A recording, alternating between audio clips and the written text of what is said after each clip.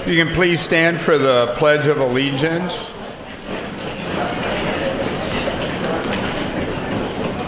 Ready? Begin. I pledge allegiance to the flag of the United States of America and to the republic for which it stands, one nation, under God, indivisible, with liberty and justice for all. Remain standing. We have Rupert Vega, our police chaplain, is going to give us our invocation this evening. Thank you. We could please bow our heads. Gracious Heavenly Father, we come before you today giving you honor, glory, and praise. Lord, you are the source of all that is good, and we are grateful for all the blessings that you bestowed upon us. We thank you for our wonderful city of Santa Ana, our honorable mayor, city council, chief of police, and staff. Lord, we thank you for our freedom and the opportunity to unite and gather together this day. We ask for your hand of blessing to be upon tonight's meeting and proceedings. We thank you for your grace, unending love, and wisdom. And we ask that you would guide and direct our meeting, and that it be of sound wisdom, that it be productive, with integrity, accountability, and with respect towards one another. Thank you, Lord, for helping us to accomplish our goals this day. In your name we pray. Amen. Amen. You may be seated.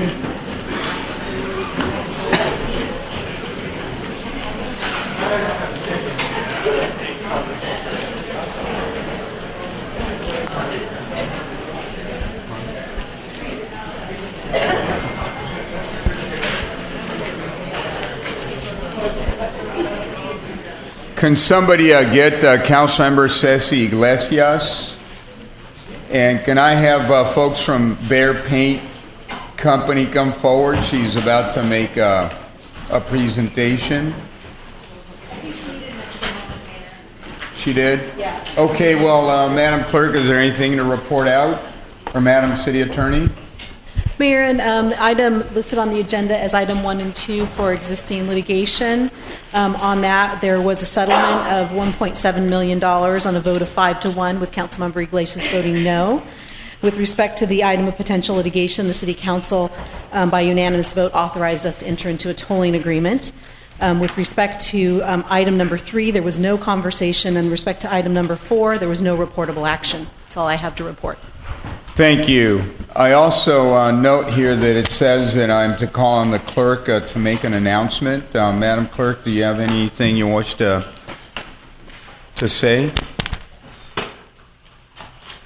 No, I don't. All right. So with that, I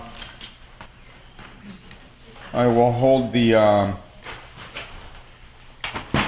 we have the folks here from the paint company wanting to be recognized. But we don't have our recognizer in the room yet. So she's coming. Is there any other matter that we can take? Is there a swearing? Madam Clerk, why don't you go ahead and call the person that's going to be sworn in? Should we take action on that matter first? Yes.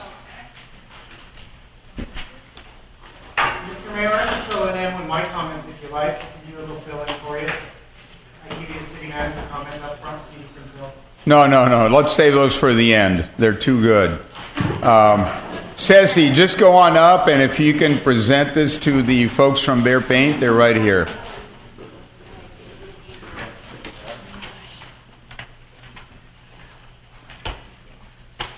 Okay, so this is my first presentation that I'm making, and I'm very proud that it's you, Bear, because I have a special place in my heart for you guys.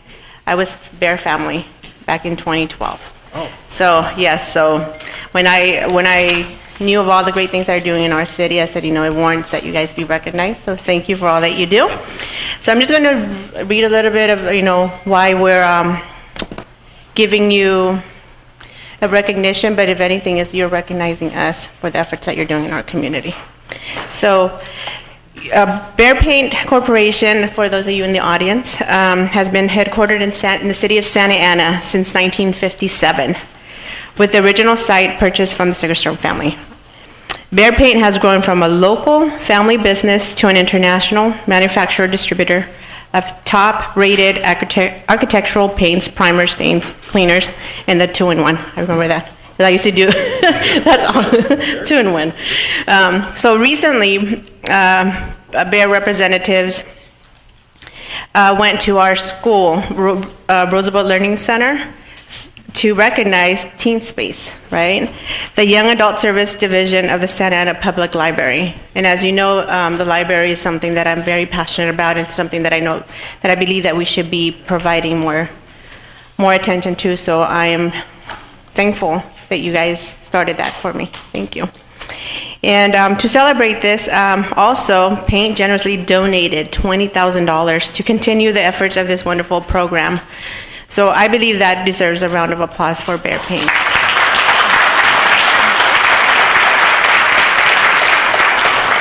So with this certificate of recognition, I want to give it to you, and you can share with the family over there, with Jeff Philly, and then also with Jessica Bandar. Yeah, Jessica, it's amazing.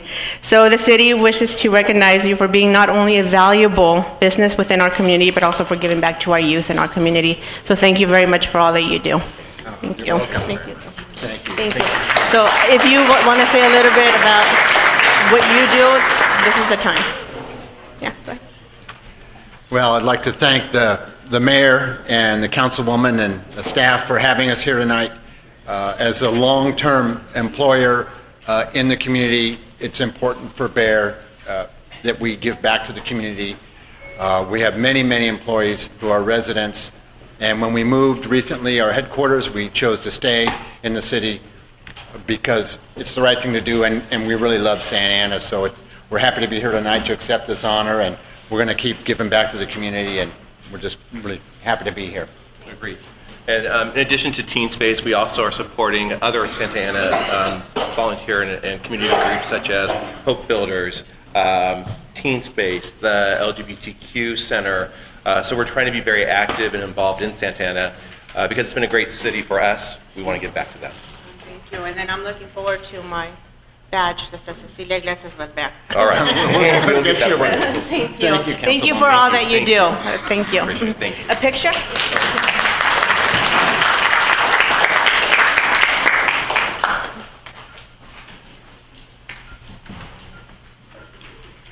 I'm so short. Thank you. Thank you.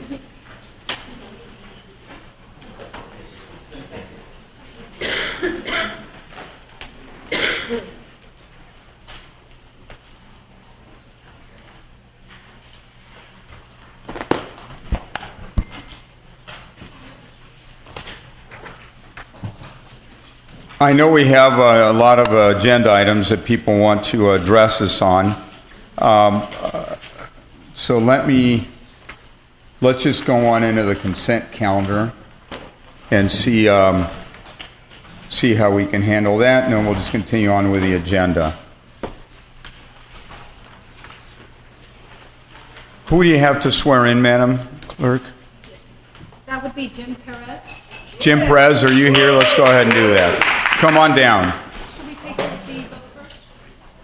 Go around. To bring him on? Yeah. Right. Okay. Right. So is there a motion to appoint him? Second. Those in favor, please say aye. Aye. Aye. Those opposed, motion unanimously. Go ahead. We'll administer the oath of office.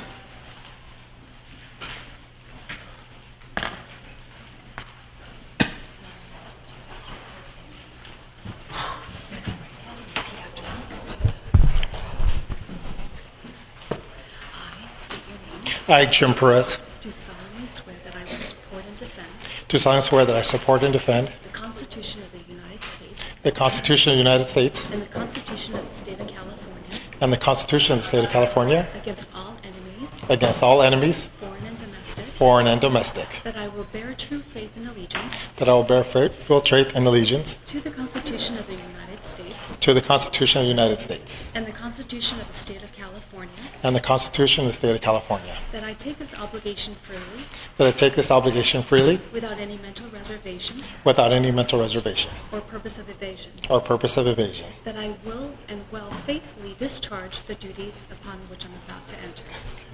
that I will Well and faithfully discharge the duties upon the duties upon I'm about to enter. about what I'm about to enter. Congratulations. Thank you very much.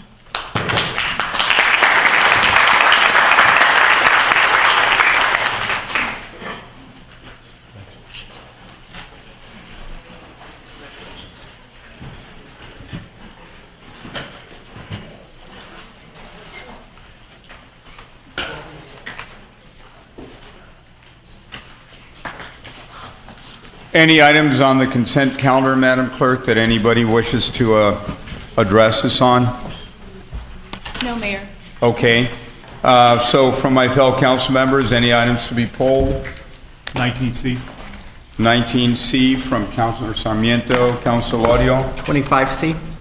25C from Solorio. 20A. 20A from Iglesias.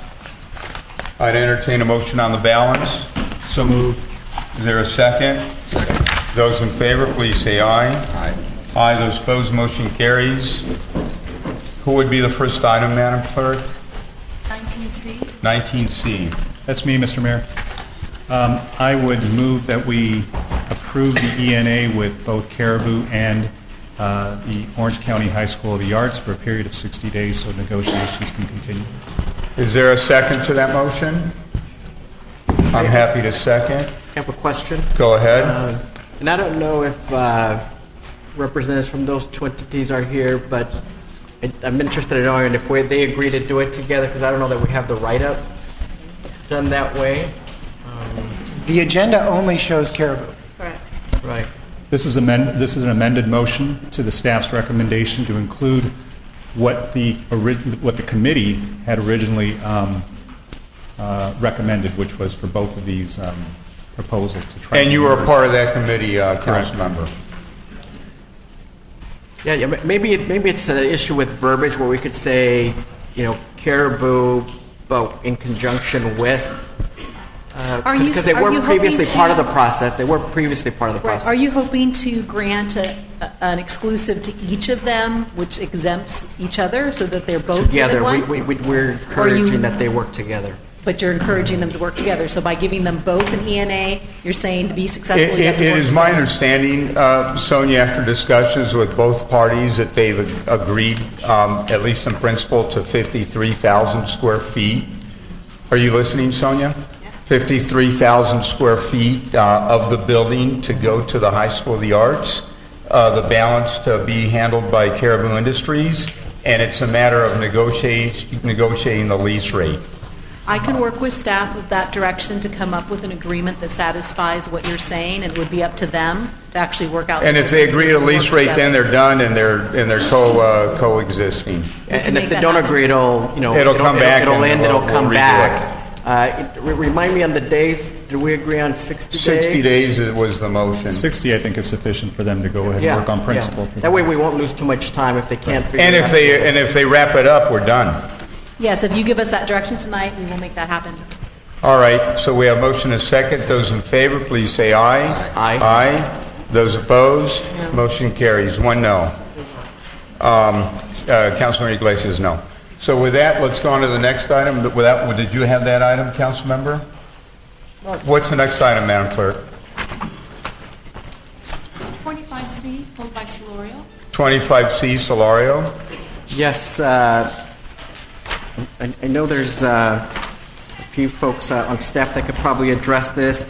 I'm supportive of the amendment. This is an amendment to the agreement with Mercy House for the Link shelter that we have, and on the whole, I think it's operating smoothly, and I think the community is seeing a positive impact of our efforts, both via the shelter and via the education and enforcement that we're doing.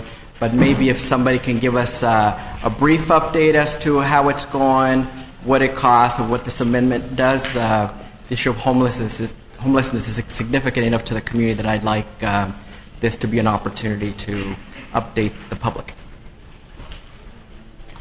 I'll be glad to, Mr. Council Member. Thank you very much. Stephen Mendoza, Acting City Manager. The link is going really well. We're seeing an increase. We even saw a larger increase last night. I report out to you each day the total occupancy of the link. So you're getting daily updates from that. They're also live. Those same updates are live on our website for the public to view. How many people we are placing in the link each day. This agreement is for construction costs that went over the costs for the first year. So it's construction, they have bills to pay, and they have some contractors waiting for some outstanding invoices, and that is what this amendment is for. Very good. And I would just close by saying I think that the work inside the shelter has been good. I know sometimes given the mix of individuals that go in, security continues to be something important, and I've been talking to staff here about that. And then for PD and the county and others that help with the outreach, we've done some waves of outreach and education and enforcement, and I'm hopeful that we'll continue those waves. I know our chiefs here, kudos for the work that you've been doing. I know it's been hard with the cold and the rain, but it's been well received, and I know a variety of folks from the dais and from the public have made referrals, and people seem to like it generally once they're in there. So let's keep up the good work, and with that, I move the item. Is there a second? Second. Those in favor, please say aye. Aye. Those opposed, motion carries. Now, Councilor Iglesias, your item.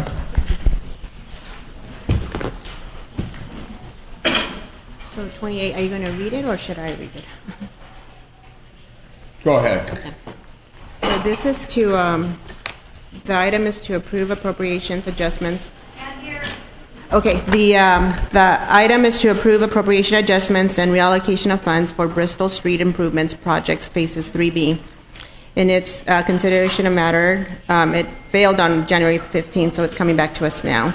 So I just want whoever staff here from Public Works to explain to us where this money is coming from and why is it that we're asking for appropriation of funds from one fund to another.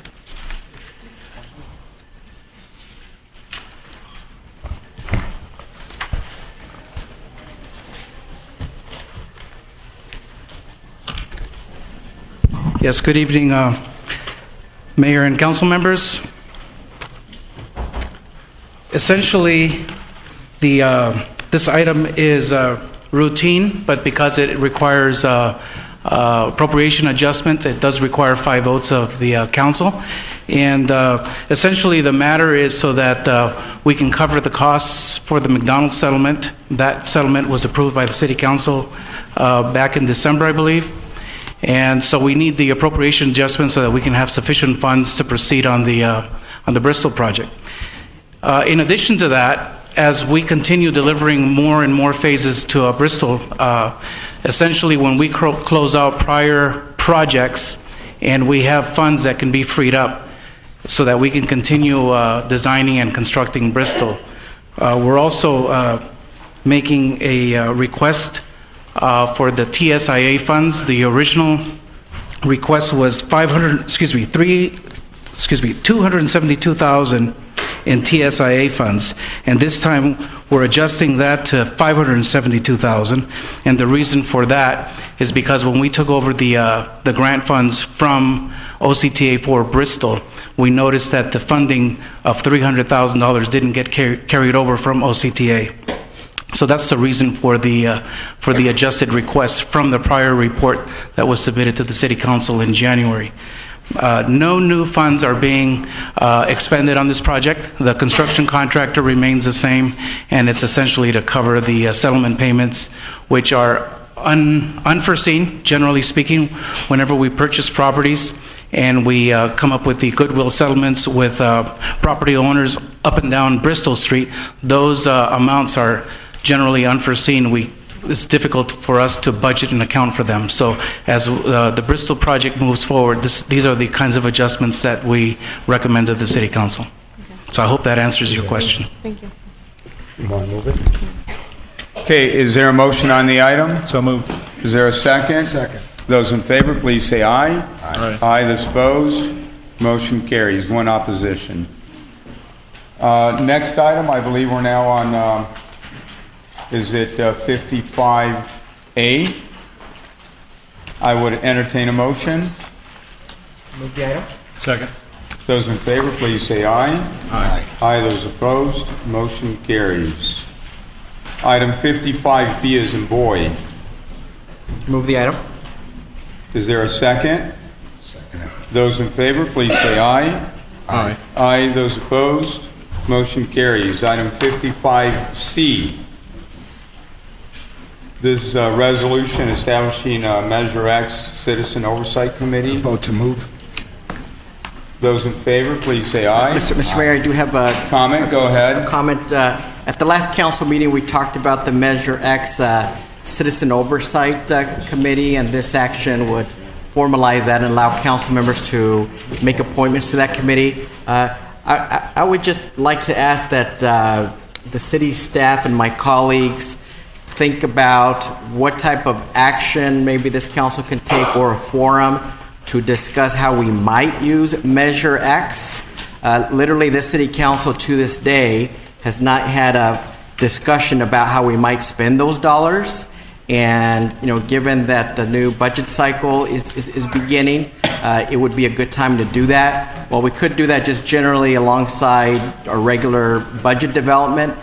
Given that this item was passed by the voters, even though some of us opposed it, I think it is major enough and stands on its own that we ought to either have a study session or a strategic planning session or some forum to have a conversation, because again, to this day, we really have not done that. Thank you. Yes, go ahead. Councilman Iglesias. So I would agree with what you're saying, for us to have a community, more of a community presence on what we're going to be doing with this money. The projections have come, if I understand it, it'll be about $60 million in additional new revenue. But we have to be mindful that what we, as voters, the voters trusted us that we would do the right thing for the community. So I'm hoping that we get individuals from all different groups represented, because we need to do what's the best for the community and ensure that that money goes directly to the community. And then this is my assessment of it. It needs to be going to services that we don't have. And how can we do this? So we're counting on you, whoever's going to be appointed to this committee, for you to tell us how do we allocate those funds and how is it going to serve the entire community. So I want to thank for those of you who have expressed interest to working with us, and I agree that we should have some type of study session I would say in collaboration with us here, so we can know what's happening and how we can all work together for the best and use this money the way it's supposed to be. Thank you. So with that, I believe Mr. Mayor. we have, go ahead. So I just have a question for staff. Where did the magic number 9 come from? Why is it that that's a number that seems to be more appropriate than the number of commissioners we have on a commission that oversee parks and recs, that oversee planning? I just want to know sort of what's the formula there. Well, there's 7 council members, so our first idea was 1 per council member. Then we thought, okay, we may have problems with quorum. This was Catherine's explanation, and we supported that as it came to you. It was explained to you at the last meeting. And then 2 appointees each was a little too much to deal with. So we would either be at 7 or 14. So we found a nice place in between of 9. It's irrelevant to us from staff's point of view how you get to the 9, but we think 9 is a really good number for this council to appoint. Look, it sounds a little arbitrary to me. It doesn't seem like there's much of any logic or any real substantive reason for it. It's fine. I mean, 7 is as good as 9 is as good as 11, I guess. So I just don't know why the voters obviously voted for Measure X, and those of us who supported it wanted just some oversight, some management by the residents. And so to the extent that they have some presence on there, they have some ability to go ahead and comment and opine. those that actually were adverse to it, are having a real difficult time making sure that things are going to be spent correctly. I think that every one of us should have a vote up here, but an equal vote, because those are the same equal votes that we receive from the voters. So the proportionality just doesn't seem to work for me well. I just look. I think that we need to have the oversight. I just think the way we're assembling the committee just doesn't seem to make a whole lot of sense. Any other comment? If not, I'd entertain a motion. I move to approve. Is there a second? Okay, second by Iglesias. No, Those in favor? I just have a question for Councilmember Sarmiento. Do you have a suggestion of what it would be? Just one each? I think it would be 2 7. each? I mean, look, to the extent that we have 7 and a quorum of 4 are going to be able to go ahead and decide if there's people that are missing. But it's a more accurate reflection of what this body is, right? Mm-hmm. To have 9 is disproportionate, because we're giving one council member the ability to appoint 3, which could stack a meeting. And that's something always that I think is not a good idea. And no disrespect to the mayor, it's just, it could be as arbitrary as saying, well, let's let council member Solorio or myself to have three of those appointments, and that doesn't seem to make a whole lot of sense.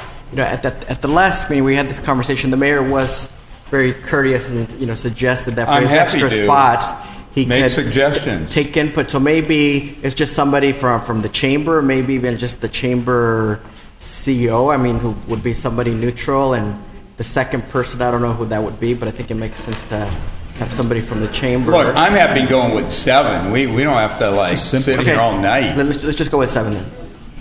All right, let's amend the You motion. can have your own member from the chamber. That would be fine. Right. 7, 9.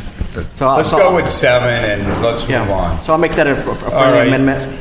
Those in favor, please say aye. Aye. Aye. Those opposed, motion carries. Let's keep going here.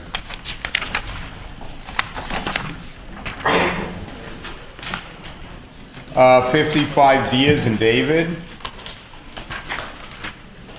I'd entertain a motion. Motion to approve. Is there a second? I'll second it. Those in favor, please say aye. Aye. Aye. Those opposed, motion carries. 65A.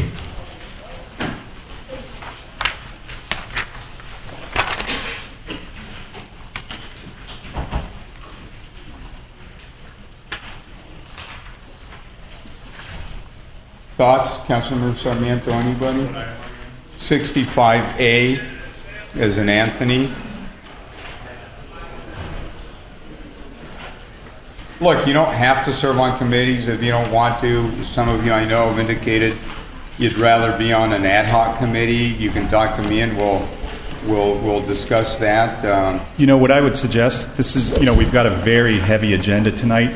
This is a matter that's important, but I think if we could defer it till the next meeting, then we can give it some thought, because there's been different Or later in ideas. the agenda in case we get to it. I don't think we're going to get to it. We may not. 76 speakers. Yeah, we may not. We may not, unless if there's quick agreement. But yes. What I would like to say, I would like to approve what we already had, because I think we all had an opportunity to express our interest on some of them, and then for anyone that wants to add into the other ones, then that we can bring it up for discussion.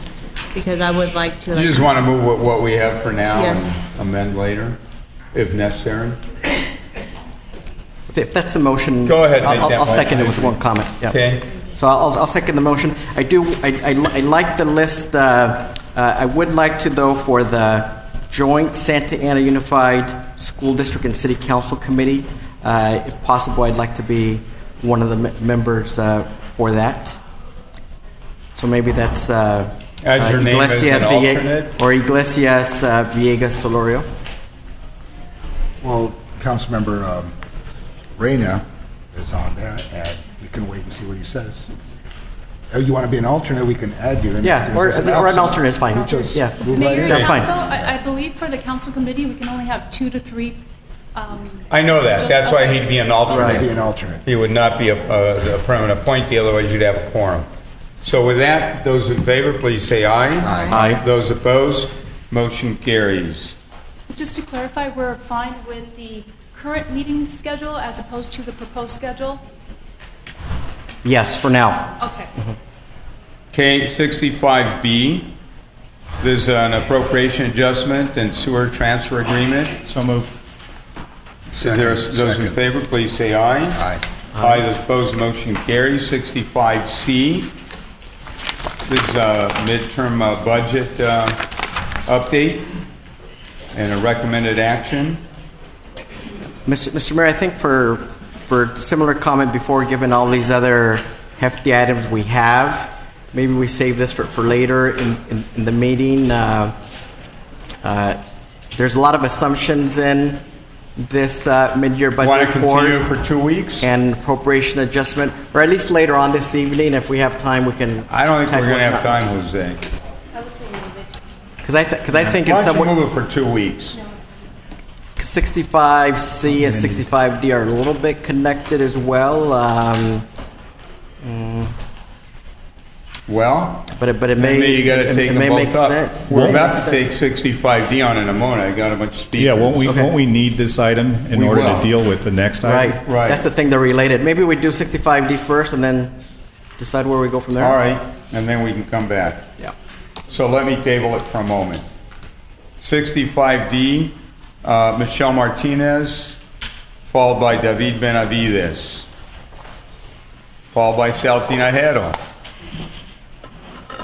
Good evening, Mayor and City Council. You have a lot of big decisions before you this evening. I don't envy you. I am here to pull every item from the agenda, Mr. Mayor. Just plain. It's too late. We've I already figured passed I it. would make you all laugh and smile, because a smile can go a long way, Mr. Mayor. As I look at all of you, I see Mayor Pro Tem Villegas, who I call the voice of reason. I know he will do what's right for Santa Ana. I see Councilwoman Iglesias, who now has the title of the fiscal watchdog. Ms. Iglesias, please keep them accountable. We have your back. Some will call you crazy, as they called me when I was on this city council. Look at it as a badge of honor. I certainly did. On a serious note, I didn't think I would find myself back to these council chambers. While I am here tonight as a private citizen and a resident of Santa Ana, to urge you to ask the right questions. And by the way, I submitted for the record many questions that the public deserves to have an answer to, and to get the needed information you all need to make a good informed decision before you saddle the city with funding mandates it cannot afford. I care about the fiscal sustainability of this city, as you all do. I care about the residents of this community and the services that they deserve, like you all do. I care about the employees of the city of Santa Ana, like you all do. I, like all of you, believe that we should have a strong commitment to the public safety and support all employees in the city of Santa Ana. I am also in agreement that we should provide modest raises that the city can afford and sustain. I am also in agreement that we should do all we can to fill the vacancies in the police department so we can have better response times and also give our police officers the time they deserve instead of working so much overtime when they are neglecting their families. However, please note that the proposed increases to wages and benefits will not make Santa Ana safer. Instead, the proposed wage benefit to those officers with the most tenure of longevity premium pay, it does not properly incentivize entry-level police officers who wish to sustain and attract.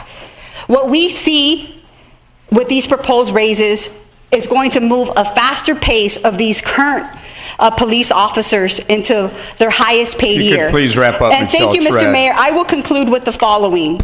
I pray for all of you tonight, and I ask for God to give you all the wisdom, the strength, and the courage to ask the tough questions and to ultimately do the right thing by the city that we love. Thank you, and have a great evening. Thank you. David Benavides.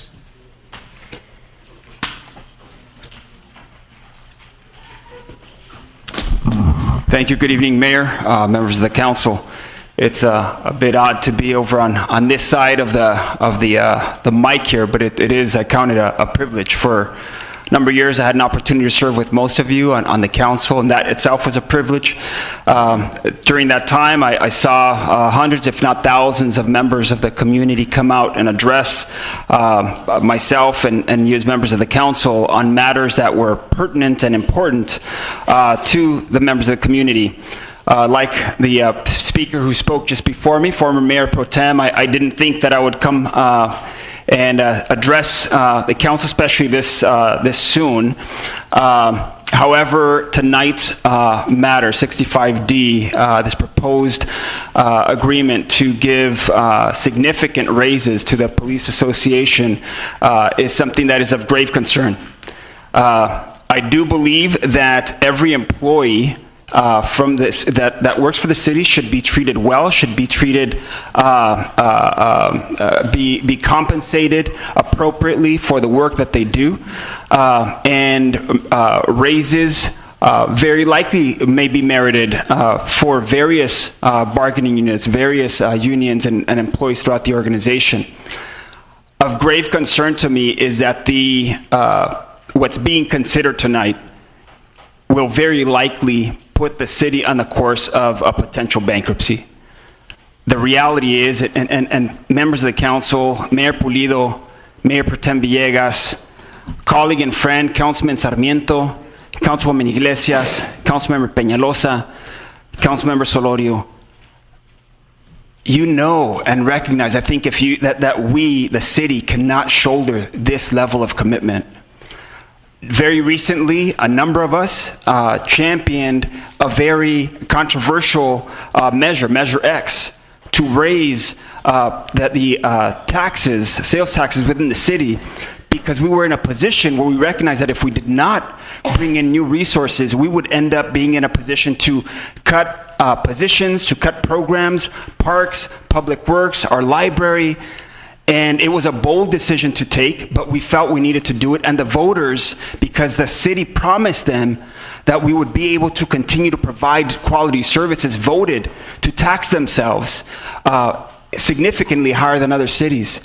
The action tonight will basically take those funds that have not yet been received and begin to essentially write blank checks. And my last comment, thank you, Mayor, for being gracious. Councilman Solorio in particular, you campaigned against Measure X. Tonight, I would hope that you would then make the decision to not approve this action, because it will, in essence, be writing a check that you did not believe that we should have. Thank you. So please vote your conscience tonight. Sal Thank you. Tinajero, please, followed by Paul Gonzalez. Sal's not here. Paul, why don't you come on down? Followed by Daniel Grisette. No Paul. Is Dan here? No Dan. Tim Johnson, I believe it is. Tim's not here. Try Pham. Phan. Bruce Bauer, are you here?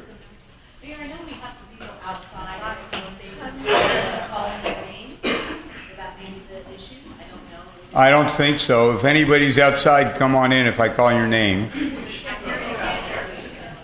They have a microphone out there, I believe.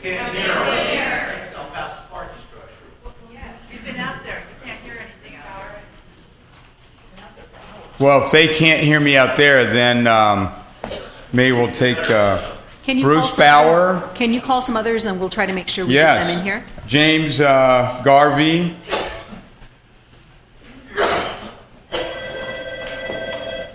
James Garvey.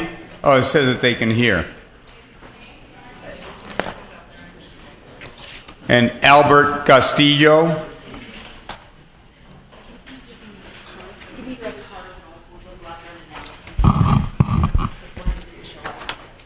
All these.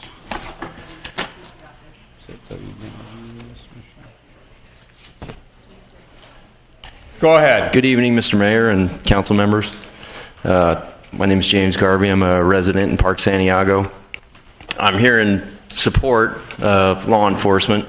I'm not being paid by anybody, just in case anybody wants to know that. I'm just a resident that knows some of the statistics that we're 111 staff members short in law enforcement. I think they're underpaid for what they do anyway in the city. So I'm in support of giving them a raise and hiring more people to fill the vacancies that they actually need so they don't have to work as much overtime. And that's all I've got to say. Thank you. Thank you.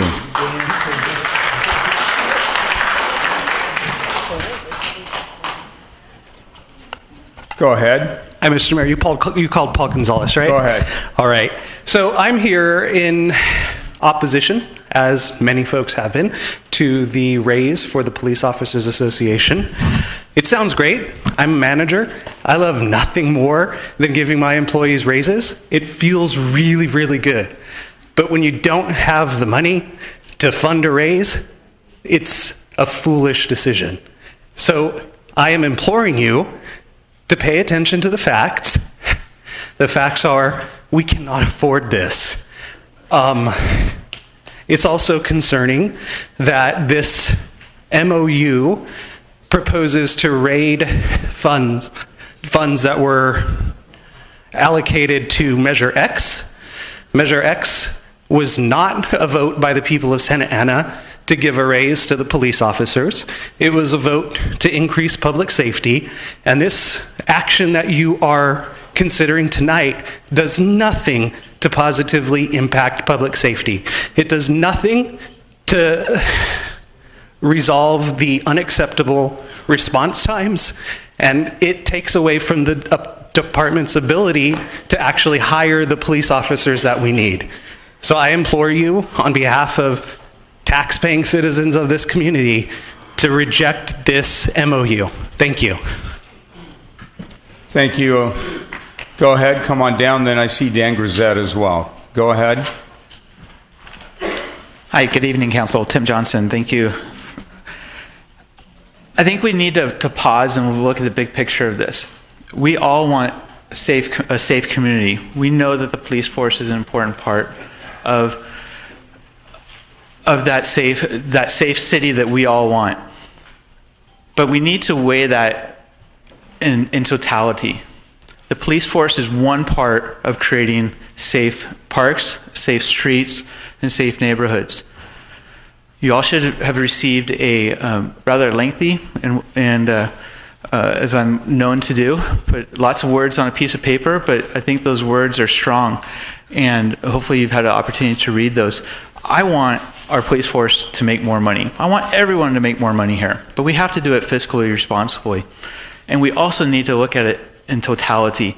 Let's pause, let's tap the brakes, let's figure out what will work, what will actually fill those vacancies, what will keep our officers here in the city. How can we make our neighborhoods safer? How can we get all of us to enjoy our parks a little bit more? In conclusion, I just want us to think about Measure X, and are we putting the cart before the horse when we're choosing to take a big portion of that and be able to put it towards one item when there may be many, many more items that are just as appropriate, and we should be looking at it strategically and not tactically. Thank you very much. Thank you. Dan Grisette.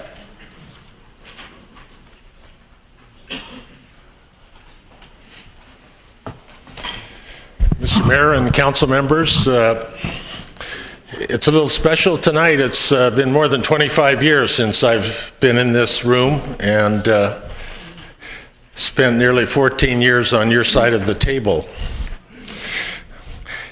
It's been a matter of concern for me as you're weighing this issue on that has such fiscal implications for our city in the face of financial uncertainties and burdens that can easily get built in to future budgets and limit the capacity of you on the council of really funding the kind of city services that are needed broadly across our community.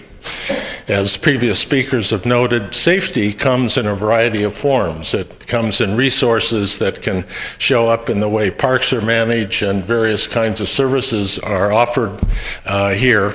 And so it's not in any way to discourage the importance of a police budget that you're confronting in this issue tonight, but I'd simply ask you to consider the importance of fiscal solvency going forward, because a decision that you might be wanting to make tonight can have implications that continue to unfold long after you've left office. And I think any of us who have been in politics understand the way that it's important to recognize donors to a campaign and the kind of support that that means. But I'd ask you as council members to consider in your conduct tonight the responsibility to the community as something that can have prime importance as you consider this kind of issue. I urge you to look at it carefully, to understand what the long-term implications are, and if you haven't had time to really appreciate what those are, that you'll consider that as a reason to continue to review this before you make a decision. Thank you for your time. Thank you, Dan.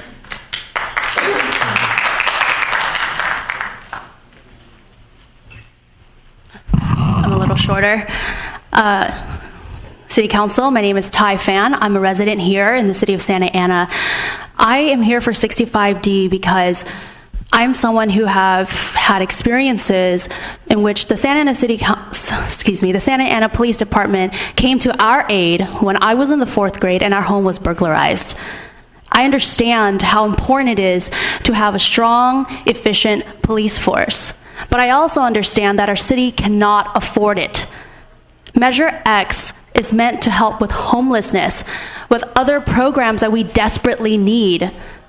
And here what we're doing is giving raises to police officers whom I think deserve it, but we need to find a better way, because 10 years from now or 15 years from now, those raises will still be affecting the city residents and police officers, but we have no way to pay for it.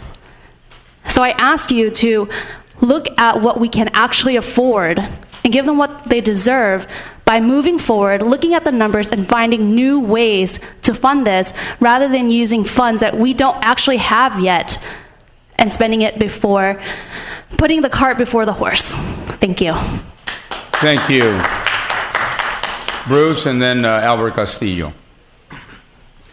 Good evening, Mayor and honorable council members. My name is Bruce Bauer. I'm a longtime resident of the city of Santa Ana, and I was a former member of the Planning Commission, was a vice chair of the Planning Commission. And I'm here, too, to join in the chorus of opponents to the pay raise for the police officers.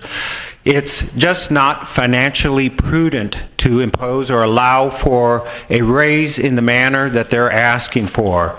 We are, and I am, a strong proponent of public safety in the police and supporters of the police officers. But this is doing nothing to ensure public safety. In fact, it's doing just the opposite.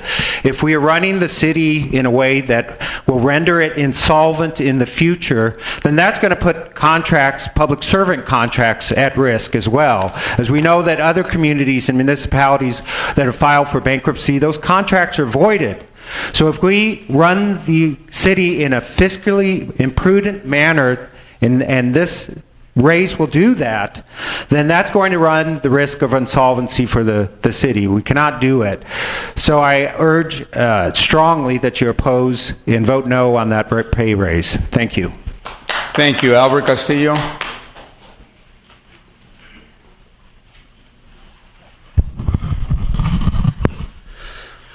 I'm not as nice as the people that spoke before me. I'm here to speak on the issue of the Police Officers Association demanding their money for buying the last couple of elections. They know they have most of you in their pockets and the rest of you scared. How does it feel to be scared? How does it feel to be weak? You can't say, well, I'm voting for this because they put their life in the line of duty. You may also say, well, if we don't pay them enough, they will leave our city. You have to remember, this is a job they chose. Nobody forced them. They just like nobody forced me or you. In our careers, if it's about money and not our residents, then leave. As you can see, it's done as you can see, It does not matter to the POA if it's going to bankrupt our city. When you have the Santa Police Officer Association president running for city council in Garden Grove, you know that they already have controlled our city and are now moving to another city. POA is about absolute power. Syndicates and mafias are built this way, money and power. Thank you. Jonathan H., I believe it is.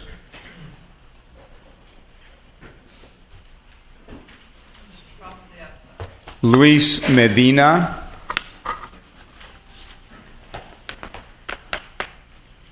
If staff could maybe search them out, they might be outside.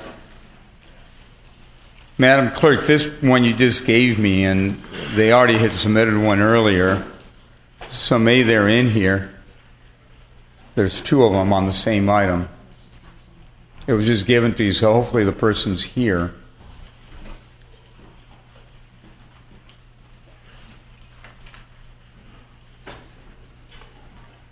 And then Luis Medina.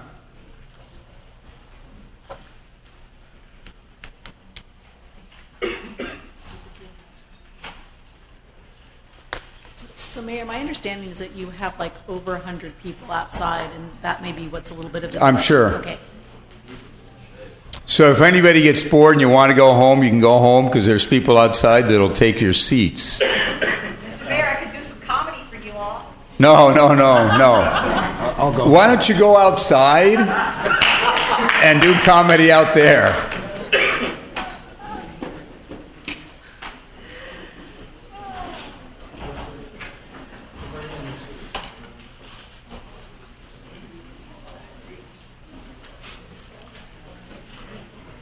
Go ahead, sir. Good afternoon, Council. Good afternoon, Mayor. My name is Jonathan Hernandez. I'm a resident of the Artesia Pilar neighborhood, and I'm here to demand that you guys do not support the increase of $25.6 million to the police department. In the year of 1995, the STOP program was introduced, the Street Terrorism Offender Project. In that same year, this was followed by the gang detail, the California Gang Database, and the introduction of gang injunctions in our community. As a result, the following year, we had an additional 564 people that were arrested as suspected gang members in urban communities. Crime began to perpetuate, and as a result, it affected our schools. We had some of the most violent sprees throughout the city's history because of that decision to introduce these punitive programs that hurt families. I'm asking that you guys exercise your guys' rights as human beings to look into the history and the destruction that we are still feeling today. Since the 1990s, we've had over 10,000 residents from our city be allotted into the California Gang Database. One thing that is for certain is that our city has not created 10,000 college graduates in the last 50 years. So it's absurd if we have to sit here and debate on whether this is morally right or wrong. I just ask that y'all look and really understand the community that you are here to serve. This is a community that deserves to thrive. We are waking up with more opportunities to lose than we are to win every single day. And you guys are just going to solidify that with an additional $25.6 million. Let us use that money to create public spaces. Let us use that money to create an additional, college campus for Santa Ana College students. Let's invest in youth. Let's protect our residents. Let's not put them in cages. Thank you. Thank you, Luis. Luis Medina is here.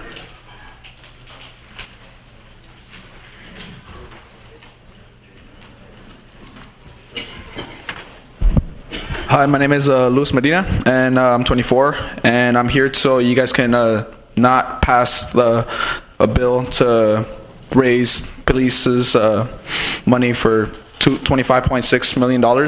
And the reason why I'm saying that is because I grew up in Los Angeles County, and I've seen this countless of times.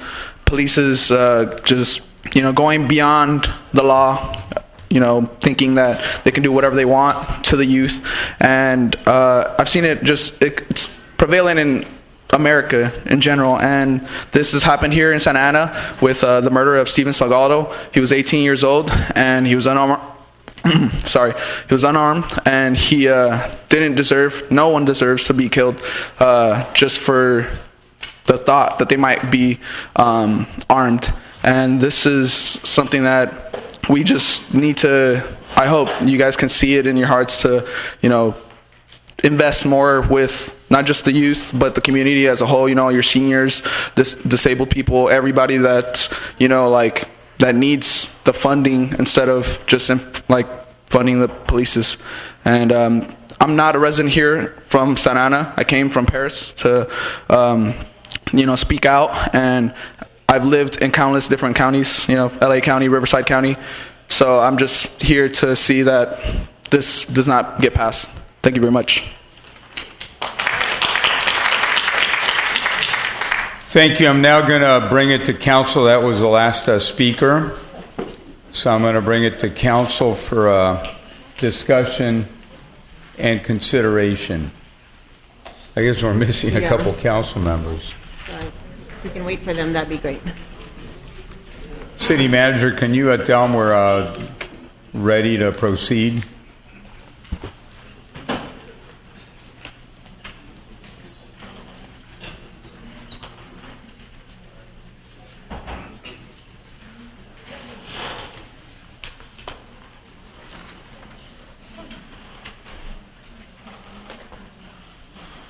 All right, James Garvey, are you here? One more speaker. Just turned in the card.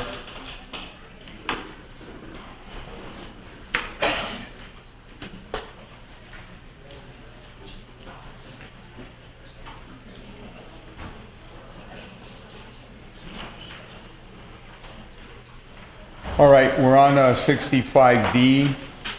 We've had all the speakers speak.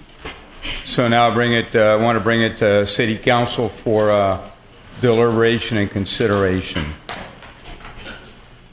Councilor Laudio, please. Thank you. I have some process questions, and then I do have some various points to make, because I think part of my frustration on this item and others is poor communication. Overall, governments don't tend to be the best in communicating what's going on, and I think that's part of this section here.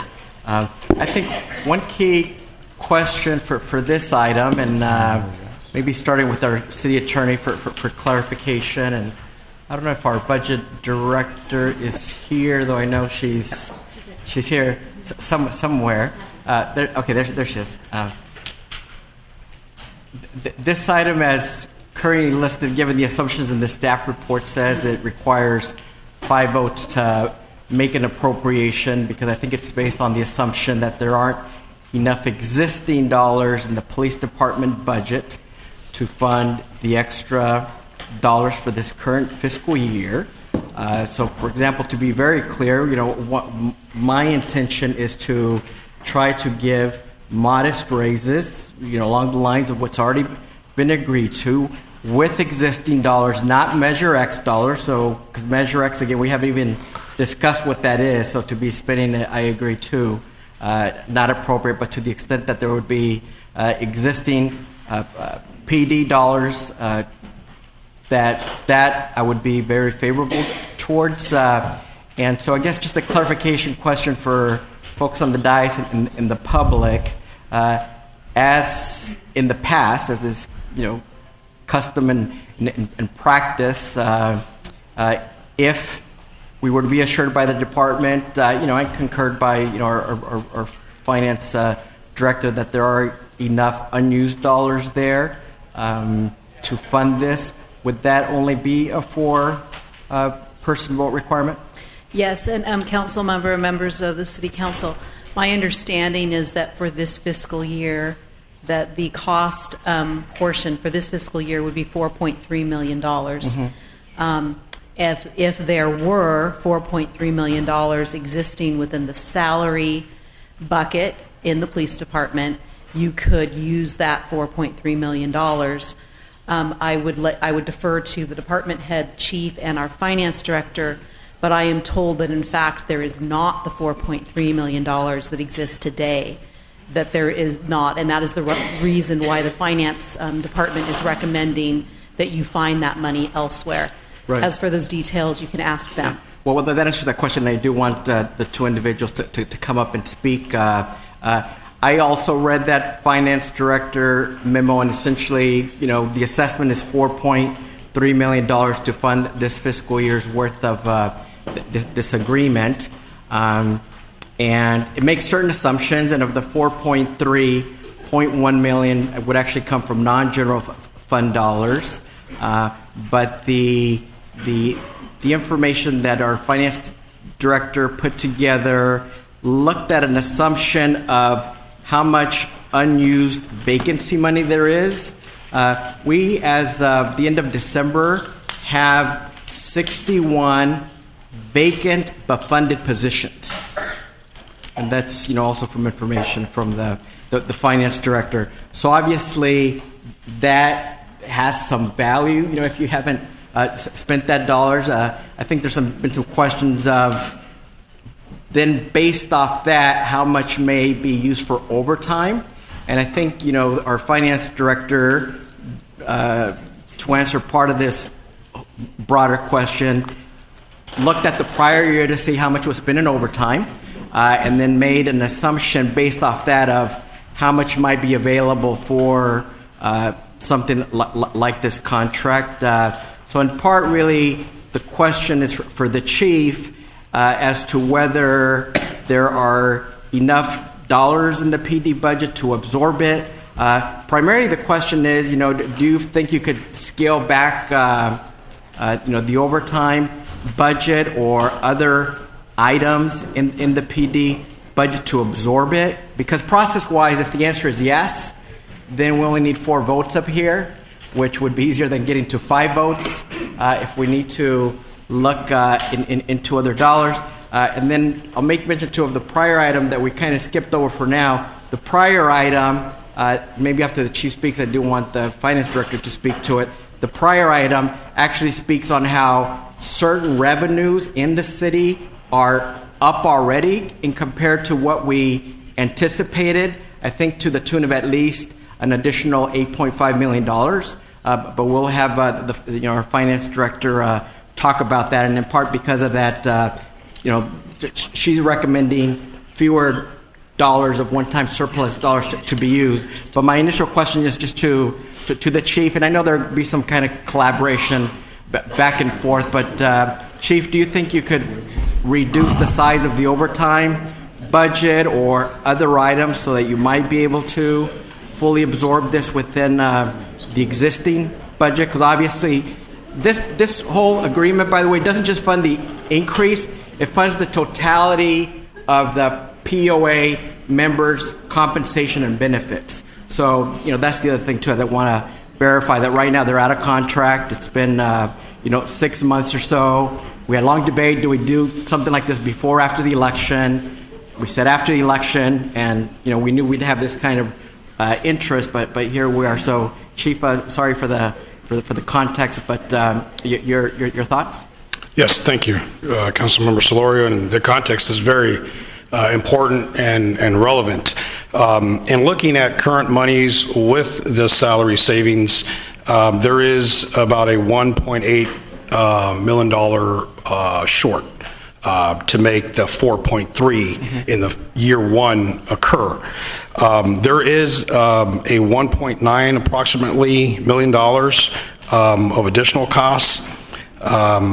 NAF care, crossing guards, retirement payouts, and animal care, and that comes up to about 1.9.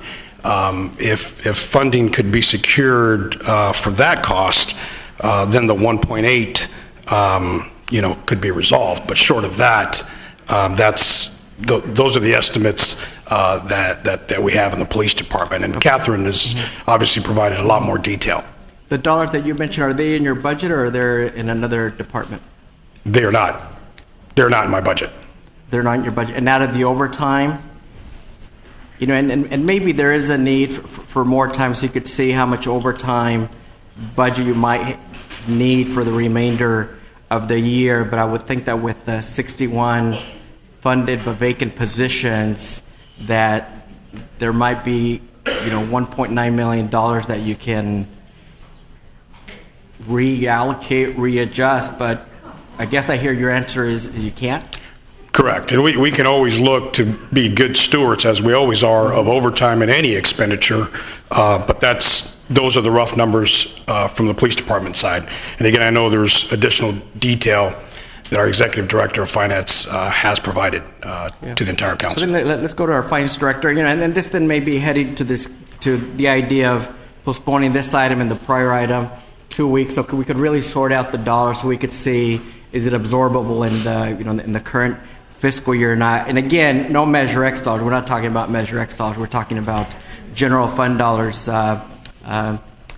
Could you give a general update on for the prior item, but they relate? You're making new assumptions that highlight new revenue increases, particularly to sales tax, pretty substantial increase, and a few others. And based off that, I think you are changing the council's last year's recommendation to use the one-time surplus dollars. So if you could make mention of how much that is. Okay, thank you. The mid-year report includes an estimated sales tax increase of $3.4 million. Roughly half of that, I think $1.8 million, is related to a one-time payment of a prior year catch-up from the state. So that is one increase that we have included in the mid-year report. The other increase that we included in the mid-year report is, of course, an assumption for the new Measure X revenue, which becomes effective April 1st. So the estimate provided by our sales tax consultant was $60 million a year. 1/4 of that would be $15 million. So that is what has been added to the mid-year estimates. We're tracking a little bit ahead for both business license tax and hotel visitor tax, about $800,000 each. But we do have some adjustments going the other direction as well. Our budget had included a $7.8 million estimate for commercial cannabis tax revenue. Well, actually, it was fee revenue when the budget was adopted, and then when the voters approved the tax, it became tax revenue. None of the commercial cannabis businesses have been permitted yet, and so they are not open and operating. And of course, commercial cannabis, just for a reminder to everybody, are activities such as manufacturing, distribution, testing, those kinds of things. So those businesses are not open yet and operating. We anticipate that some of them are in the pipeline. They are getting their permits. So we reduced our estimate down from the original adopted budget of $7.8 million down to $600,000. So that would be a $7.2 million decrease. Thank you. That's helpful. Sure. If you don't mind, Mr. Mayor, can I make some general comments now? Go ahead, but I want other people to be able to speak as well. Again, at least my assessment at this item kind of goes hand in hand with the prior item, and we just need to identify whether there's existing dollars or not. And I know there's other assumptions not made that could be. So, for example, out of the commercial retail cannabis money, both last year and up to this year, that's probably generated about $5 to $7 million. And the idea of that was to have 1/3 go to youth programs, 1/3 to admin, 1/3 to enforcement, and of the enforcement dollars, 1/3 for the city attorney's office, 1/3 code enforcement, and 1/3 the PD, as an example. And so that is also revenue that is sitting in a fund, but yet hasn't been allocated, quite frankly, to any of these programs. And we should, and maybe that's something too that needs to be added into the prior item. We right now, just again for so that the public knows. The council kind of amongst itself already decided on what might be in the collective bargaining agreement that's in the agenda. Based off that, it was sent to the members of the POA, which are sworn and non-sworn officers. They ratified the agreement. It's coming back to us now just to fund it, really to kind of shrink it down too much. And I know many of you are from the labor community, would be called regressive bargaining, which would create potentially, well, it would create financial in other issues. And, I think I mentioned already, we shouldn't use Measure X. Also, in terms of the amount, I was happy to see that many want us to fill all the vacant positions, which we should. But in terms of the increases, just to give you a sense of scale, so as proposed, it would be 5% essentially year 1, 4% year 2, 4% year 3. The school district, Santa Unified, in its last contract for their school police equivalent, they gave 6.9% increase for year 1 and 6.9% for year 2, a total of 14%. Mind you, and again, I don't want a race to the bottom. I think we need to pay folks a living wage. We need to have folks with stable retirement. So I support that, and so I don't want a race to a bottom. So I'm not saying that is inappropriate. But just for comparison's sake, school police departments, I think we're like... Madam Clerk, excuse me, Jose, let's start the clock. Yes, please. We have 150 people outside in the cold. Yes, but this is important. Many of them are here for this. So not really a lot of competition in that industry, but on the city side with city police, and there's a recent Sacramento article that has the listing of rankings in Orange County. We're sixth down in order in terms of how we pay our officers. And given the work and the potential for harm in this community and the vacancies we have, and then maybe at some point the chief can be asked, whether something like this would help with vacancies and retention. And we also need retention. I know the item of longevity came up. We need to retain them as well. Those are some comments right now. I have some others, but I'll stop there so that others can comment as well. All right. Look. Ceci, go ahead, and then Councilor Sarmiento, if you like.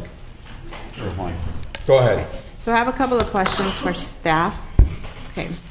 So first, I just want to know if this is a staff recommended action that we're taking, or is this something that because and just to be clear, when you say council, it's not all of us that recommended that, so don't put me in that mix. But it was a council majority. There you go, council majority. I could stand with that, but okay. And then the other one. So was it a staff recommended action, or was this led by council majority to come up with this negotiation?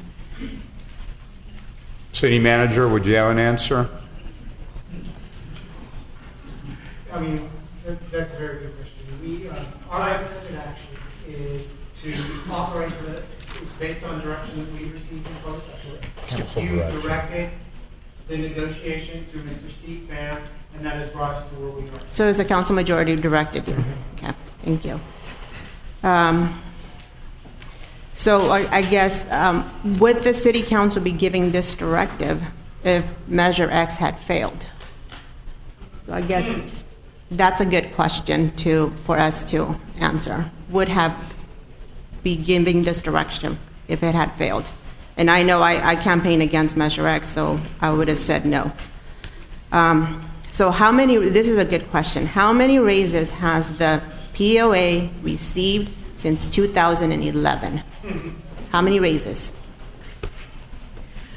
I personally do not have that information. Director Pham, do you have that information? Good evening, Councilwoman. I do not have that up front right now. It would take me a little bit of a time to take a look and get that information to you. Okay. But my understanding that, and because I've been reading this, because this is something when it comes to being fiscally conservative, and it's something that's not going to put our community in a predicament, I research it. And I believe it's close to almost, I think this is going to be 15%, right, that we're going to be giving them, 13%. And I think before it was, like 14%, so we're up like to 27% in the last 10 years. I think your information is probably accurate, but I don't want to commit to that because I don't have it in front of me. But yes, ma'am, it's very close. Very close to 27%. Yes. So I don't know anyone in this room that has received 27% salary increase. I don't. So another one is, these raises that you guys are talking about in this contract, is it only for 3 years? Or is it something that after the 3 years, I know they're going to come up again and try to reopen renegotiations, and then we're back to square one and talking about salary increase. So is it only for 3 years, or is this something that is just for right now and then it's open again in 3 years to discuss it? The term of the MOU before you is a 3-year contract, and the costs that are presented in the staff report are for those 3 years, but if no action is taken at the end of those 3 years, those salary increases are permanent. And the ongoing rate is going to be $25 million every year. It's not, right? No, the ongoing rate would be $12.7 million each year, and then escalating thereafter, based upon increasing costs of pension. So it's $12 million that every year added to that, but 12.7. But added to the 25. Yes, the 25 is just for the first 3 years. 4.3 in the first year, plus 8.6 in the second year, plus 12.7 in the third year, gets you to your 25.6 million, and then it's 12.7 every year thereafter, because it is a permanent increase. And that was my question. Thank you. So then this is just the salaries. It doesn't talk about pensions. So what's our liability for the pensions? This $25.6 million includes the impact to the pension. That estimate of this $25.6 million is $3 million.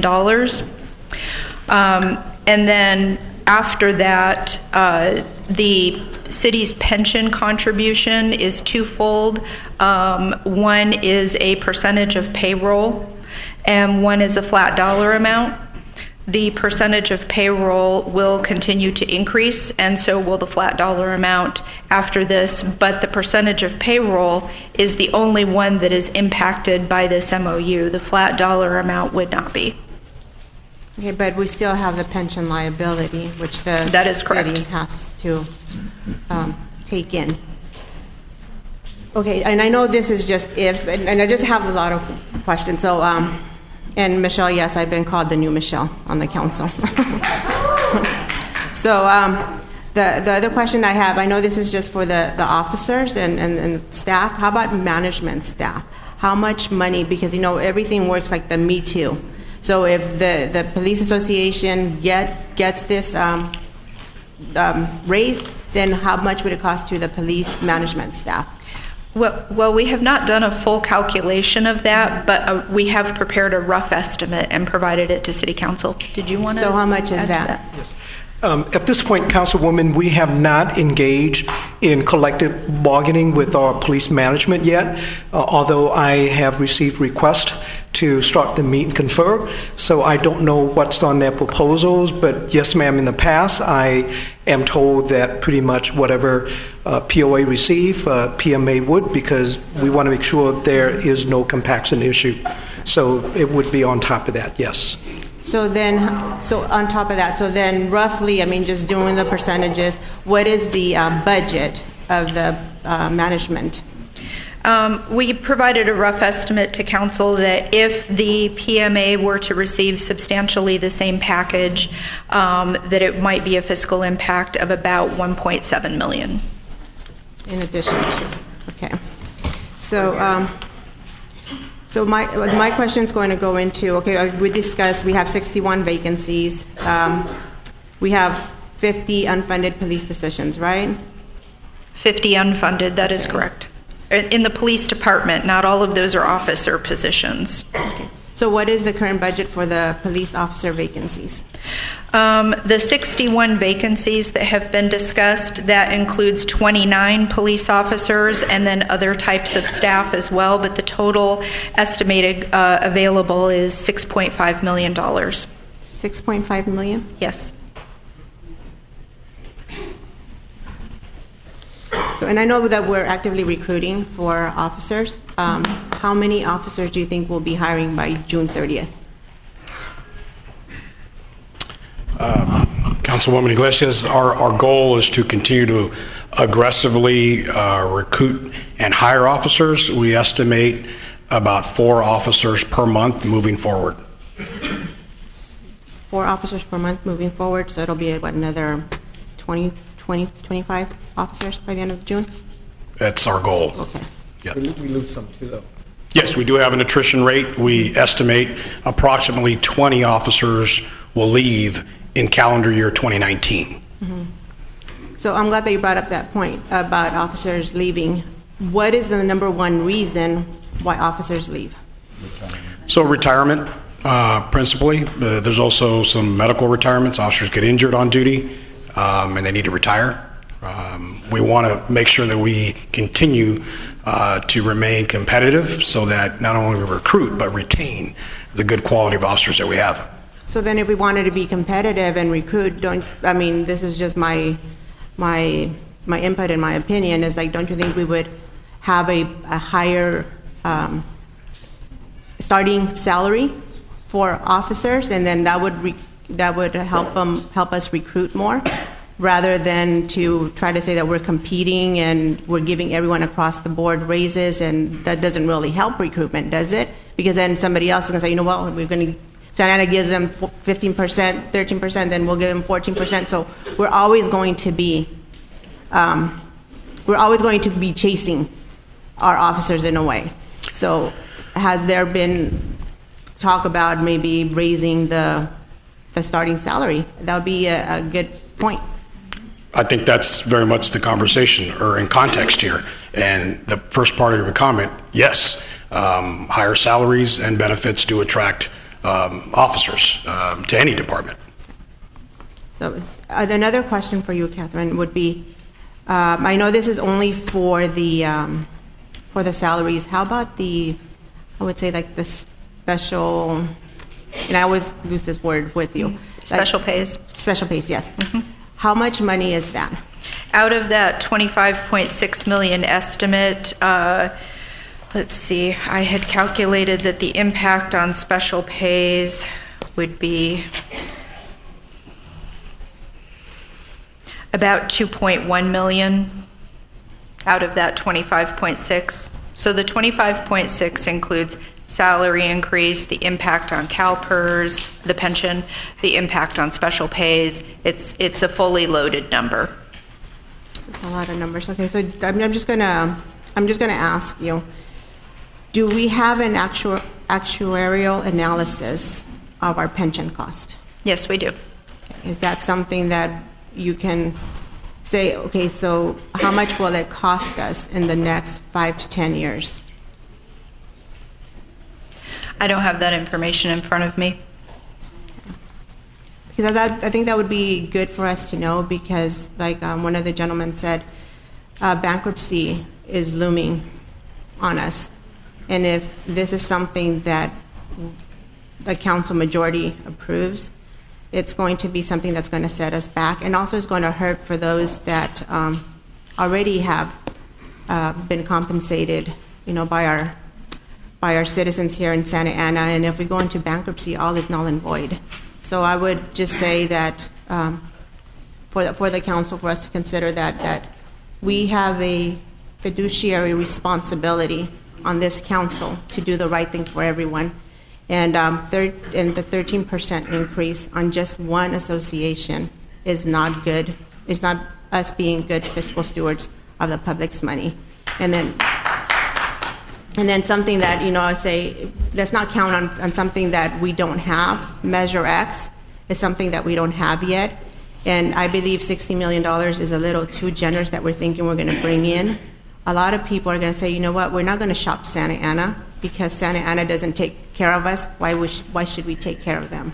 So with that, I just leave that, for the community out there, that you guys have my support, that this is something that is fiscally irresponsible. And I'm hoping that this council up here recognizes that, and that we do the right thing. And it doesn't say that I don't appreciate law enforcement. I do. I believe you guys have a very tough job. But, we all have tough jobs here in our city. And I thank you for being part of our team. And I just want to say something to Councilman Solorio's point of, Santa Ana Unified School District approving a 14% increase on the for the Santa Ana school police officers.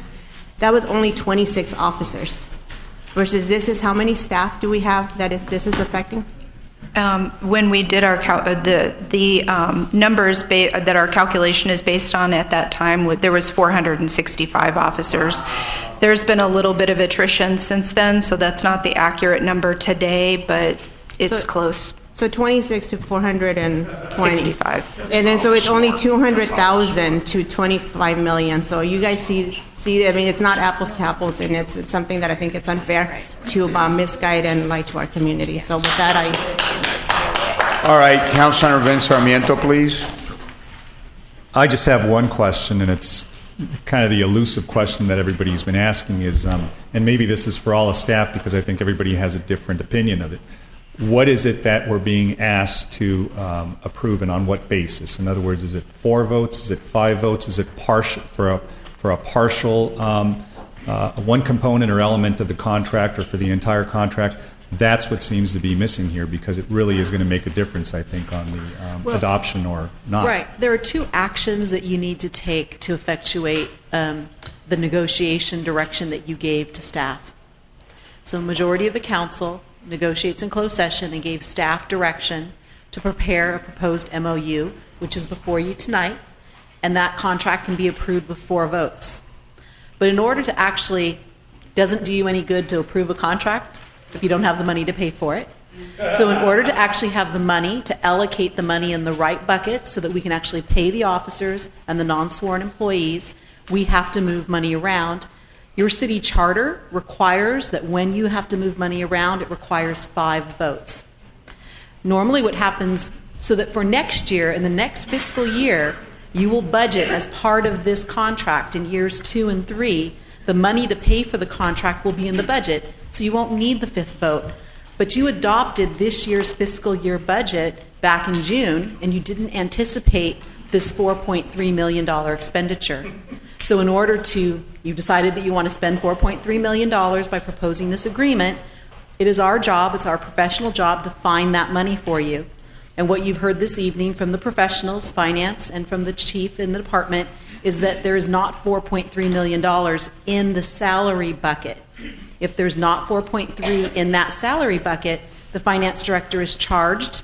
She's done her job. She's trying to implement the direction you gave her, but she has to move money around. And your charter says you need 5 votes to move that money around. Even if that's cannabis revenue, we would still have to have an appropriation pursuant to the charter that requires 5 votes. So I know I said I only had one question, so I have a follow-up question. So is this a moot exercise then? We could actually adopt the contract, but it would be a hollow contract because there's no funding to support it. Is that your opinion? Is that everybody's opinion up here from staff? Yeah, I would ask the finance director how she would go about that if the bill came due and you didn't have the money in the right bucket. Well, the MOU, if approved and executed, is a legal contract. And so legally, I would be bound to make payments according to the terms of that contract on behalf of the city. It puts me in quite a conundrum because, again, I have to have the legal authority for the funding as well. So at that point, I think that we would have to proceed forward, at least temporarily, based upon the salary savings that we do have, and then, for lack of a better word, circle the wagons and try to come up with a plan to bring it before the council to fund the MOU. Thanks. Anybody who hasn't spoken? Go ahead, Mayor Pro Tem. Okay. Thank you, Mr. Mayor. I'd like to speak directly to our officers. Many of you I know, I work with throughout the years because, I work for the Sheriff's Department. And I always want to say that, I'm with you. I'll always be with you. I won't let you guys, I won't leave you. But we have to be reasonable when it comes down to contracts, because in law enforcement, we have a saying, And the saying says, you do the right thing, you don't have to worry about anything. Just do the right thing. I'm sitting in this seat, and I have to do that. Integrity is very, very important for people in law enforcement. It's the trait that holds all the other traits in place. So I'm charged with doing what's right, and I have to look out for the city of Santa Ana. I don't just look out for the police department or the other employees. I have to look out for all the employees and for the residents and the business owners and the people who come here. We're responsible for all of that. So there was a couple of, let me backtrack here. There's 2 council members that are up here right now that did support Measure X, myself and Councilmember Sarmiento. And that was a big risk because when you take a tax increase to the public, believe me, that's tough. People remember that. It's tough on a re-election. I remember Southie Nahiro running for mayor. That was tough. He went out there. I give him credit on that. He didn't win, but he had a lot of guts. Okay, the man did it. So, but here we are now. There's 2 council members sitting on this dais today. One of them, who I know, she doesn't believe in the tax raise, and I respect that because that is her core belief. The other one campaigned hard, and it's easy to campaign against something when you know that the council here is united. We know we need the money. We know the city needs it. And then it's safe to say no because everyone's going to like you. If it passes, well, it passes and you go with it. If you say no and it doesn't pass, I was with you. So it's political. And that's what it is. I'm calling it the way it is. Yes. So, a lot of people were tagging me on Facebook saying all these things. You have no idea how I'm going to vote. You have no clue. And I'm sorry to say, the public, they only know what they read. You don't know what happens back there in closed session. You don't know what happens in the briefings from the lawyers and all the staff reports that come by and all the conversation that takes place. There's a lot of things. They only know what happens here. And sometimes they judge us unfairly. And it's not good. It doesn't feel well. You really, really need to have thick skin to be up here. It's tough. And it is what it is. So sometimes you have to make unpopular decisions. You have to, as long as you do what's right, I can sleep at night. And that's what I do. And I've been like that my entire 29 years of my career, and I'm doing that here in my 3rd year now on the council. This contract here is not the right contract in my opinion. The police officers deserve a raise. I don't know any other job when you come out here and you might get shot at daily. You might, because you never know what's going to happen. These are brave men and women that serve and protect us here in this city, and they deserve a contract. I'm just thinking that this contract isn't the right one. 5% and a 4 and a 4. The 5% is tied to medical and all these other things, all these other benefits. That's why they say it's compound. So you get 5% here, the medical goes up. Then you go another year and you get another 4% in this amount. Right now, it's $8.8 million given to healthcare for our police officers. They deserve good healthcare because the job is demanding all the equipment you carry. The average officer carries about 27 pounds of equipment.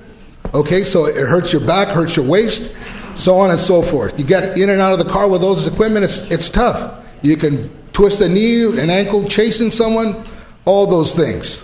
You need to have good medical. But this is kind of steep here. You can't do it. If you trim some of the benefits and you can still give a good raise, that's doable. So that's my opinion on this. We got to have more conversation, but I can't support this item today. And I apologize, to the officers, but I think you understand me when I say we have to do what's right. Thank you, Mr. Mayor.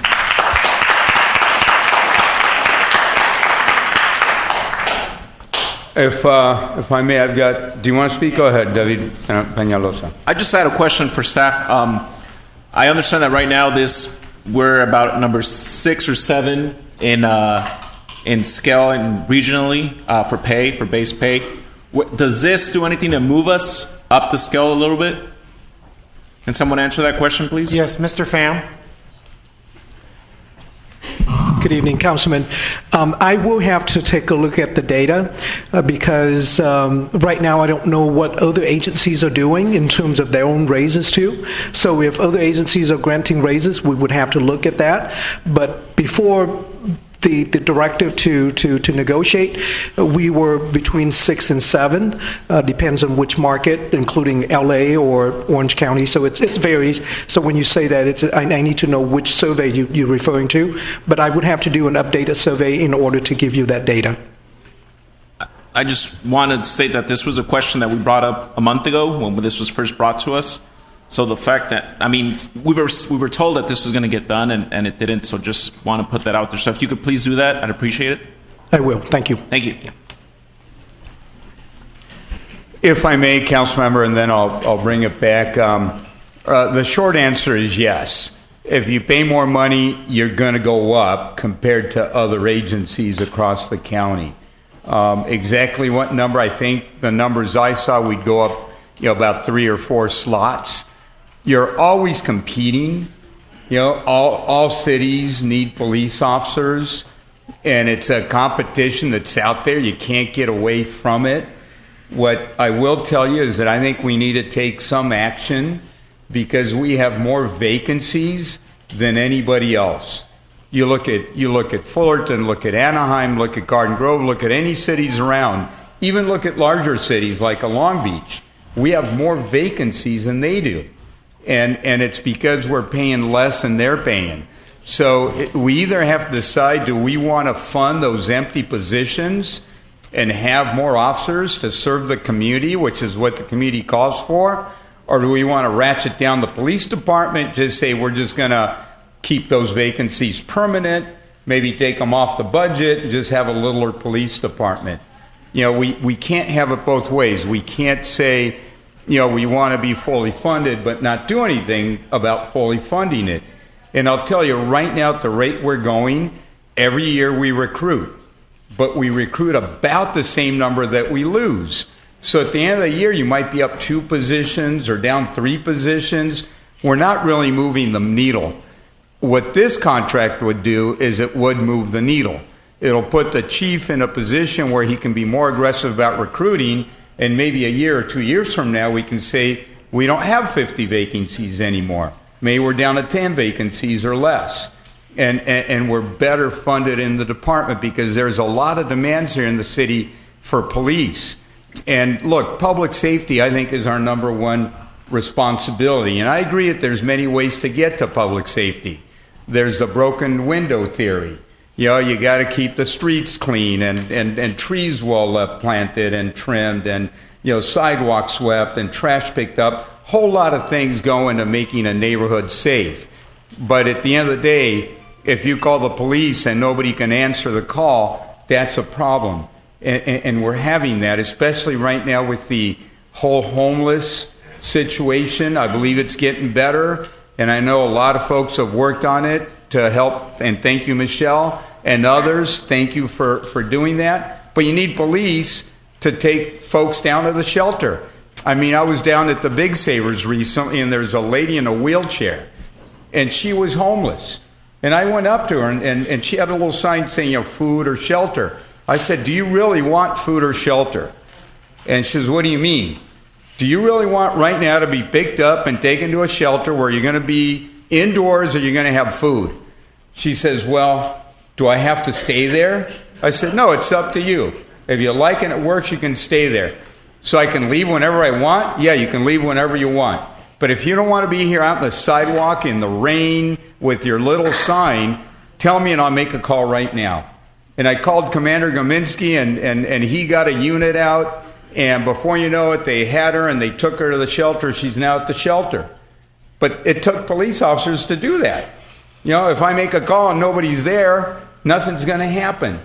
So I think as tough as this is, we ought to move forward. I think that if we have 4 votes to approve the contract, we ought to do that. And then whether there's an appropriation adjustment in 2 months or 3 months, or we take cannabis money that did not used to exist, but now exists, and we can use that to help out the police department, let's make this city a better city, a safer city, and we can get there from here.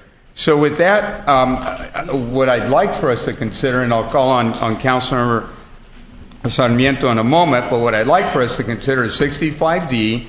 If that passes, we'll figure out if we do 65C or not. And if not, then 65C gets continued a few weeks and we continue to struggle, but at least we know what direction we're going in.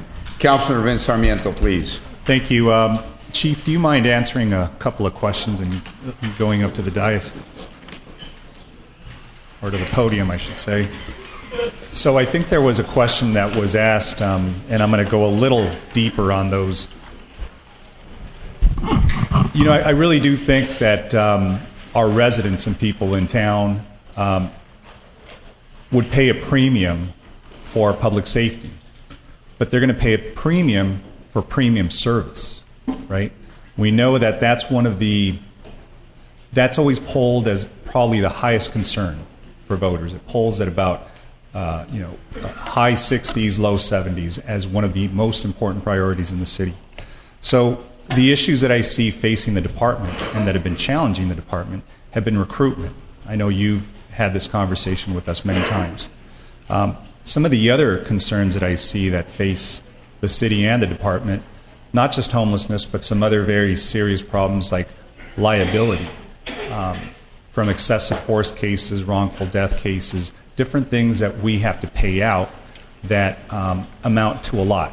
Tonight we settled the case and it was at a very high dollar amount, and we've had to do that in the past. One of the things I hear time and time again when I go out to neighborhood associations are response times or the problems with response times.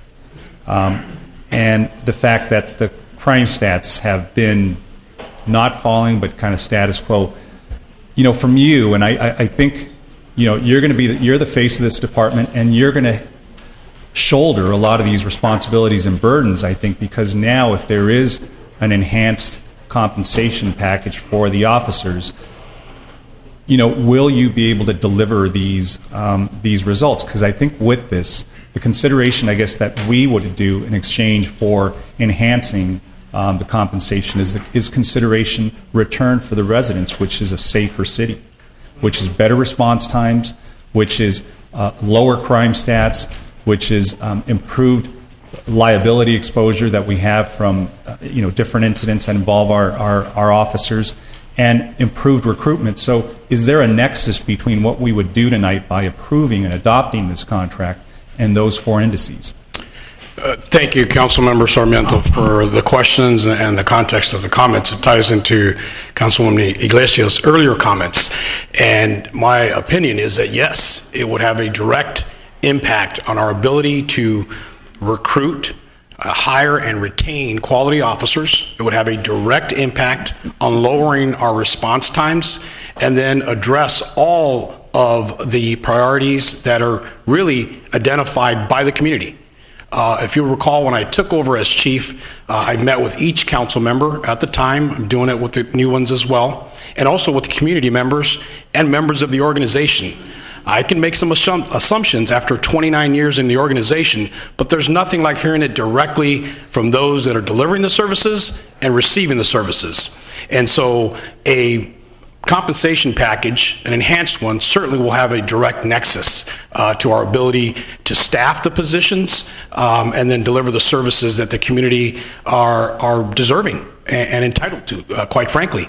In terms of liability exposure, that's another area that I take very seriously. When we have a case such as the one that came before you this evening, we look at what are the lessons learned going back.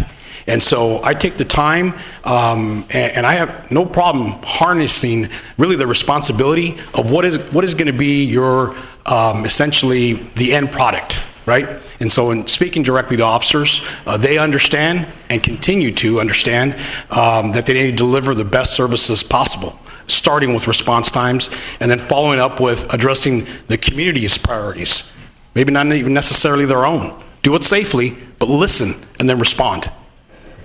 And finally, I guess what I would ask is, would you be opposed, if this contract were adopted, would you be opposed to having some matrix or some indices, something done on a quarterly basis to show how we're trending in these four categories, having to do with recruitment, liability, crime statistics generally, aggravated assaults, simple assaults, and response times. I think those are the 4 indices I think that have always driven effectiveness in the department. So that's something that I don't think we have right now. Is that something that you and your department could bring back to the council and see?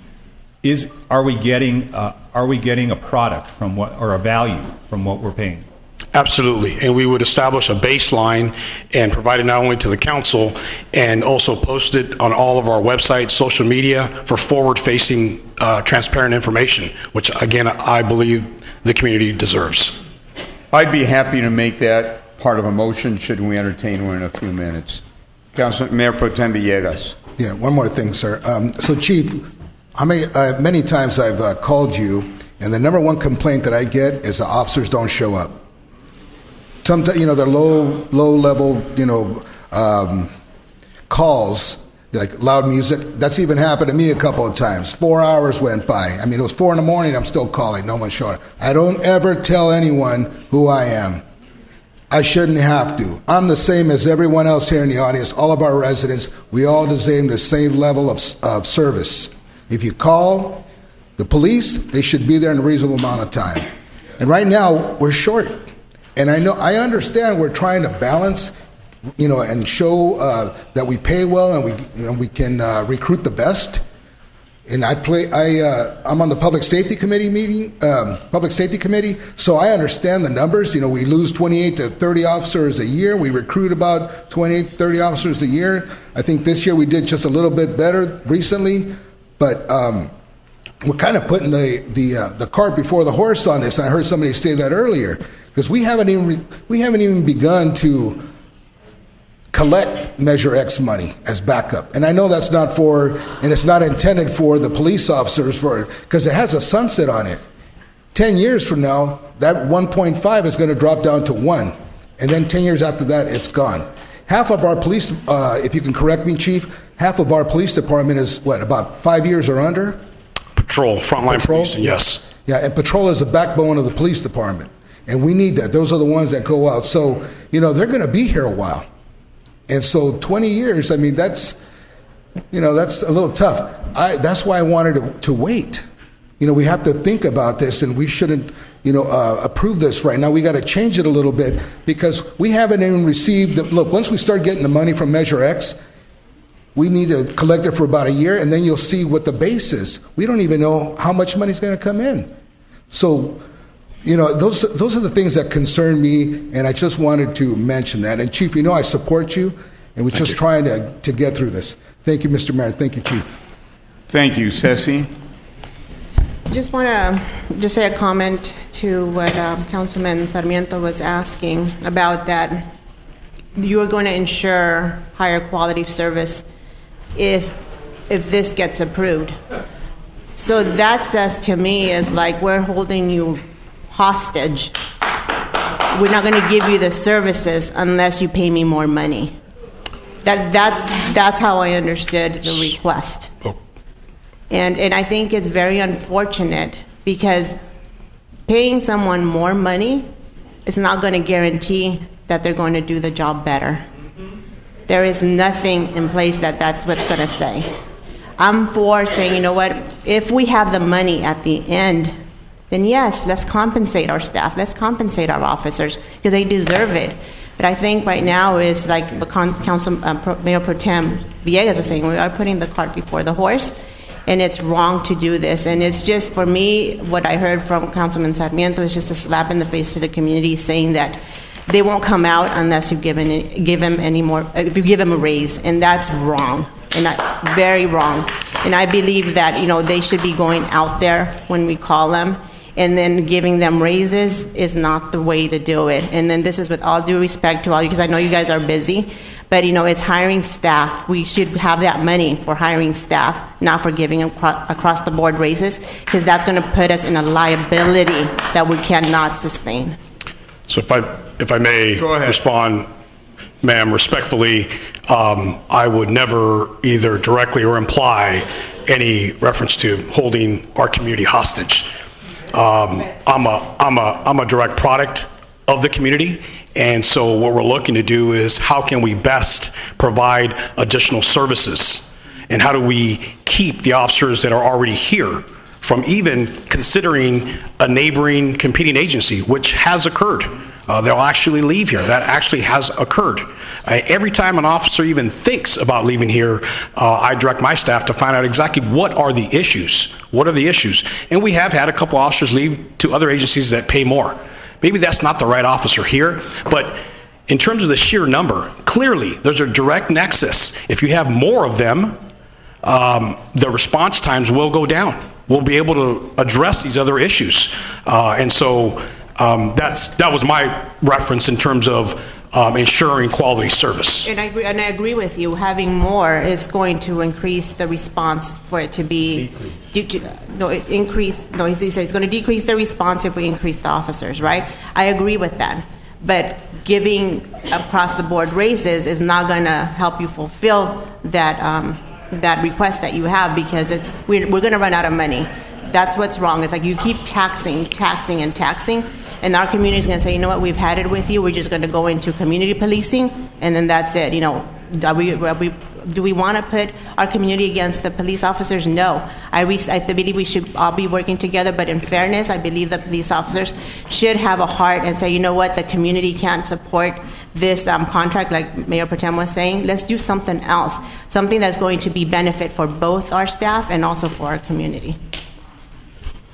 Thank you. Councilor Cesar Lorio. Yes, three things, Mr. Mayor. First, if we're sixth in pay and we're a little bit more of a city to police, we're having challenges hiring people. That's what the problem is. You know, the last 3-4 months of the last calendar year, and you all got the report the last few days from finance. We went, I think, from having 68 vacancies to 61. So it's getting worse by the day. I mean, we could not fund anything and go down to 0 officers. That obviously would not be good. And in terms of this contract, it's about retention and other things. So there's a lot in there for folks to stay longer. But there's also, because some people leave, laterals to other agencies, and there's also money for new officers. And then in defense of what Councilmember Sarmiento was mentioning, we're talking about more information to the community. You know, where are we with vacancies? Where are we with force? Where are we with, you know, gang violence and gun shootings? We ought to be reporting that as an addition. That's not to say our officers aren't doing their work, because they are doing it in a very limited capacity with the resources they have. And then as we move forward too, we also need to modernize our police department. This status quo of having kind of a regular officer do everything isn't always necessary or the best. I think we're seeing now with the quality of the security cameras, and we have great successes, for example, with the security cameras at Madison Park. That'll help and reduce the need. Also, for example, for park rangers, I don't think we need post-certified officers carrying guns for that. I think just having regular folks without a gun would be good, and quite frankly, particularly with kids, probably would be well received and cost less dollars. Same thing with taking cold reports. I don't think you need a sworn officer for that. Community-oriented policing, domestic violence, same kind of thing. We have a lot of policing needs, and they don't all require officers carrying guns. That would cost us less money and would be another way for us to be successful. You know, I'm optimistic with the mayor's comments that maybe we say, don't take any Measure X money, you know, to go with what Mayor Pro Tem Villegas is saying. Let's use existing general fund dollars, cannabis dollars to fund this year, and then after that, you know, we'll go from there. But, you know, I know there's been a lot of talk about bankruptcy, but Measure X is estimated to bring in $60 million a year new. We have cannabis money that we didn't have before that probably by the end of this year is going to be an extra $10 million a year that we didn't have. At some point, we need to go back and readjust our hotel visitor occupancy tax, and that'll generate a little bit more. So we can't rest. We got to keep working to keep our community safe. Response times for 911 folks are very low. And so we need to do a lot more to keep our community safe. And so I would be in support of supporting both 1 and 2, or maybe we do just approve the agreement and then essentially kind of have staff, month to month, pay out that claim, because essentially that's what it would be. But those are my comments and thoughts, Mr. Mayor. Thank you. I suggest we just consider 65D for now. We've got a ton of folks outside. It's cold. They want to speak. I think we have an obligation to keep things moving as well for that. So, if appropriate, I'd like to entertain a motion right now on item 65D. Is it item 1 or 2, Mayor? I would say number 1. Yeah, let's start with that. Start with item 1. Move that. So I'd be happy to second the motion. Those in favor, please say aye. Aye. Aye. Those opposed? No. We have 2 noes, 4 yeses. So we move on to the next item. Item number 2, are you going to appropriate the money? We're going to leave that for 2 weeks from now. So now we're going on to item 75A. This is time and place to adopt mitigated negative declaration resolution for Santa Ana United Methodist Church project located at 609 North Spurgeon Street, and adopt resolution supporting community renaissance of California submittal application to approve a density bonus. So motion approved. Well, let me see if anybody wishes to address us on item 75A. Jeff Dickman,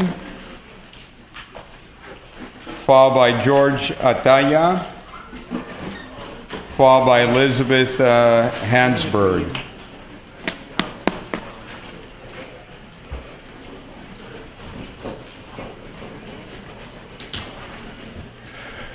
Good evening, members of council.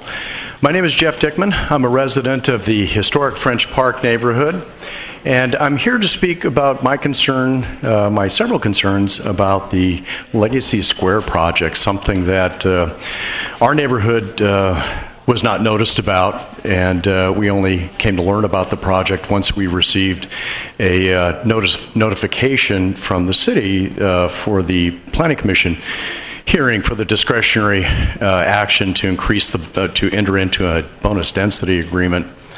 So we were not familiar with the project. No outreach had been done for historic French Park. We've only now and still learning about the project through the city's website. So we've written some comments. Those were sent to the planner for the project, Pedro Gomez, and I assume he's provided French Park's comments.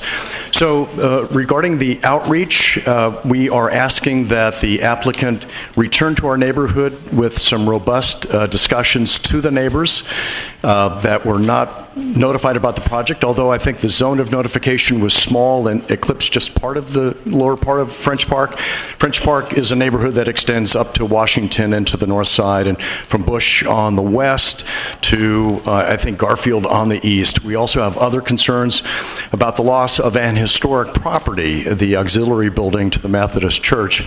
And in the environmental document that you have, I don't see anything that talks about adaptive reuse. I think it's a flaw in the document, as the flaw in lack of a notification for French Park. We're also concerned about traffic. As the mayor knows, French Park is situated between the downtown and the freeway. One Broadway Plaza project was a big deal for us, and that's why we filed lawsuit against the city on a couple of occasions. And this project is not a One Broadway, but it still has incremental traffic that French Park is concerned about. I don't see anything about traffic mitigation, traffic calming measures, anything like that. So I would ask council to consider delaying the project, send them back to the neighborhood, to at least our neighborhood, so we can have some presentations about the scope of the impact, and that we can work with the applicant on potential mitigations, including possible adaptive reuse of that historic structure. Thank you. Thank you. George Ataya, followed by Elizabeth Hansberg. Hello. Thank you for Thank you for having me today. I just wanted to say that I heard about this project on behalf of People for Housing. I think it's a great project. I think it's a great reuse of a church. I appreciate that the church even considered, donating their time and their efforts to, pushing forward the housing agenda. There's a shortage in Orange County. I think everyone can agree on that. And I believe this project will help supply housing to an extremely underserved population in Orange County, and I appreciate your effort. Thank you. Thank you, Elizabeth. Followed by Idalia Rios. Good evening. My name is Elizabeth Hansberg. I'm the founder of the Orange County YIMBY organization, People for Housing. We support all housing. You guys have 3 projects before you today, and we need all of them. National Core is one of the most reputable nonprofit housing developers. This is an opportunity to add to the affordable housing stock in Santa Ana, in Orange County. It's an amazing opportunity that we should be seizing, as we should with all housing opportunities. So I would just urge you to approve the project and continue to add much needed affordable housing. Thank you. Thank you. Idalia Rios, followed by Doug Gillen. Hola, buenas noches. Gracias por escuchar nuestros comentarios. Mi nombre es Idalia Ríos, yo soy parte del grupo comunitario vecindario Lacey en Acción y estoy aquí para brindar mi apoyo al proyecto Legacy Square, porque es la primera vez que se ha tomado a la comunidad desde un principio y Bella ha sido parte de este proceso. También es muy importante, se me hace interesante cómo ustedes debaten acerca del presupuesto para los policías y no debaten sobre los beneficios para la comunidad. Este proyecto va a beneficiar a muchas familias y si ponemos en contexto qué es más importante, cuidar algo histórico del vecindario, claro que es importante, pero también es importante que esas familias tengan un techo justo, que sea una vivienda digna para todas estas familias. Para mí es muy importante que piensen en equidad y justicia, y ustedes están tomando esta silla para que ejerzan eso y sean un ejemplo para todos los ciudadanos y residentes de Santa Ana. Les pido que apoyen el proyecto Legacy Square. Gracias.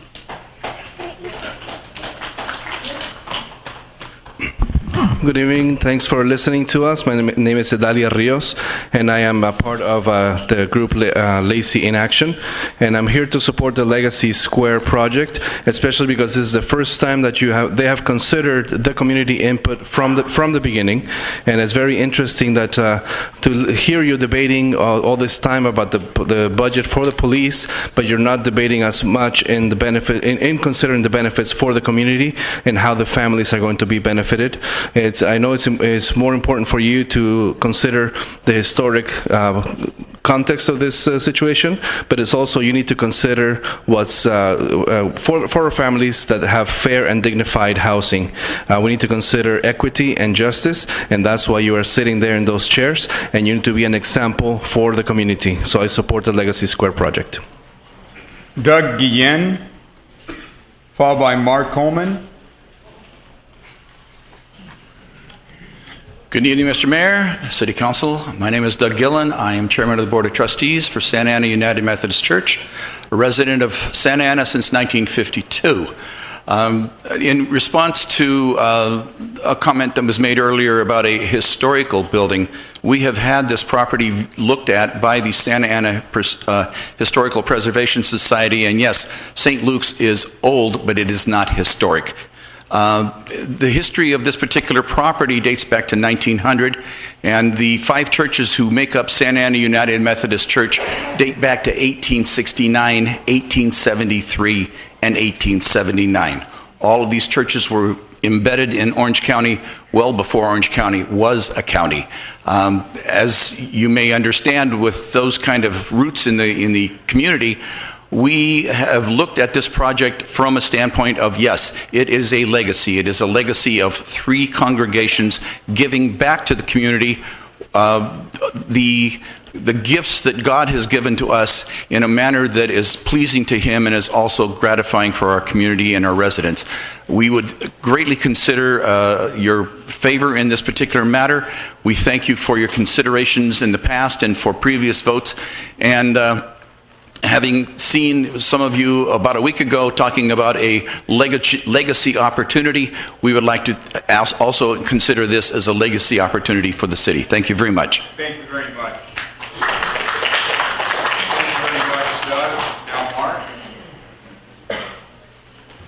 Good evening, Mr. Mayor and council members. My name is Mark Coleman. I'm here to support the Legacy Square project. And I am a resident and a longtime participant in the Mercy House for 5 years. I'm here to express my support. Having affordable housing is really important to me and has benefited me tremendously and has impacted my mental health greatly. Everything from me begins in my mind and my thoughts. I now have a heightened awareness of a life of gratitude due to affordable housing. I view the Legacy Project as a progress for homelessness and the community. I now ask for your support in the Legacy Square project. Thank you. Thank you, Michael. Michael Lehman, followed by John Weber.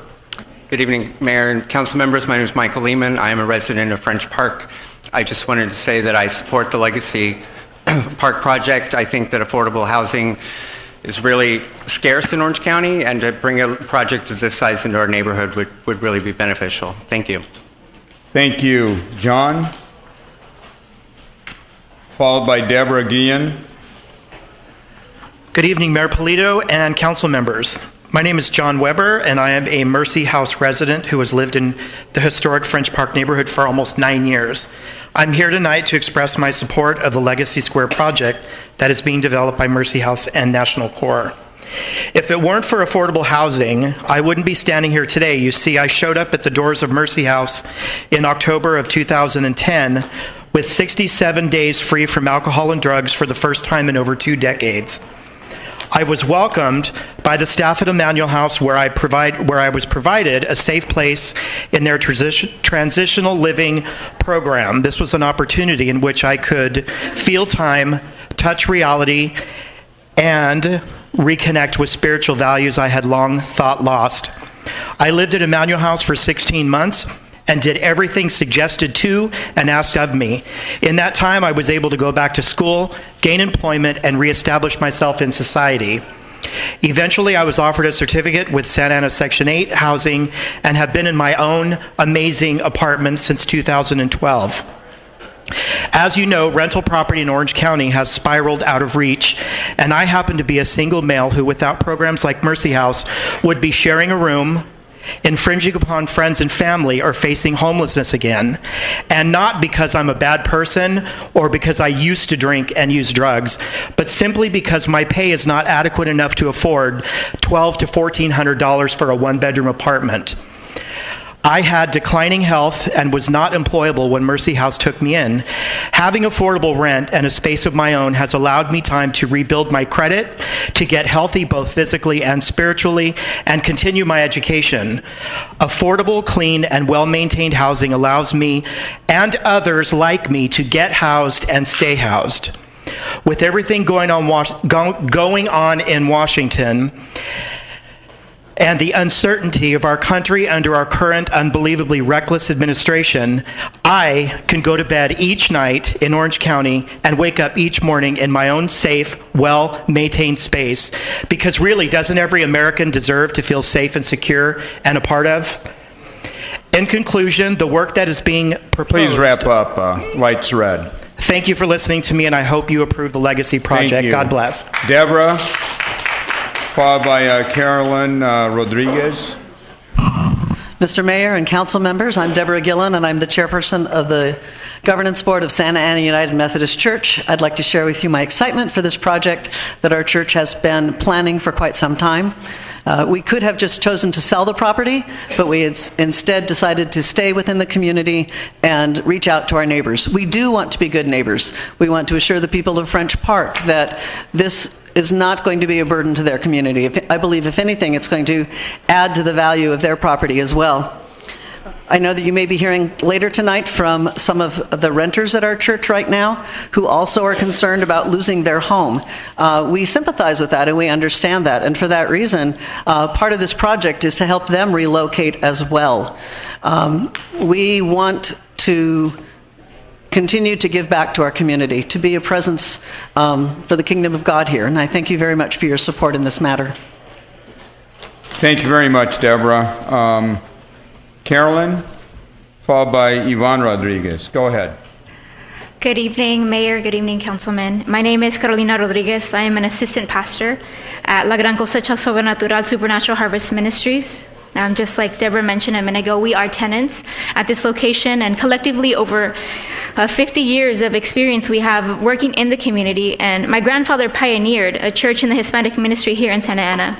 He moved to Santa Ana in 1964 when all of Santa Ana were orange groves and vegetable fields. And he tells about all of this today, and he has witnessed a decline in healthy communities here in Santa Ana, and this is the reason why we are here today. Santa Ana United Methodist Church at 609 North Spurgeon has been a beacon of hope. It has been a beacon of hope for over a century now. There's even a time capsule with a plaque inside the church lobby that states it's to be open in just a few years' time. This building is not only a physical structure, but a safe haven for people from our community to find hope and connect with our Creator.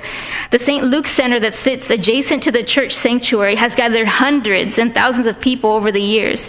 And up until recently, each and every week, different gatherings of people were held. It was an amazing experience to hear all types of languages spoken and music played in different languages at one center. Each person in congregation worked together to keep the space clean and well organized. People gathered for AA meetings and NA meetings and English classes and Spanish congregations and English-speaking congregations, Cambodian congregations, homeless community meetings, and homeless communities were even housed during rainy and windy nights in Santa Ana through this building.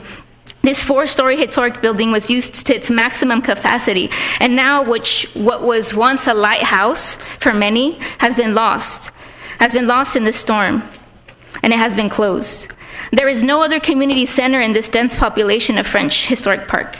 No place to go to. Youth, they play on the streets, in the parking lots areas for lack of space, and I propose that this space be revamped to address the true needs of a community, a need of light, a light that comes through gatherings and a light that comes through Jesus Christ.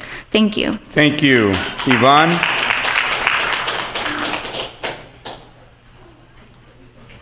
Thank you, Mayor. Thank you, Council. My name is Ivan Rodriguez. I'm an assistant pastor at La Gran Cosecha Sobrenatural, and I'm here today to represent our senior pastors and myself as well. We're opposed to this project, and I say this not because we're opposed to low-income housing or to housing in general for people that are in need, but because of what a church represents, for a community. Because removing a church, like I think we haven't even mentioned this today, but removing a church from a community, like there's a beacon of light, there's a beacon of hope that our church represents, and you can't give that by putting an apartment, like yes, you can house people, and that's awesome, and just to hear what Mercy House has done for these 2 individuals that came today is amazing, but I believe, there's so much more that people have deep within them, that there's a need in them to know God as their Savior, to know Jesus Christ as the Lord and Savior, and to hear the gospel. And the church is the perfect place for that, and this church has been here now for more than 100 years, and I mean combined years, and I believe there's still so much more it can give, and our desire as a church and our prayer is that what we've been doing across Santa Ana, we would continue here at 609 North Spurgeon Street. We were already serving our community by offering programs to help restore marriages, to also offer marital counseling, to offer support for single moms, and to counsel teens and young adults, on top of just preaching the Word of God, And so, this is what we're already doing, and we hope to continue that here at this location. Thank you. Thank you. Adiel De Pano, followed by Cynthia Guerra. My name is Adiel De Pano, lead pastor of Santa Ana United Methodist Church. I would like to thank Mayor Pulido and members of the City Council for how Santa Ana has been at the forefront of addressing the serious lack of affordable housing in our fair city with the innovative ways you have brought more permanent, supportive housing online. I am deeply grateful for your leadership in the county-wide effort to bring more permanent supportive housing units online.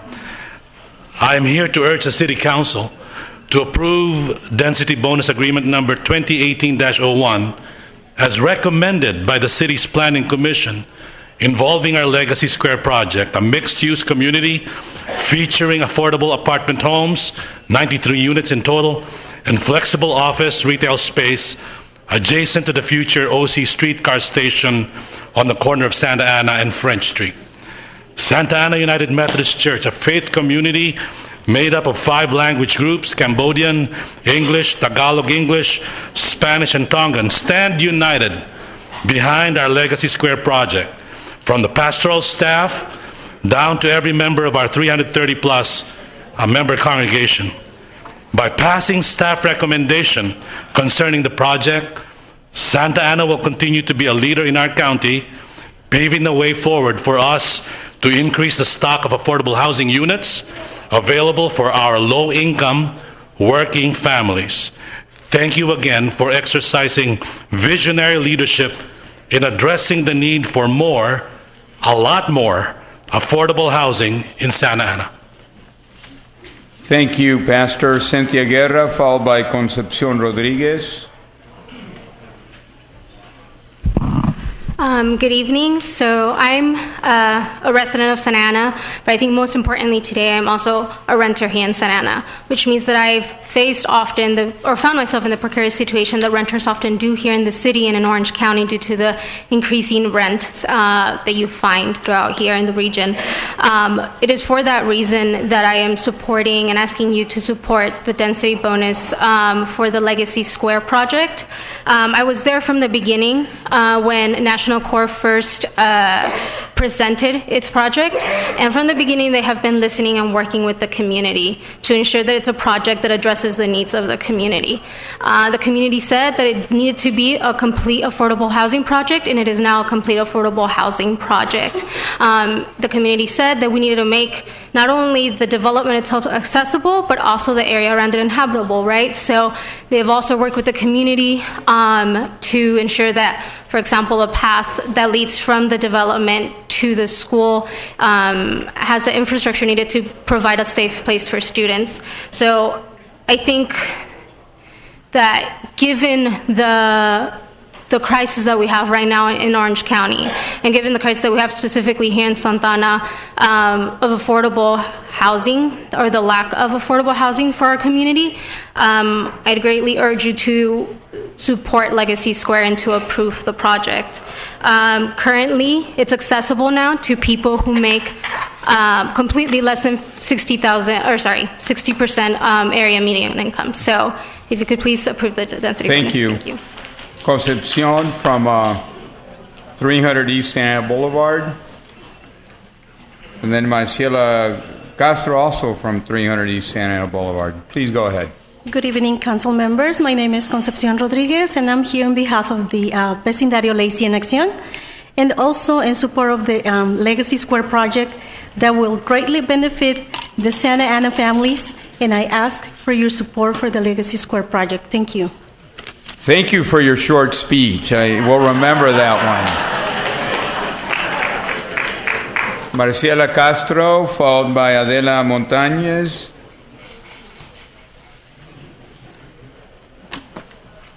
Buenas noches, mi nombre es Marisela Castro, soy residente del vecindario Lacy en Acción, Vela.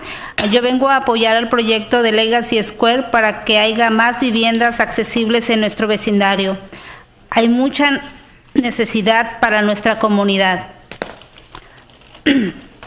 y queremos más viviendas dignas para nuestros residentes. Gracias. Cesar, that was a very short speech, so don't you make it longer. I didn't hear the first part because I was on my way over. I just got the first part. She announced herself. She announced herself, and then she's supporting dignified housing for our. Oh, there we go. Thank you. My name is Marisela Castro. I'm a resident of the Lacey in Action neighborhood. I'm here to support the Legacy Square project to have more and better accessible housing for our neighborhood. There's a lot of need in our community. So we need to have more dignified housing for our community. Thank you. Thank you, Adela. Followed by Kimberly Castro. Buenas noches, mi nombre es Adela Montañez, representando a la organización Latino Head Access y apoyando el Legacy Square Project como un proyecto que va a beneficiar a mucha de nuestra gente de bajo ingreso y extremo bajo ingreso. Creo que ahorita es algo que a nivel de la ciudad estamos batallando fuertemente por ello. Y agradecemos que el Concilio de la Ciudad pueda apoyarnos en este proyecto. Gracias.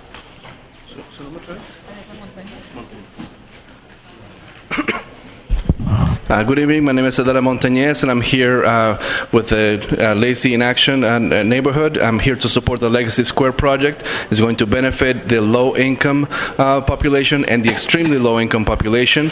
And this is something that citywide the city is struggling with. So I'm here to ask you for your support in this project.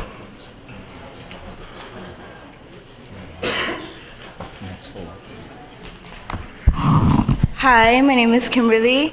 So I came here to support the Legacy Square. I hope that you guys listen to what I say because it's very important.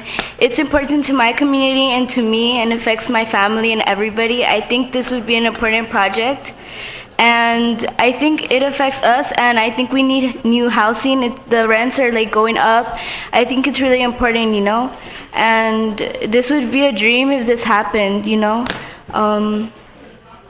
Thank you for listening to me. Covarrubias, Cesar Covarrubias, please.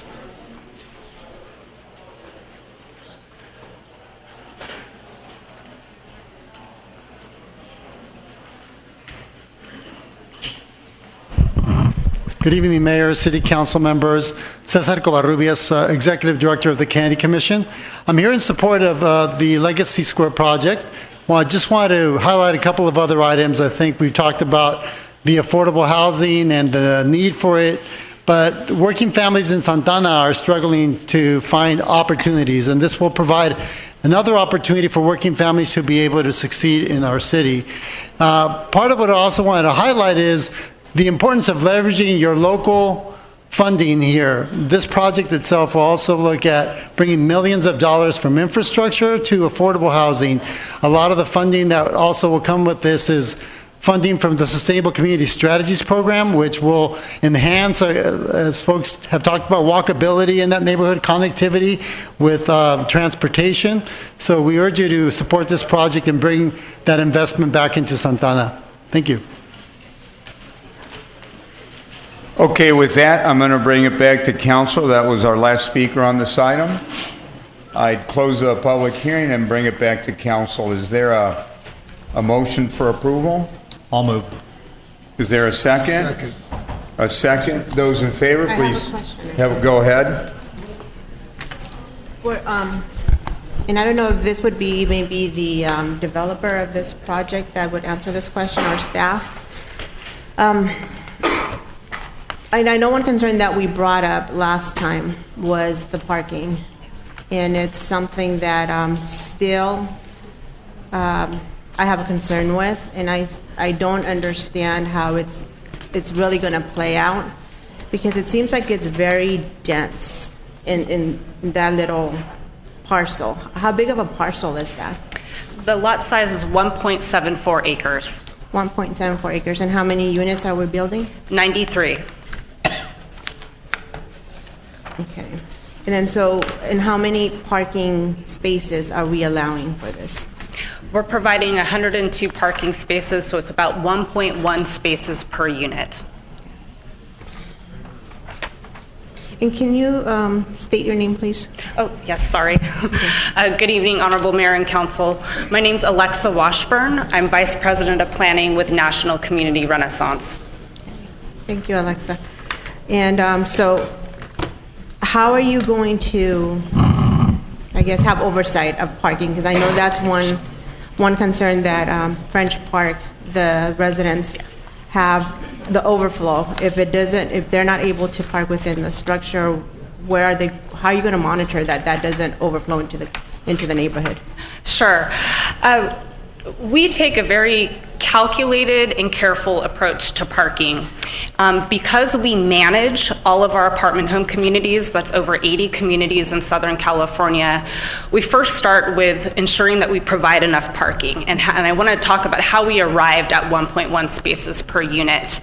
By managing our communities, we conduct on a regular basis parking utilization studies so that we have an understanding at our existing communities whether we're over parking or under parking. How many spaces are actually being used. Also, it helps us in ensuring our car ownership rates of our residents.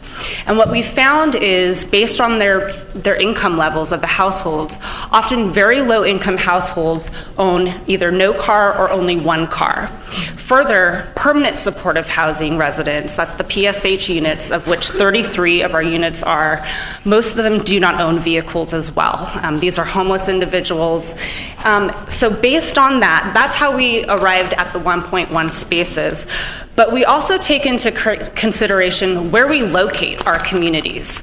We locate them in high transit priority areas. As you know, this project is located right along the OC streetcar route. In fact, there's a transit station literally right out the front door, right at the corner of French and Santa Ana Boulevard. In order to incentivize our residents to use the OC streetcar as well as the 5 bus lines that serve our property, the OCTA bus lines, we're providing each household a transit pass, an annual transit pass for 9 years, meaning that our households can ride the OCTA buses, the OC streetcar, and make transfers to Metrolink for free. We also, location is important in terms of walkability. This project has a walk score of 98 out of 100. That means that you can conduct your normal everyday activities by walking. So walking is very important. The third kind of stool is, the leg of the stool is biking. And we encourage and promote our residents to bike. And we do that, in fact, this particular project, we've partnered with Bicycle Tree. They're a local nonprofit. In fact, they have a storefront on Main Street. And they're going to locate a bike kiosk within the mixed use portion along Santa Ana Boulevard. That bike kiosk provides an opportunity for our residents that own bikes to repair them easily. For those that don't own bikes, they can rent bicycles. And then we're also, as part of the larger community investment, as part of our ASIC funding, that's Affordable Housing Sustainable Communities, we're reinvesting close to $4 million back into the neighborhood in bikeway improvements, completing gaps in the sidewalk network, traffic calming, so safe routes to school, lighting around Garfield Elementary. So all of these are to incentivize our residents and promote them. All right, we got to wrap up. Okay. Thank you. Okay, thank you, But Alexa. hopefully that answered your question. Okay. It did, and I just think one of the concerns that I had is one of the residents from French Park, just if I understood him, is like, the French Park community, were they included as part of the discussion for this site? Yes, so we've held a number of workshops, and we are required to notice within 500 feet of our project. So there are a number of residents within historic French Park that lie within that 500-foot radius. The entire French Park does not lie within that radius, and so there may be some residents that were not aware of it, but as you've heard, we have conducted over a dozen workshops, meetings with the community, and we've had over 20 to 60 participants in those workshops. Thank you, Alexa. Thank you. I have. Go ahead. I have just one question, and I know we briefly spoke about it. So 30-some homeless individuals would be living in as part of that's about 1/3 of the residents that would be living in this potential housing. Mm-hmm. What kind of programs would you be having on site to help them move out of that, housing and into something, what kind of, are you going to be doing those things on site? Because the last thing I would like to see is somebody stay there for 10, 15 years and not try to better themselves. Right. Or it should serve as a step up, not just something permanent for them. And that's exactly it. Our mission is a bit, and thank you, Linda's here. She's going to talk a little bit about the supportive services that Mercy House provides. But as part of our project, we have a 3,500 square foot community center. And out of that community center, which will be along Santa Ana Boulevard, we will run supportive services programs for our residents. And it's a range of programs. It's everything from after school care to economic mobility to health and wellness. And I'm going to have Linda with Mercy House talk more specifically. Linda, before you do that, the Miss City Manager, if you could assist, we've got a little bit of space here on the side wall, maybe some around where the police officers are. There are a lot of senior citizens out there, and they're really freezing. So if we can get a few more bodies, maybe bodies in the back area, back there. There's also some that I know Rob Richards, for example, is out there. He's got MS, and some are very, very sick. So folks, if you could go to the middle, if there's any empty seats, go to the middle. We'll open up some seats on the side, and let's get some more people in here before they get sick. So do it quickly, because also once we're done with this item, some people might leave, and that'll make more room. Okay. Go ahead. Good evening, Mayor and Council members. Linda Wilson. I'm the Housing Director with Mercy House. Our agency currently is providing the supportive services for the Orchard Project in Santa Ana, which is the largest PSH project in the county. We'll be doing similar services that we are doing at that project and other projects at Legacy Square. And we really focus on health and wellness, employment, parenting. It really is going to be any type of service that the residents there are seeking. We'd provide those services on site and in conjunction with other community agencies to provide on site or off site. Does that answer your question, Councilman? Yes. All right, thank you. So with that, let me bring this back to council. We have a motion and a second. Those in favor? More comment? Go ahead. Yeah, I have not commented on this one, but I'll keep it brief. A few items. Number one, I am very concerned with the parking. Unfortunately, the relaxed parking is based off of state law, so we're very limited in what we could do there. But where I am hopeful is with the on-site parking management plan that needs to be developed and approved by staff. I'd like to work with staff, my colleagues, and others on a template for that we could use for this project and others, where these developers have to essentially fully mitigate all parking that results out of that project. Because, this idea of transit, and I worked at OCTA for 8 years, so I'm very well of, both the opportunities and the challenges of transit. But just go look at a brand new townhome development that got approved before I was back on the council at First and Pacific. It's brand new, not even completely done yet. They already maxed it on parking and encroaching and fighting over spaces, and it's a nightmare. And they're going, why did you guys approve this? And in part it's because the way some of these policies are written, in theory, people are going to take the bus or this, that, and the other, and it doesn't happen as much as we'd like. So I'm hopeful with that. And, the project overall does need to be approved. We do need affordable housing, but I'm going to, really, work closely with my colleagues and others on that parking management plan. And then related but unrelated, and I know our Public Works Director is around, I know that we have a parking management plan study. So we can look at different sections of the city to see what's going on and what we might do to find more parking or deal with parking constraint issues. So hopefully we can have a study session or some presentation on what we're finding from that so we can learn from that. But I am very supportive of this item. Thank you. All right, we have a motion and a second. Those in favor, please say aye.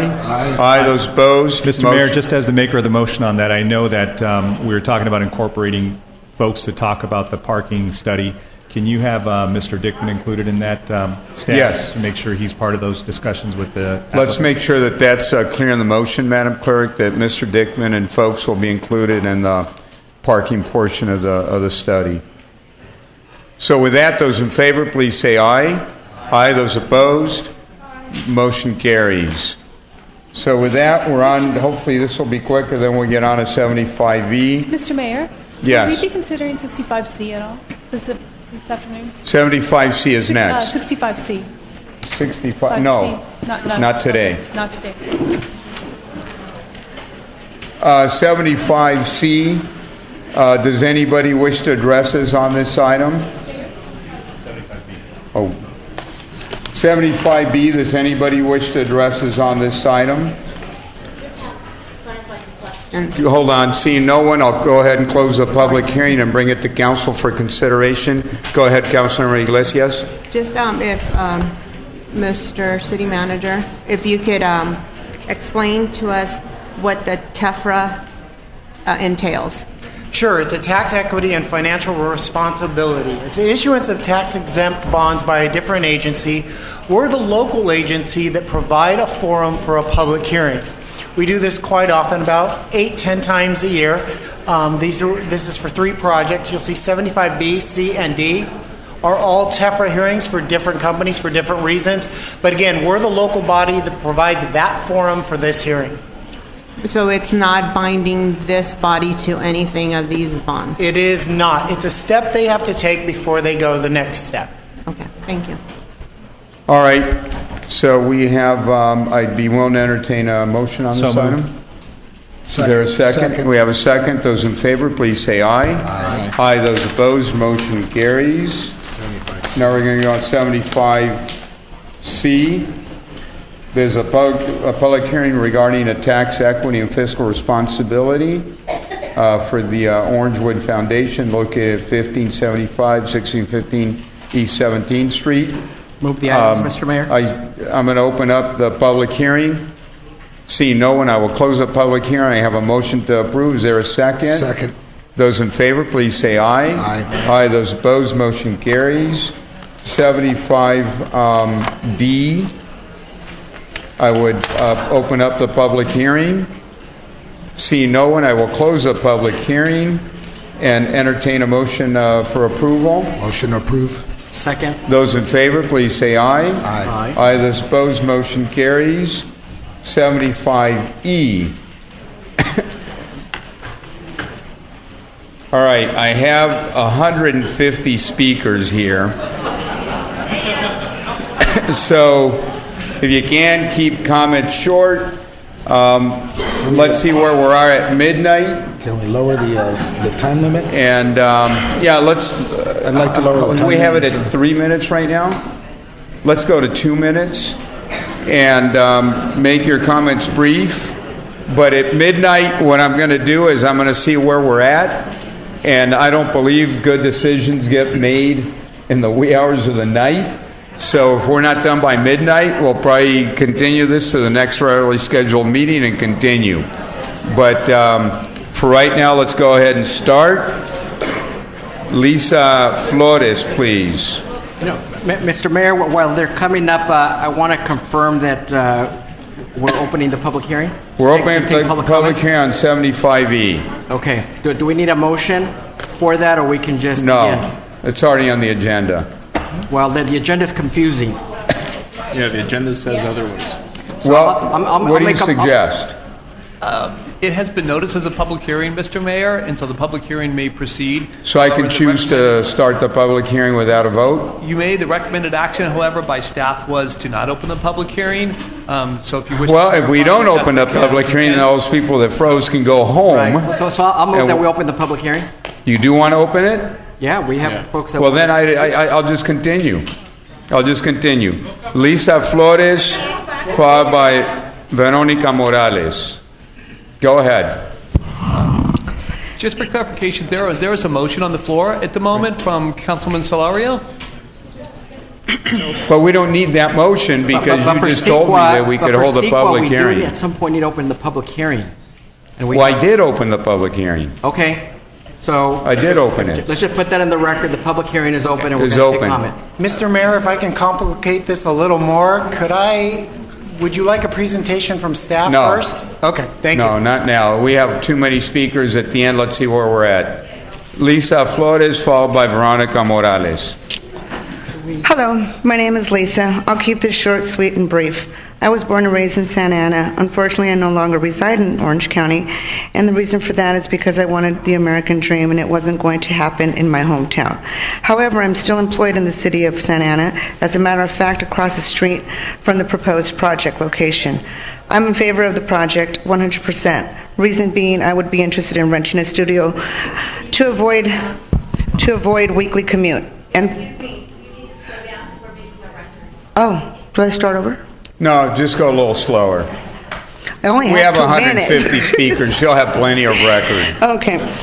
Where I left off, I would be interested in renting a studio to avoid a weekly commute. And for all you Mayberry residents, maybe consider parking permits like other neighborhoods, such as Washington Square. With that being said, City Council members, please vote yes. Thank you. Veronica Morales.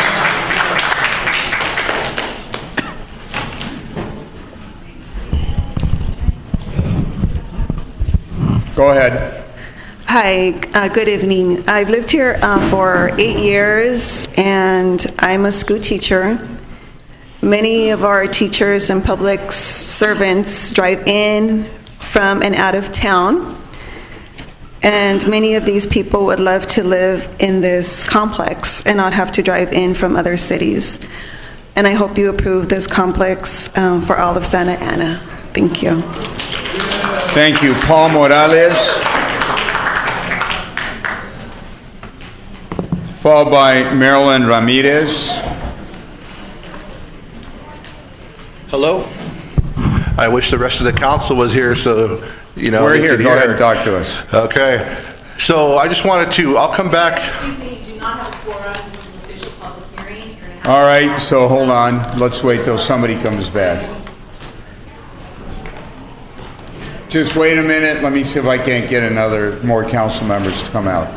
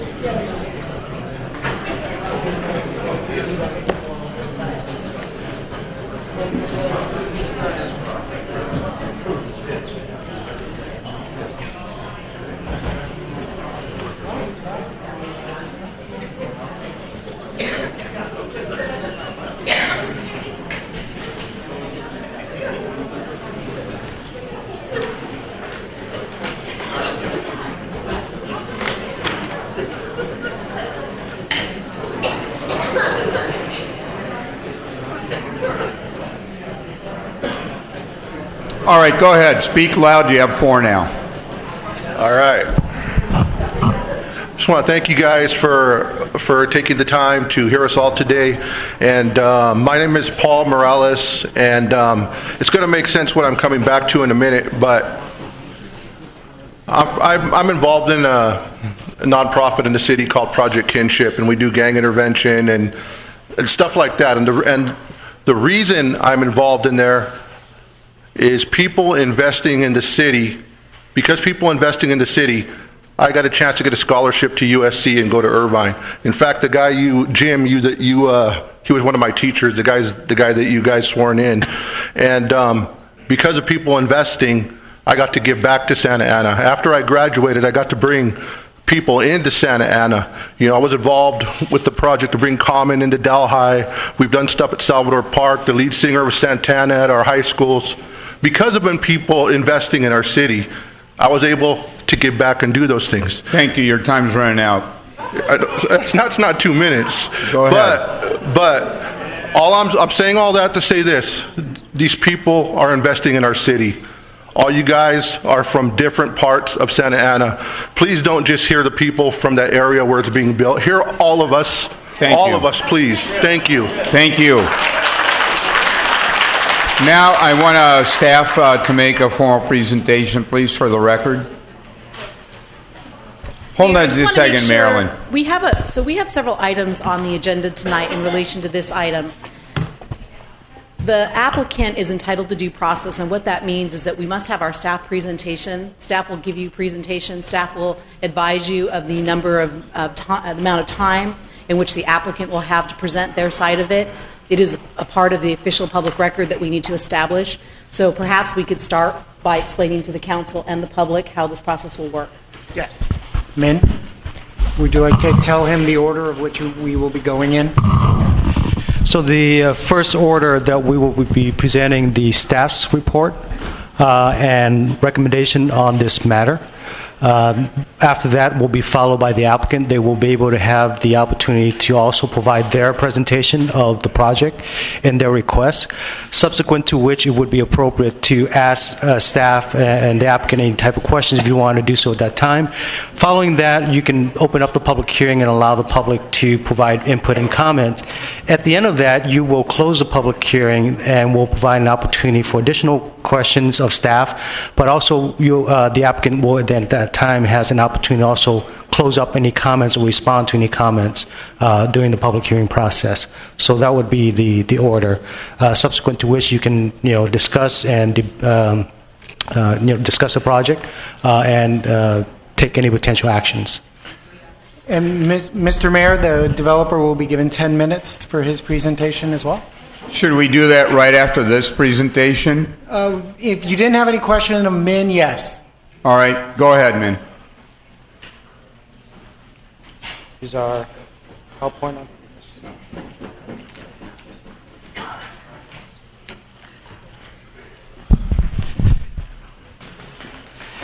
Thank you, Mayor. This is a request from AC 2525 Main LLC for development of a 5.93 acre site located 2525 Main.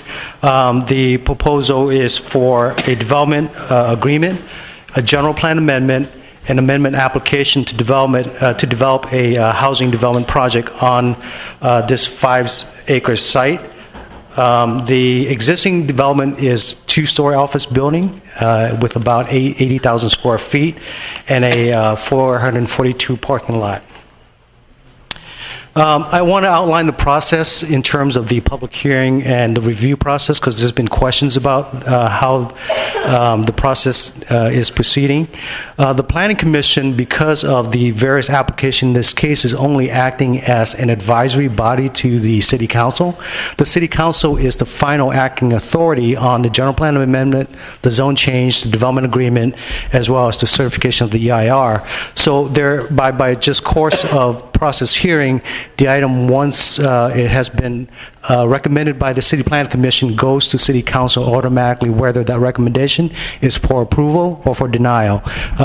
So that is the next step in the process is this City Council public hearing, subsequent to which there will be, if there is action taken and if the project is approved, there will need to be a second reading of the ordinances because it is a zone change and requires a second reading, and we'll have a 30-day effective period.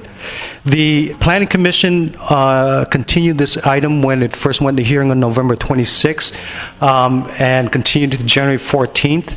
At the public hearing, there were about 79 members of the public would speak regarding the project, 48 opposed, 30 supported, and 1 neutral. The Planning Commission, after the staff report and hearing the public comments, voted to recommend denial of the applications to the City Council.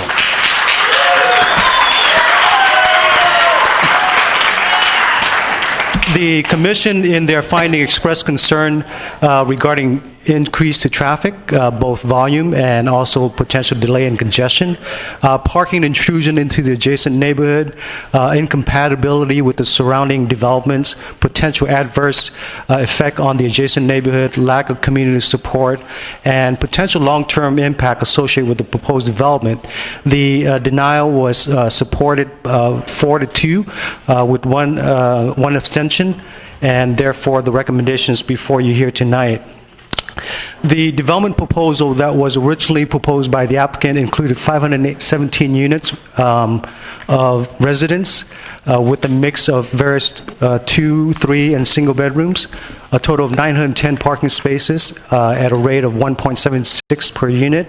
It's a 5-story development with 1 mezzanine, so it's 6th level with 8 level of above grade structures and 1 level of parking below ground. Staff provided a recommendation to the City Plan Commission for a project that was different, with the approval of 476 units on the property, reducing it from 517, going to 81 dwelling unit to the acre, increasing the number of bedrooms units in terms of 2 and 3 bedrooms. We heard back from the community that there's more need for family housing. Also increasing the parking space count from 1.76 per unit to 2 spaces per unit. In addition, we work with the applicant to tier the building back, going from the original 5-story to going to 2, 3, 4, and then 5, with the tallest of the structure being closest to Main Street, so that it's further away from the residents to the east. We eliminated the vehicle access along Edgewood Road so that there is no vehicle access except for an emergency crash gate, which is used only by the fire department and for emergency access only. And then there is a proposed secondary access along Waukee Way that is at the intersection of Waukee Way and Main Street. Now, this is not a requirement of the project, but rather it is an option that was studied in IR, but the project as a standalone project has a single access only along Main Street, and that's midway between Edgewood and Waukee Way. This is an aerial of the project and the adjacent nearby land uses. The site is located, as you can see here, outlined in blue, and it's at the northern portion of the city. The adjacent land uses include the Discovery Cube, an office building, some development including the Red Roof Inn and the bank, the Sign and Time building, Date and Time building, as is referred, and then also the Main Place Mall. It is also adjacent to the City of Orange, as well as the development to the north there with commercial and retail mixed-use development. This is a site plan showing the site. This is Edgewood, Main Street. This is the park, and to the east here is the residential development to the east. Now, if you take a look at the site plan, and you can see that there are quite a few articulation of the building facade to create garden-style type development. This will have a reflection in the elevation design, and it will create architectural fenestration into the building, and it will help to reduce the massing of the building from the street frontage. So we'll show that in a little while.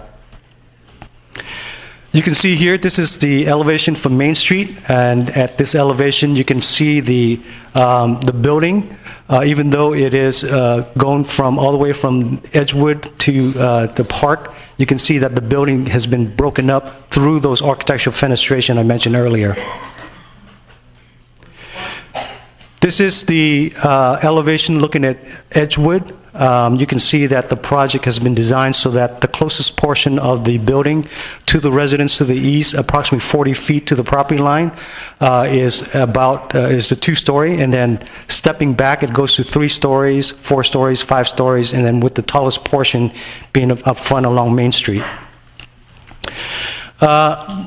Moving forward to the environmental impact report. As you are aware, the EIR is an informational document. It is a document for disclosure purpose. The EIR is based on case laws, but it's also based on standards that's been established both locally, regionally, and through the state as areas of concerns, areas that need to be studied, such as land use, traffic and circulation, and variety of other environmental issues that are established by the state CEQA law. So through local thresholds, through regional thresholds, through adopted state threshold, there are established standards for us to measure the impact of a project by. It's just not something that we change from project to project, but it's an established threshold, and we call those thresholds of significance. The EIR was prepared by the team of CEQA technical expert consultant to the city, reviewed by our internal team as well as our legal team, and the documentation that you have before you here today has also been circulated for public review with numerous number of comments, also erratas and revision to identify areas that were deficient. So the document that's see before you is the whole entirety of that entire process. It starts with the notice of preparation. That is when a project kicks off its environmental review. This is the point of the legal standing of the project where it starts to evaluate the impact that it will potentially have on the environment. And that was done in February 12th of 2018. And the notice of preparation was circulated for public review for about a month, and with a scoping meeting conducted in between to obtain public comments and input on the preparation of the EIR. And the purpose of that is to allow the public the opportunity to share with us what additional areas of studies that need to be considered beside what's been established by the state, what locally is important to us that we need to study so that we can address some of the public concerns. The EIR has about 14 elements that we have to study legally, and also require that there be technical supported studies. The draft was completed in August and was released for public circulation from August 7th to October 4th. We received 44 written comments, of which we have to respond to every single comment. The final EIR is the document that is basically a completion of that entire public hearing, public circulation, public input process, and it culminates into a document that identify all of the issues, identify all of the public outreach, and then also create a record of decision to help with the environmental documentation. You'll have the finding of facts if you were to certify the EIR. There has to be finding of facts which has been prepared for this project.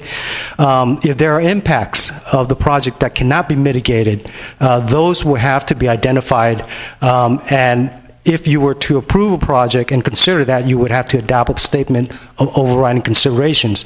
In this particular project, there was one particular issue that was identified to have an impact that cannot be mitigated. So meaning that even with mitigation, we cannot mitigate the impact, and that is related to the aesthetics, referring to the size and the scale of the building. The existing site right now, as you're familiar with, has a 2-story building. The existing zoning allow up to go to 3 stories. The proposed project is going to essentially 6 levels of residential and 8 levels of parking.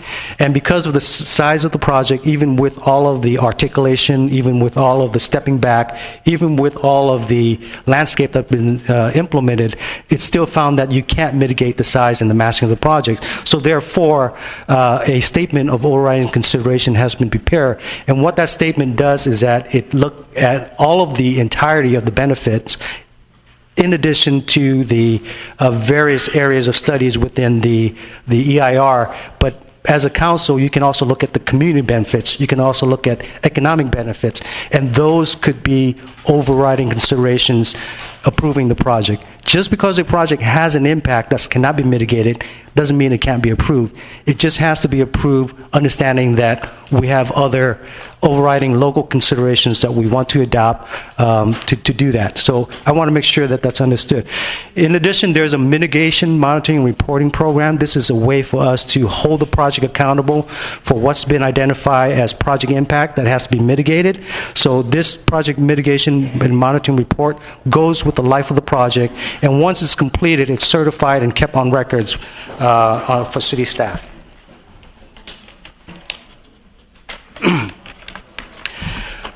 Another issue that was brought up during the EIR process, and we felt that it was important to address, is that the project, when it circulated in February, is the starting point for the analysis of the review. Many of the communities raised concern that why was the Main Place Mall project not included in that review. And at the time when we established the universe of study that we have in terms of cumulative projects, the number of projects that we have in application with the city, that is the standard that we go by to evaluate and study what project gets included into the evaluation of the 25 main technical studies, and that includes the traffic. At the time, we did not have an application or anticipate an application anytime soon from the Main Place Mall. It was still in discussion. So therefore, we wanted to help articulate this fact as this is a starting point. It is a legal starting point that's been established under CEQA guidelines. It's not something that we made up. This is established so that the development community, as well as for practitioners like us, to know when it's time to move forward and what needs to be studied.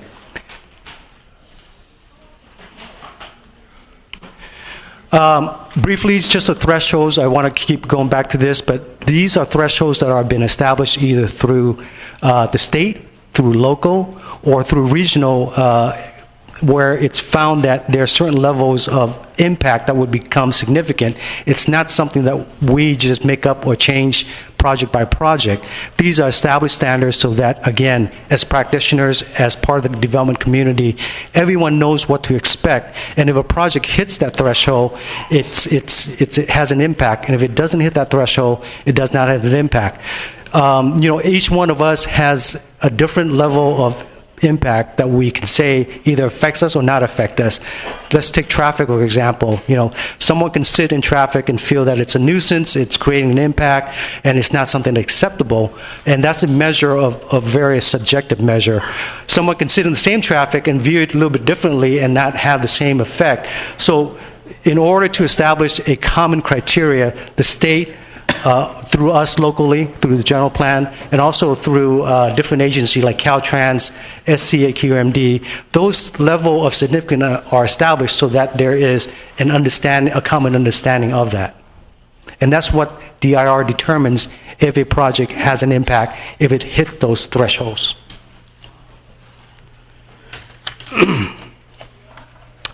Examples of thresholds that we have mentioned include air quality. Specifically, the City of Santa Ana adopted noise threshold. We said that if it exceeds a certain level, a development or project exceed certain decibel level, that is considered a significant impact. That is established. The regional air quality, as I mentioned, the AQMD, it established how much air quality pollutant that can be output by a project, and those are based on projection. If it hits a certain level, it creates a significant impact. If it doesn't, then the project is deemed not to create the impact. Those are the different levels of thresholds that we use. So the project, based on the study, found that there were impacts both during the construction of the project as well as the operational. During construction relates to air quality, biology, hazard, noise, and also we did tribal consultation because it is near a stream and area. There also needs to be mitigation to put in place, and these are all applied through the construction process, and it would not be applying when the project is completed. However, after the construction of the project and in the operational phase, there are additional mitigation relating to aesthetics where the project will need to be protecting all the trees on the site along the eastern property line so that it helps to lessen the impact of the visibility of the project as it relates to aesthetics. Again, I want to re-emphasize that in aesthetics, it was also found that the massing and the scale of the project was a unavoidable significant impact. As well as noise, this is not necessary because of the project, but because the project is adjacent to Main Street. The units along Main Street has been identified units that needs additional mitigation to reduce the noise by adding double pane windows and noise measure that will help to reduce noise impact to the residents of the project.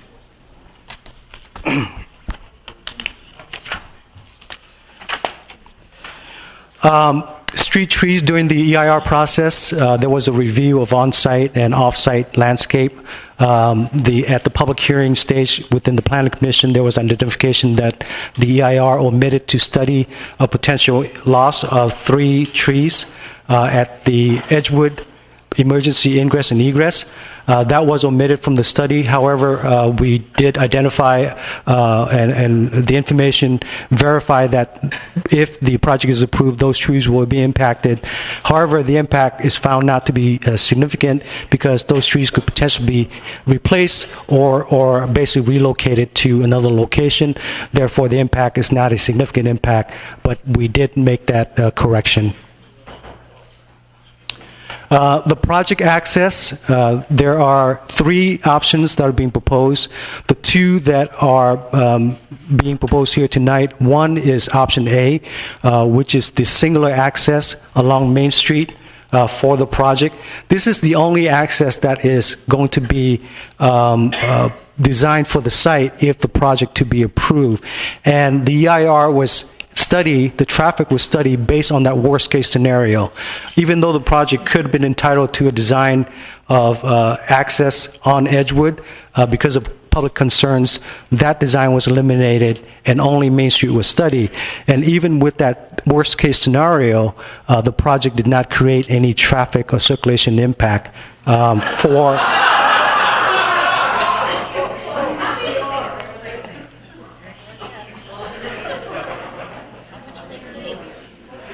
There was a second study that was requested, and that is to look at the ingress and egress point at Walkie Way.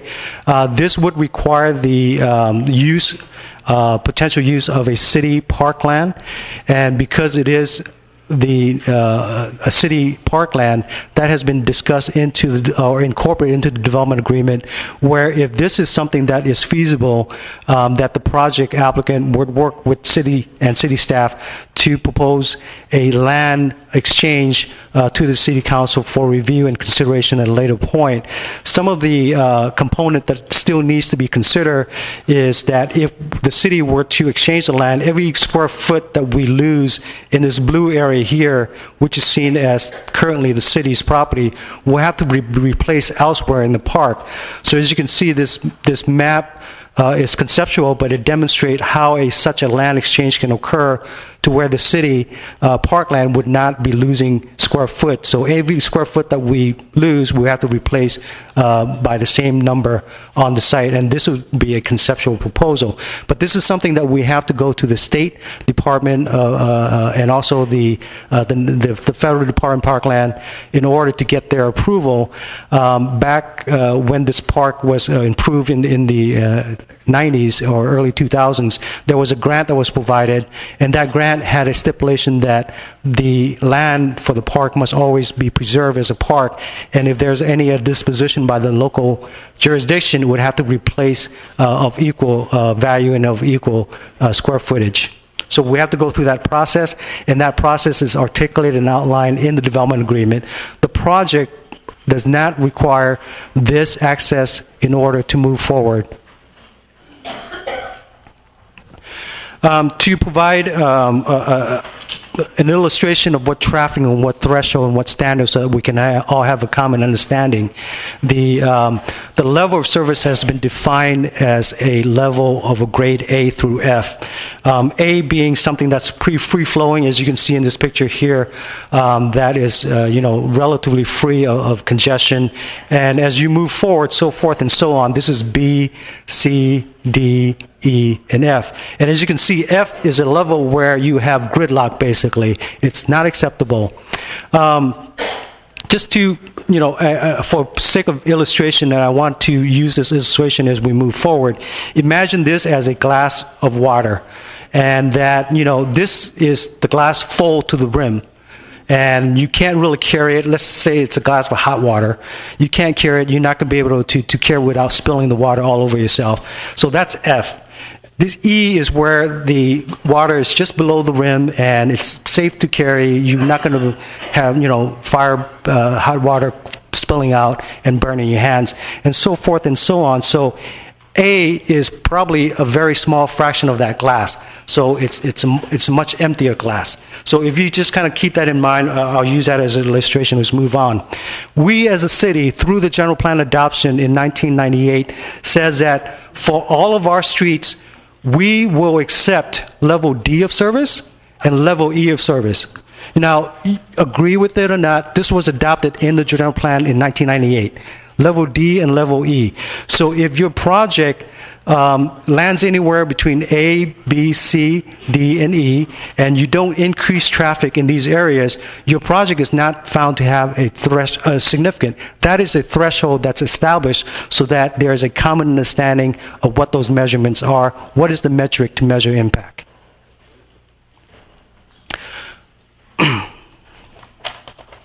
The traffic of the project, this is taken out of the EIR as a summary. The project will generate additional traffic.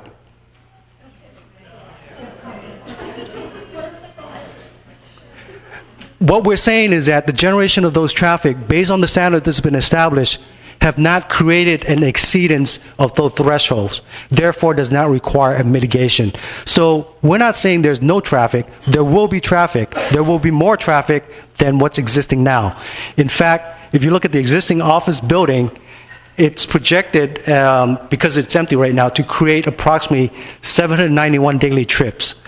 With the proposed project, that is going to increase by, fourfolds, almost fourfolds, to 2,700 daily trips, actually. There was also a study of a reduced project at 347 units of 1,888 trips. However, the existing zoning today for the site as a professional office administration site, the site can be developed into a 380,000 square foot office building, requiring approximately generating approximately 3,700 trips, which is about 1,100 trips beyond the residential development. This is a table that's been used to help to illustrate the various trip generation of the different development level of the project site.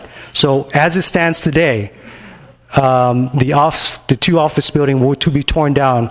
A new office could be created, approximately 380,000 square feet, and that will generate 3,700 trips.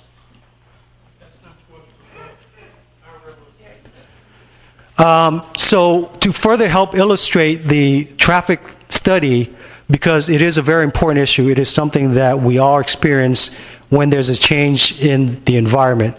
The traffic study included 16 intersections, and those intersections are all highlighted in red, showing you the number of intersections, and 10 roadway segments. So intersections are major street crossings, and roadway segment movements are the artery of those roadways. And if you recall, I said that the threshold significant that we have adopted for our city are E and D, right? Glass full, glass empty, glass close to the brim. So we said that we would accept E and D. The green is what we accepted. The purple is what the existing level of traffic that was observed today. A, as you can see, most of it are A, and where it's E, it's continue to stay in E. And this is AM peak hours, which is going from 7 to 9 a.m. So the traffic study uses what we call peak hours to evaluate. There's also PM peak hours, and the PM peak hours also reflect very similar level of traffic. And as you can see, the only intersection that operates as an unacceptable level is this intersection here. I believe this is at the 22 and Town and Country. So this is the only location where the traffic is operating at an acceptable level at existing E. So now, adding the project traffic to the site, all of the blues that you see at A, E, or B remains the same. So basically what we're saying is that, or what the study found is that the existing traffic in many intersections is operating at a very low capacity. The glass is almost empty. And that even with the addition of the project traffic, it still doesn't create a situation to where you overfill the capacity of our traffic system. These are the intersections that were also studied within the neighborhood. As you can see within the neighborhood, the established standards are Ds, and they're all operating at As, except for Santa Clara and Lincoln. This is where you see the acceptable level is D, and it's also operating at D. And with the project, it's also projected that the project does not change any status of these intersections to different standards.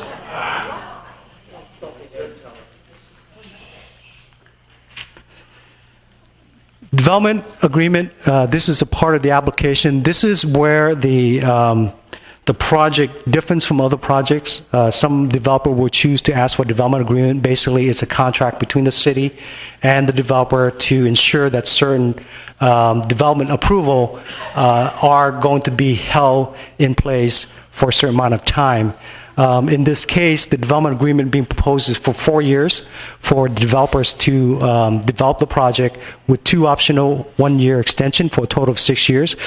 However, which each extension we would require a $50,000 basically for each extension. And this is to really help, number one, incentivize the developer to build the project if it's approved in an expeditious manner, but also to ensure that we provide an opportunity for the city to recover lost revenue through utilities, through tax revenue with the building sitting empty. So that's the reason for the $50,000 extension. There are park improvements, neighborhoods benefit package, and quite a few others elements that will be going into the details as we move forward. So as part of the project, the applicant has committed to providing a $1.4 million contribution to the city specifically for improvements to the Santiago Park. This is in addition to any development impact fee that are paid by a project such as this for improvements of parkland. So this is in addition to the development impact fee, and it goes strictly to the park. And the improvements is going to fund a design that has been worked on by our Park and Recreation Department. This design was submitted for a state grant last year. It did not win funding. So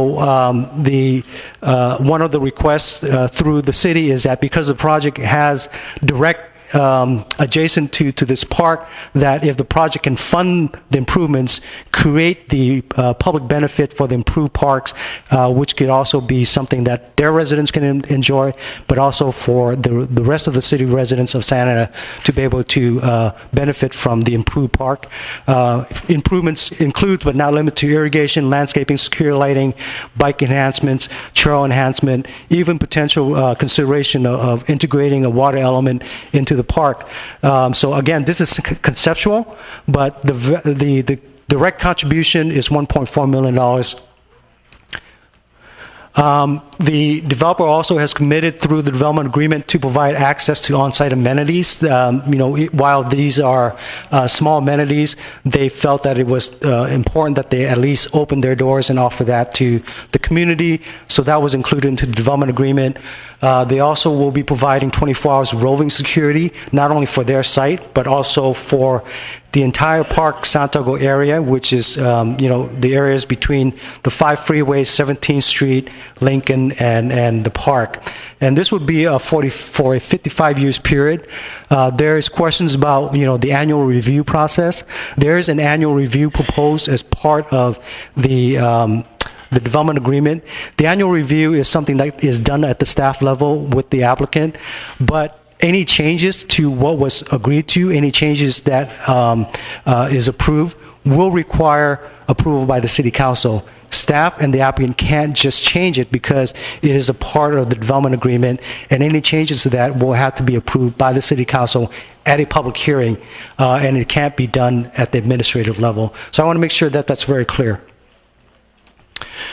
Other improvements include entry monuments at Main Street and Edgewood, Santa Clara, and Santiago. This is really to help create beautification for the neighborhood, help to create a iconic punctuation for the entrance to the Park Santiago neighborhood, as it is a great neighborhood.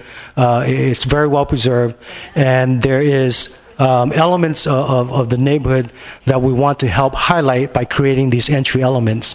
In addition to that, there will be improvements maintenance that will be funded by the project at $100,000. This $100,000 will go to not only to help maintain this the improvements for today, but into the future of the project. Normally, it would be something that would have to be borne by the city, but we felt that the project, since it is going to be making these improvements, should also help fund the maintenance of it as well. So other improvements could include replacement of LED lightings within the neighborhood, as well as street improvements along Edgewood and close to the Bush area. Additional terms include the historic district application. We heard from the residents that, this is a historical neighborhood, this area has historical homes, and it needs to be protected. However, it is not identified in city document as an historical neighborhood. And there's a process for that. That process requires an application. That process requires certain surveys. So as part of what we heard, we asked the applicant, say, hey, you are going to be a part of this neighborhood. You are going to be impacting in terms of having the aesthetic impact. What about funding a study and a survey to help kick off the application process to help create this historical district neighborhood, so that it will protect the neighborhood from here on out to future development. It creates historical significance, and it becomes something beyond just a verbal legend, but it's documented into city documentation. Public arts is something that's going to be incorporated into the project at a rate of 0.5% of the construction cost. Construction is estimated to be close to $200 million. So, we could be receiving close to $1 million in project value for public arts at the site. Parking have been increased to 2 spaces per unit. Now, here's something that we're looking at to provide some level of creativity. Because we see that transportation trends are changing. We see that different modes of transportation are available. It may not always be the single vehicle travel. So what we want to look at here is that we provide a performance standard that says the project has to create 2 spaces per unit on your site, whether it's done through physical spaces being provided, whether it's done through mechanical equipment strategies that are used successfully in other developments of creating basically elevators for 2-level parkings, or it could be through valet parking. As you know, valet parking is a very efficient way of using the space that you have to increase capacity without having to create a situation of increasing bulk, mass, or spacing. And that becomes a cost of the project. That becomes an ingrained part of the project. The developer can say, you know what, we don't want to provide valet. Instead, we will provide the physical space. That's fine, but we want to allow for that creativity. We want to allow for that that spacing to be considered. May I ask a question? Yes. I know that you're saying that it's going to be the developer that is going to incur this cost, but say the developer sells the project. Will that be something that the next owner or whoever it is going to be liable for and responsible for providing that? Thank you for that question. And as a development project, as a contract, it is a obligation of the development and not necessarily the ownership. Ownership can change over time. The development project stays there. The contract stays with the project. So as new owners come online, or a new management company, the contract applies to any successors if it's approved and recorded. The contract, the way it's going to be, approved, when it's approved, it's going to follow and stay with the project, Yes. not follow the the developer. Correct. So this is the right time to explain this. The development agreement is going to last for 4 years. I'm sorry, did you guys hear that question? Yes. Unless they decide to change it. So is that something that if, so just my question to you is, okay, you're saying that right now the way it's written is the developer is responsible for providing that coverage for the parking, and if they wanted to do this valet and all this, it's not going to go with that contract that we have with this developer. If he decides to sell, it stays like that, and then the new owner needs to follow that contract. That's correct. That's correct. And that is ensured through a parking management plan. And a parking management plan has been incorporated into a maintenance agreement that will be recorded onto the deed of the property. The development itself, as I mentioned, the development agreement is only for 4 years.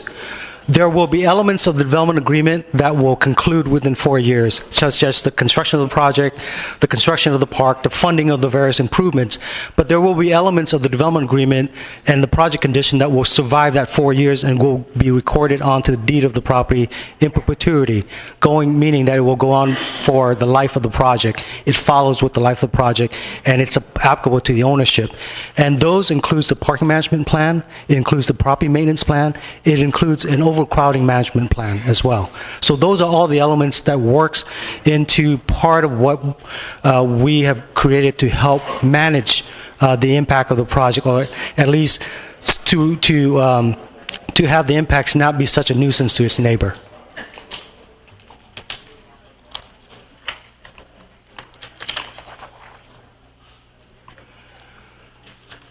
So we kind of touched on this, parking management plan, overcrowding mitigation plan. We even included a local live-work preference. This is saying that the developer, the management team, has to work very aggressively to lease out to people who work in the city, who live currently in the city, to provide additional housing opportunity. This kind of goes back to the earlier discussion about parking. If you live in the city, hopefully you potentially work close enough. Live in the city, work in the city, hopefully live close enough to your work that you can have options of travel through local transit, through walk, through biking. So it reaffirms that idea of local living, being able to have enhanced accessibility to different options instead of just a single car vehicle. There's also a local sourcing plan. This is something that we work really hard to say to the developer that during the construction process, you have to work very aggressively to source locally, try to look at employing employees or working with contractors who have local employees who buy local products. Bear Paint is a good example. They're a local producer of paint in our city, and they're going to need paint. Our request would be for them to work with Bear Paint to get it, and if Bear Paint is competitive with other paint, then they should be choosing that instead of going with another vendor. So that's what that local sourcing plan is.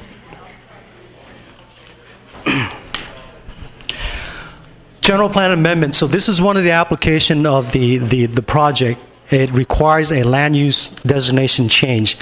The current general plan has not been comprehensively updated since the early 90s.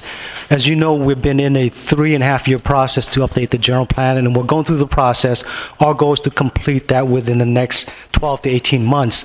As we go through that, we really look at and working with the community to recalibrate our core values. What are we looking for? What are we looking to do?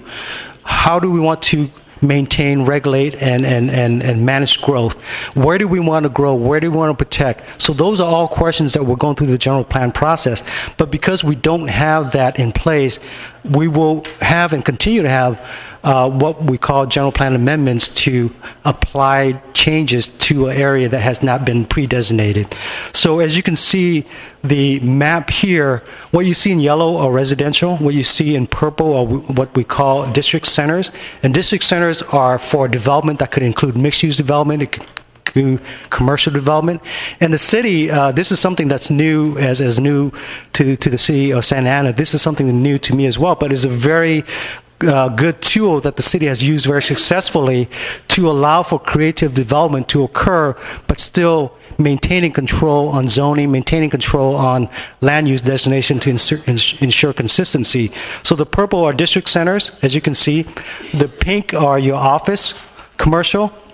And so the entire area, with the exception of Santiago Park in green here, is district center or office. And so their proposal is to change this to purple as district center for the project. And as a district center, it could allow up to 90 dwelling units to the acre. The project, as proposed, reduced it down to 87. We further, through our staff recommendation, is to reduce that down to 81 units to the acre. In order to be consistent with the general plan, the zoning will have to be changed as well. The zoning is currently for professional office, and it's currently designated as such, and you can see that in blue here. The other sites that were in district center also have very similar zoning, but they don't have to be all the same. What is being proposed here is also a SD, which is a specific development, which is also a zoning that's usually associated with the district center land use association, and it allows for the development to have flexibility on its design standards.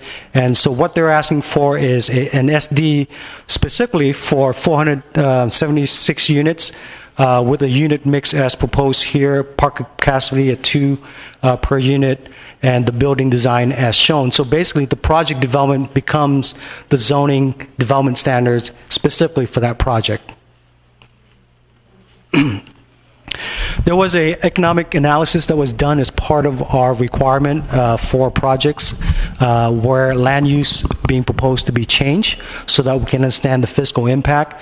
The development was studied by RSG, a third-party consultant hired by the developer, but we had review of the document.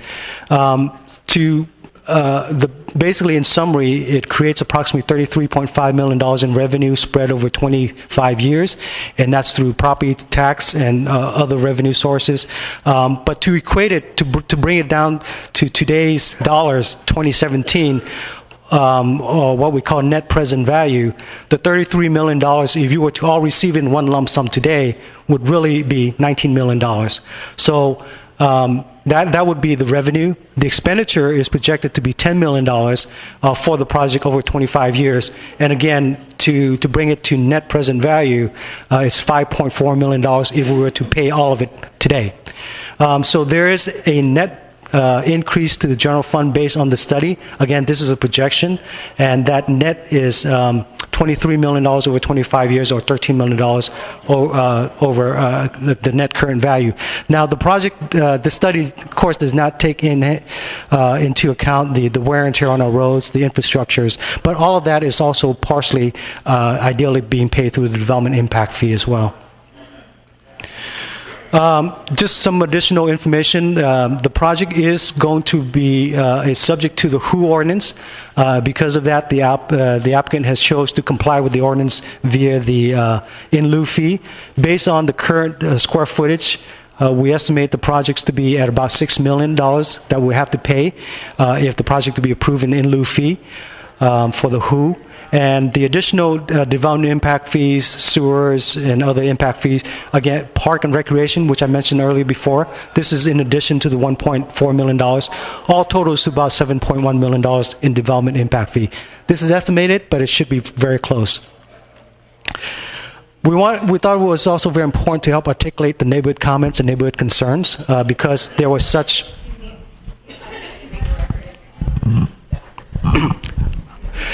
Neighborhood comments. We thought it was very important that we articulate this to the City Council because throughout this process we heard a lot of comments from the community, and so we wanted to report back to you. There were issues relating to parking. The concern was that the project did not provide adequate number of parking spaces, even at 2 spaces per 1,000. So what we did was we took a look at what our recent development projects in other areas of the city where we have adopted new parking standards, such as the transit zoning code, the harbor corridor, the Mimu area. Those are all high intensity, apartments development with this idea of creating new way of transit, mobility living, transit-oriented living, and those all have the standards that are not currently reflective of multifamily standards. Our multifamily standard, if we were to apply to every one of these projects, is going to be high, and none of these projects would meet those standards. But as you can see, some of the previously approved project, the MARC, 300 units, and it has a 2.2 spaces parking ratio per residential units total, and then 2 for residential units. The MARC, I'm sorry, the 1901, 2.2. Prisma 1.8, so forth and so on. So where the project is that it was at about 1.8, and what the staff's recommendation is that this be increased to 2.0.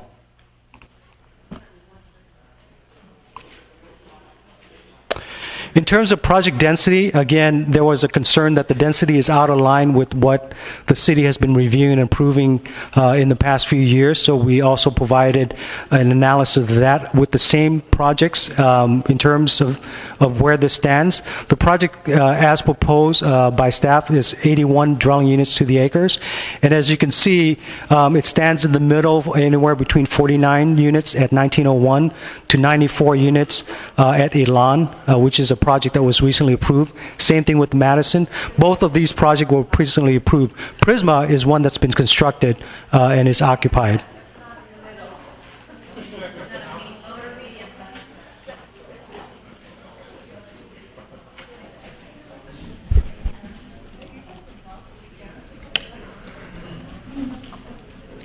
Project height.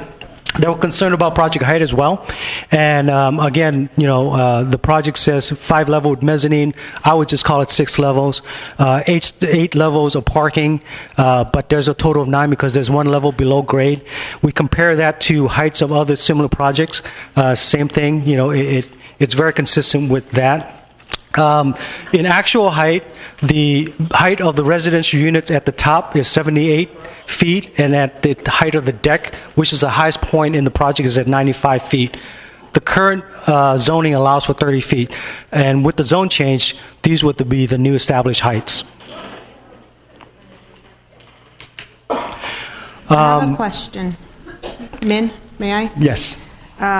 For the mezzanine, what's the height? So the architect is here. He can provide that information. The top of the mezzanine is at 78 feet. Mm-hmm.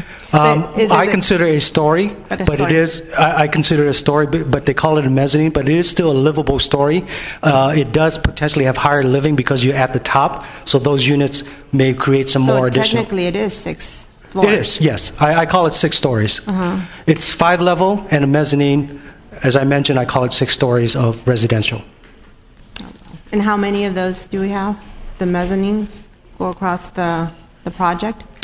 The mezzanine level for this project, we estimated at about 91 units. 91 units? Yes.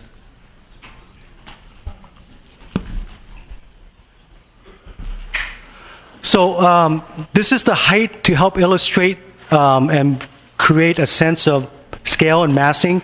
If you look at, this is the cube here. Existing height of the cube is about 110 feet, and how that compares to the height of the project at the maximum height of 98 feet.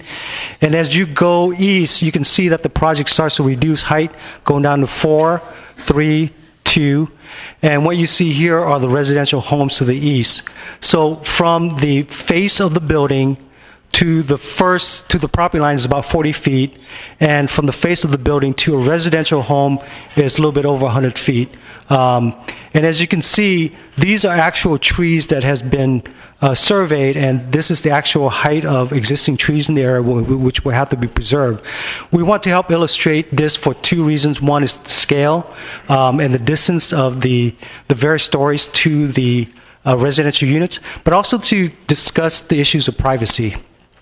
There was a lot of concerns about, seeing activities in people's backyard and residents' backyard, and I think we're all concerned about that. And so how we approached this was, number one, all the existing trees will have to be preserved. Two, the existing trees will have to be supplemented with additional trees to help create a better screening for that east property line. In addition to that, any units that are facing eastward, if they don't need windows have been eliminated. If they do need windows, those windows are required to have an opaque, which means that you can have light coming through, but you can't see through them. In addition to that, there was concern about the parking deck and the entertainment deck having visibility into the project site. As you can see, the tree line, and if someone was standing up here, the line of sight is well past the backyard and into the street if you were able to see. However, we were concerned with that as well, and to have an additional measure of mitigation, we require the applicant to put up basically obscure screening so that if you were standing at the deck, I'm 5'5", and you want to look over, you'll have the railing, but in addition to that, there will be additional view obscuring screening so that you can't just naturally see into the east side, and that is another measure of enhancing privacy and ensuring that privacy is preserved. This is the same idea, but looking at it from Edgewood. This is Edgewood here, and the closest home to the development is 90 feet across. In this case, what you have is the street, and you have the front yard to these homes. The project will also have its own buffer between the street and the project for landscaping. And these are the existing palm trees. Going back to the historical concerns, so we took those issues to heart, and we really wanted to understand the neighborhood, and also to start to really set the basis for the formation of the historical districts. So these are all the homes that have been identified out of the almost 1,200 homes in the area to be at some level historical significant, either being a landmark, being a key contribution, or being a contributory element. But those are actually identified in the neighborhood. And the closest historical element to the project... Can you finish in about how many more minutes?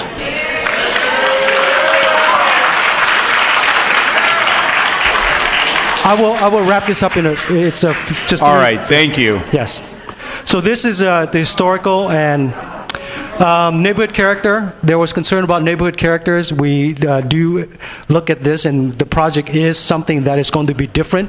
It's going to be taller. It's going to be out of scale, but it's also fronting onto Main Street. So it is not going to be single-story, single-family home.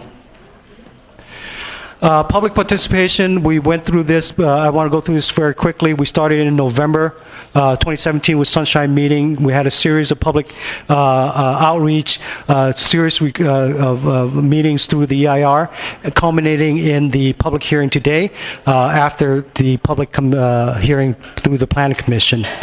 So the options you have before you tonight we have three options.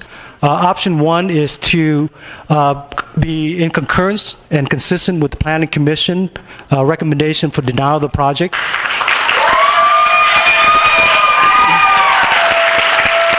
All right. Let him keep speaking. A resolution has been drafted so that you would deny the development agreement, the general plan, the amendment application, and not certify the EIR.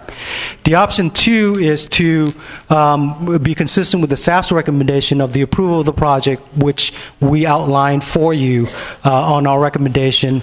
We have drafted the ordinance, the resolution for the adoption of that as well, and that is for the 476 unit project, along with the development agreement with all the elements of the public benefits that's been negotiated. And of course, the final option is that after hearing today, you can continue the deliberation to a date specific. So that concludes staff's presentation on this matter. We do have our planning staff. I want to make sure that you understand we have our staff here and our consultant to answer any questions you may have from our planning division. We have the environmental team, and we have the public works agency as well. So thank you.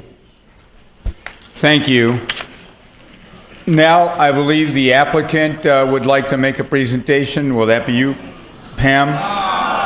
Come on down. Let her speak, let her speak.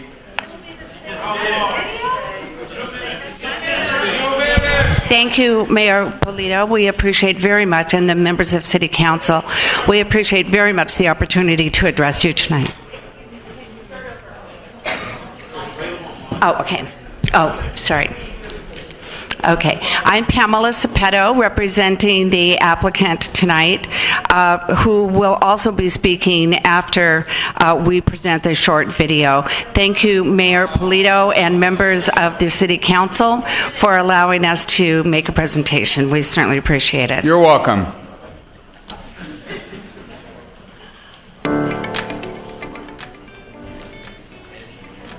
What is the old abandoned office building on the corner of Main Street?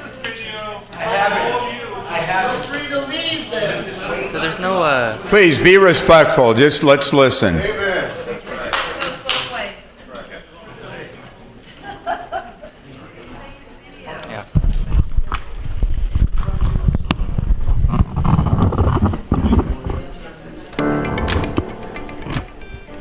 Where's the speaker for that?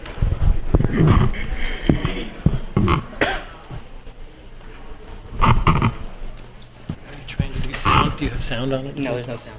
Do you have sound on this? Yes.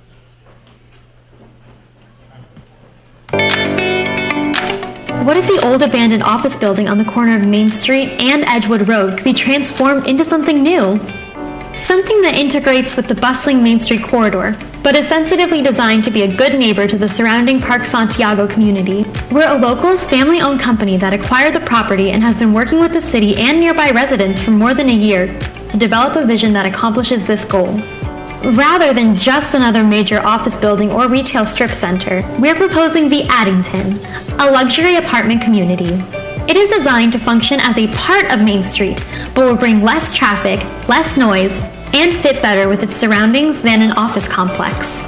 It will create a buffer between existing neighborhoods and the high-rise towers along Main. And it will provide the thing the city needs most: residential housing.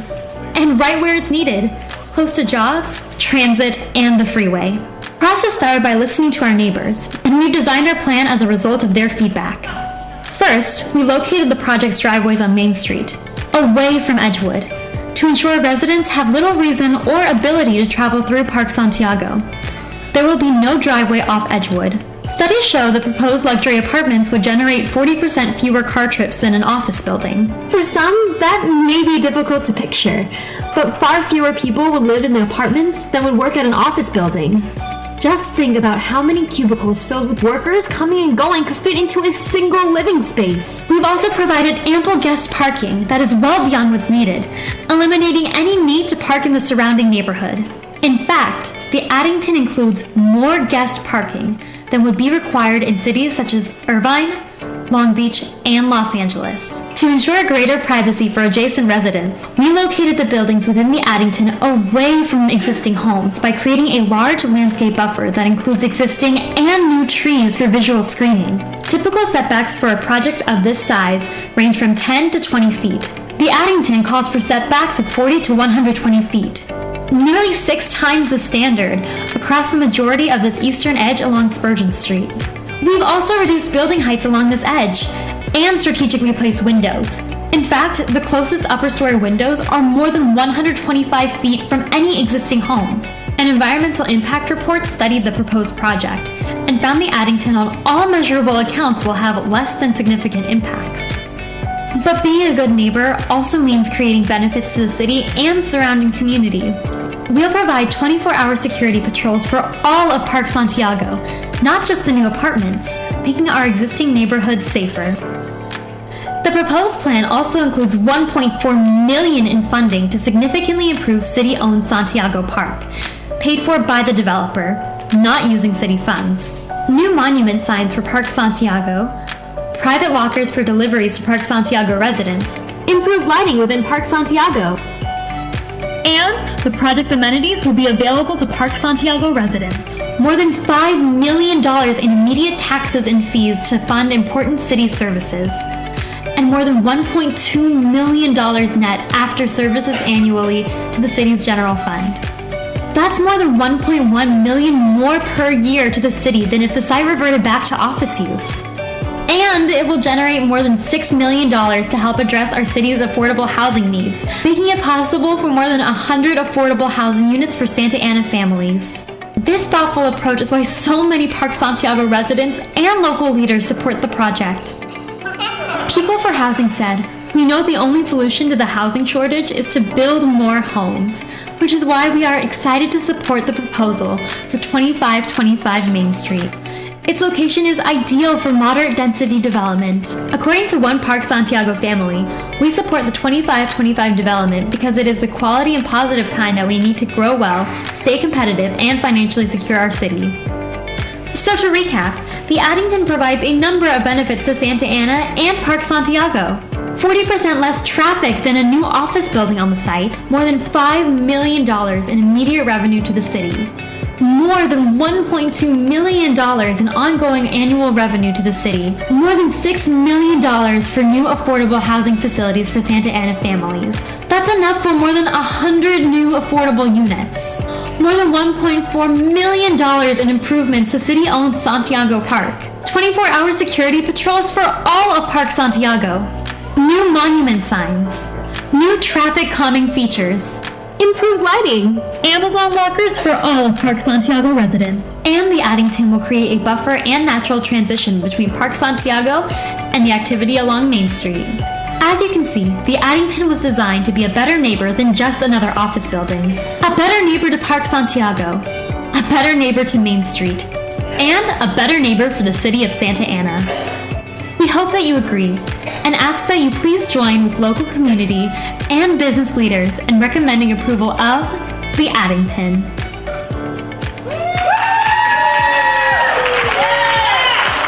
My name is John Olivier. I'm a supporter of the Addington project. A couple of reasons. One is I'm a runner, and one of my routes is through Park Santiago. It's kind of sad through there that just the disrepair of the park and just the atmosphere in there. So I think the added benefit of the project will be great for the community. Also, Santa Ana needs more housing, and this is a great addition and kind of the perfect place for it. They can take advantage of the mall and the surrounding area. So I'm for the project. Yeah, I think this project will be really good in terms of bringing revenues into the city in terms of property taxes and the other taxes and fees for building it. But also of that, a large portion is going to go to the school district as well.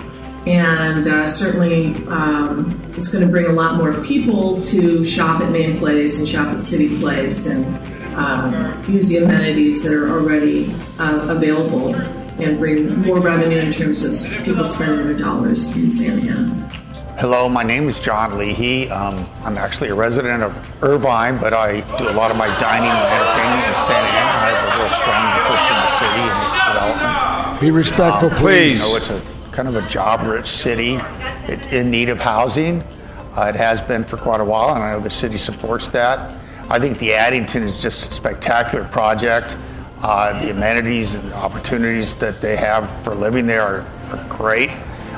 It's a beautiful design, and I really hope the community endorses it, and it's very successful. Thank you. So I know we're having an issue with security, right? And everyone's either getting their packages stolen or getting broken into and things like that. They're going to provide a security, and not only for the Magnolia, building, but for the whole neighborhood, which is cool. I mean, think about it. You're having security driving around and in your neighborhood. That's pretty cool.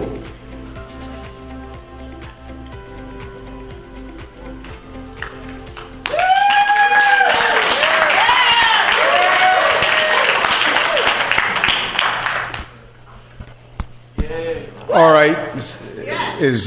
Go ahead, Pam. Take your time. You get as much time as you want. Thank you very much.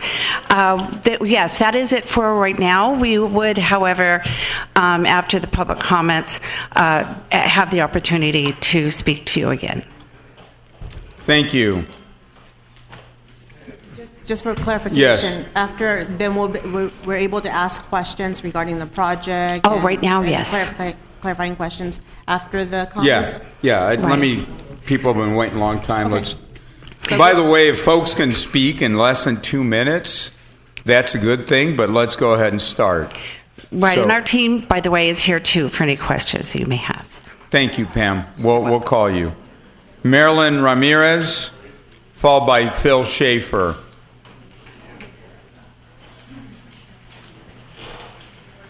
Good evening. My name is Mariah Ramirez. Not that long ago, both of my parents were here speaking on their behalf of this project. Today I'm here to say my say and my take on this project. I, for one, approve of this project. I attend Chapman University, which is about 4, possibly 5 miles away from the Santa Ana Center. So I spend most of my time in Santa Ana. Not only that, I grew up here in Santa Ana. I'm sure some of you are familiar with this area. It goes by the name of Lacey. And I just want to say that this project seems like a really good thing. Not only that, affordable housing. I have a job. I help my parents out. They help me. And it'd be a really good thing. Not only that, I have very young siblings. And I want them to grow up in a really good environment. Thank you.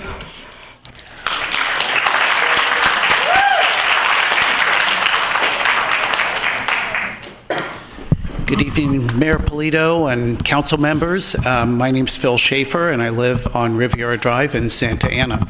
I am on the Historic Resource Commission for the city. Some of you up here have appointed me over the years, and I appreciate that.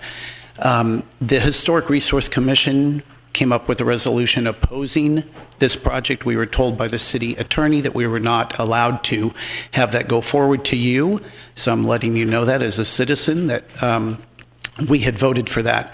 Also, my degrees are in architecture and urban planning, and I was taught that when you propose a project, you look at its context.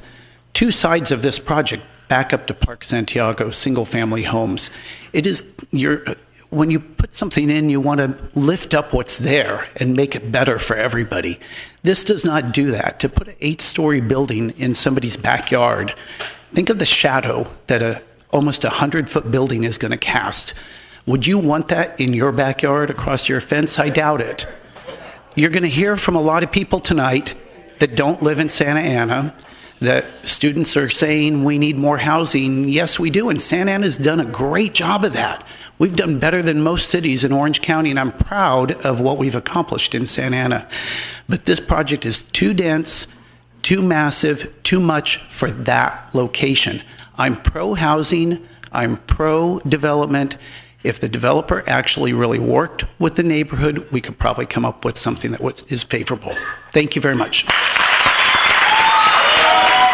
All right, no clapping, no clapping. At the end, you'll get to clap. Right now, let's just go through the speakers. Sal Tinajero, come on down. I'm going to take you out of order. You're on the council here for a few years, and there's got to be some privilege, correct? So, Sal, please come on down. Thank you, Mr. Mayor. Hello, council. First and foremost, I was elected. I was an elected official for 18 years, 6 years in the school district, and obviously 12 years here. And along the way, we've always had projects that have come before us, and there's always opposition. And then what happens is, do you have responsible individuals that are bringing these projects forward? And as they do that, they start to mitigate the issues. And then the group that's opposing it usually gets smaller, but there's always a group that's opposing this. What I want you to take a look at is this, is that there have been items that have been asked of this developer, and the developer has tried to mitigate those. He has scaled down and then moved up towards Main Street. Park Santiago, we don't have the money in our general fund to fix Park Santiago. $1.4 million is coming to fix that. That's helping the community. Edgewood is being closed off. But more importantly, it's the economic development of the city. Main Place, if Main Place goes down, we don't want to see what's going to happen to Santa Ana if that happens. We need that tax revenue. By having people there, it brings people to Main Place Mall and keeps tax dollars here. And more importantly, our school district gets money for this. And what I really appreciate is this, that this individual developer has decided to go local when it comes to building, when it comes to using the resources that we have in the city of Santa Ana. This is a good project. I implore you to support it. It's going to bring in tax revenue, and one thing that we need more than anything else is housing. Thank you, Mr. Mayor. Monique Salazar, followed by Lewis Woods. Is Monique here? Come on down if Monique is here. If not, Lewis Woods. And Lewis, come on down, because after that it's going to be Pete Adame. Good evening. I just want to mention just really quickly, my name is Monique Salazar. I reside in Santa Ana, North Valencia, for 32 years. I would like to see this project go up, but I would like to see it done in a responsible way. I think it's really dense. That's all I have to say. Thank you. Lewis Woods, followed by Pete, followed by Jason Van Abel. Lewis Wood. I live in Park Santiago. Mayor, council members, thank you for the time. My wife and I support this project. We think it's good for the city. We think the project will enhance and make Main Place a more vibrant place. It'll attract more businesses, more restaurants. It'll attract the kinds of things that I want in my neighborhood that I can walk to, that I don't have to get into my car to go to. I think it's very good for the city, not just for our neighborhood. There's lots of neighborhoods in California that have high-density housing along the edges of expensive homes, and we're no different. And those neighborhoods throughout California that have high-density housing along the edges have contributed and increased the value of those homes tremendously, much more than ours. And I would like to see the value of my home increase, and I think that this project would do that. As far as traffic is concerned, traffic you're going to have. Garden Grove is building, Orange is building, Tustin is building, we're going to build. So traffic's going to be there. It's something you have to mitigate, something you have to plan for. So whether this project goes forward or not, the traffic's going to be there. So thank you very much. Thank you, Lewis. Pete, followed by Jason, followed by Beatriz Mendoza. Is Pete Adam here? Adame, I believe, from Park Santiago. Jason, Venable. And Beatriz Mendoza.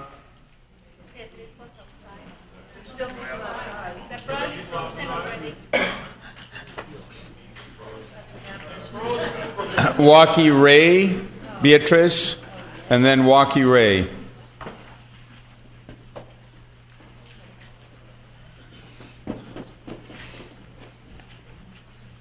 And I'm sorry, Mayor, how many minutes do we have? 2 minutes, okay. So I'm going to have to read this, otherwise I'll go over. Go ahead. Mayor, council members, my name is Beatriz Mendoza. I am a former planning commissioner.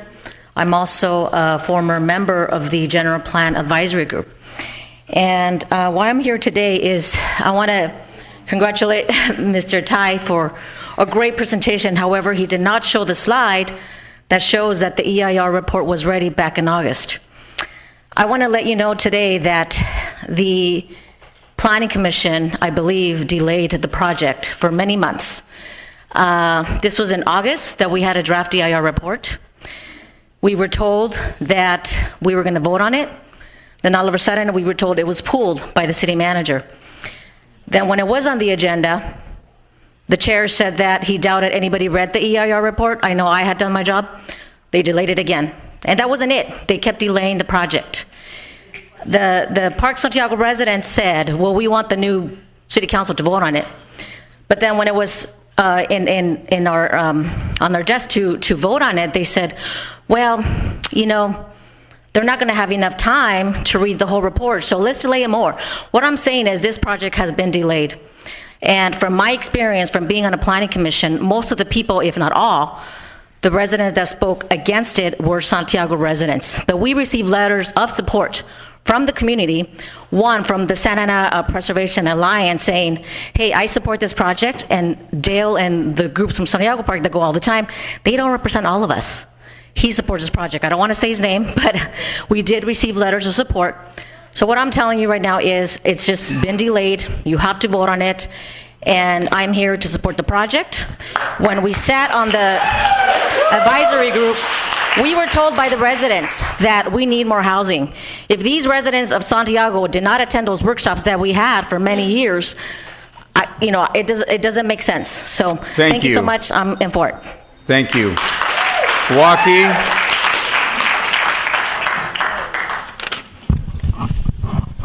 Good evening, Mayor Polito and members of the City Council. My name is James Waukee Ray, and I represent the board of the Discovery Cube, which of course is right across the street. I represent the Discovery Cube, which is across the street. I am the founding chairman of the Discovery Cube, which opened in 1998 and have served on its board since its inception. Members of our executive committee and I have met with the development team of 2525 North Main multiple times throughout the past year, and we all have a sound understanding of the proposed project. I am here to report that the board of Discovery Cube, after considerable discussion at the executive committee level, has voted to support the project.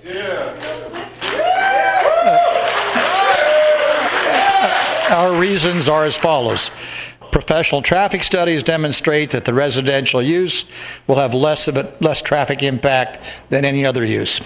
We believe that the massing and architectural style of the project are complementary with the Discovery Cube. The developer has agreed to renovate Santiago Park, which is adjacent to Discovery Cube, which for us is huge, as we hope, with the city's permission, to use portions of the park with school groups for passive, hands-on science experiments. The developer has offered to provide roving security throughout Santiago Park neighborhood, which Discovery Cube welcomes and hopes will reduce the homeless presence, which is frightening to many of our visitors. Finally, the applicant has offered to align the entry into its project with that entering hours, thus ensuring a well-engineered intersection with adequate queuing for both properties. In conclusion, I reiterate the board's support of this project and our hopes that the city will approve it. Thank you very much. Helen Martinez, followed by Mike Gonzalez. Need to be respectful, please. If you keep making all the noise and everything, it's just going to delay this. And everyone deserves a chance up at the microphone. Thank you.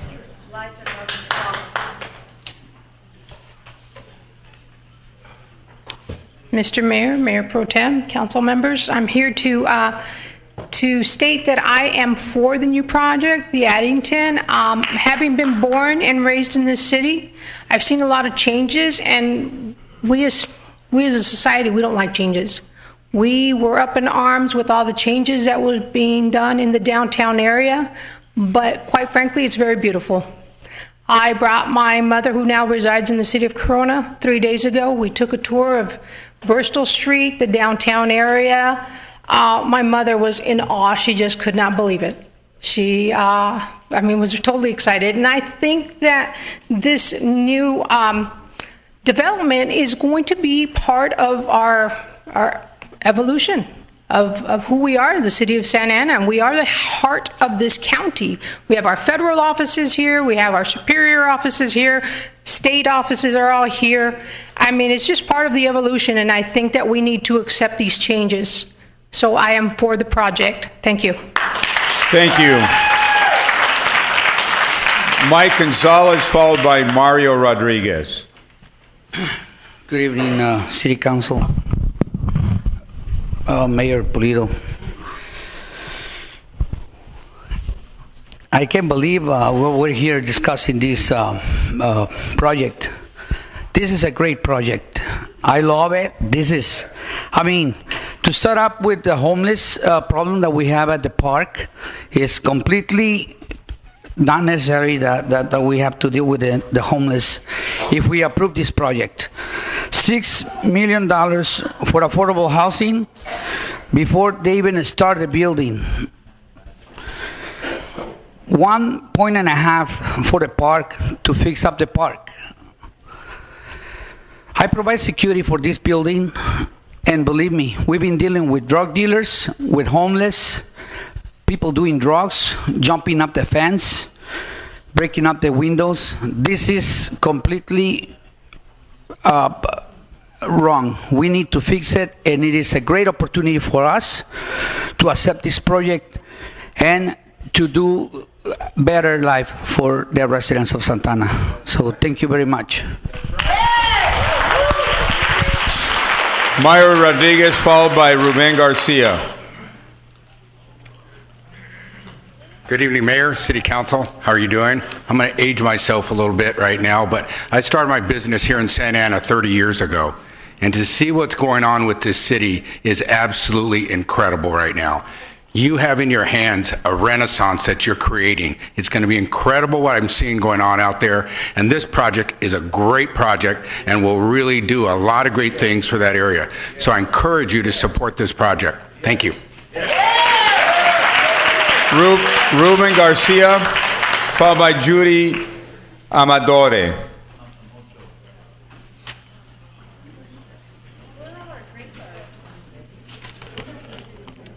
Good evening, Mayor and City Councils. My name is Ruben Garcia, and I'm a member of the Labor's Union Local 652. I'm here tonight to voice my support for the adding project. I support this project because it will give me the opportunity to build a development that I can be proud of and will benefit not only me, but our community. The funding that will be provided to the city for the Santiago Park will also be a great benefit to our community. Let's restore the park to something we will be proud of. Please support the project. Thank you.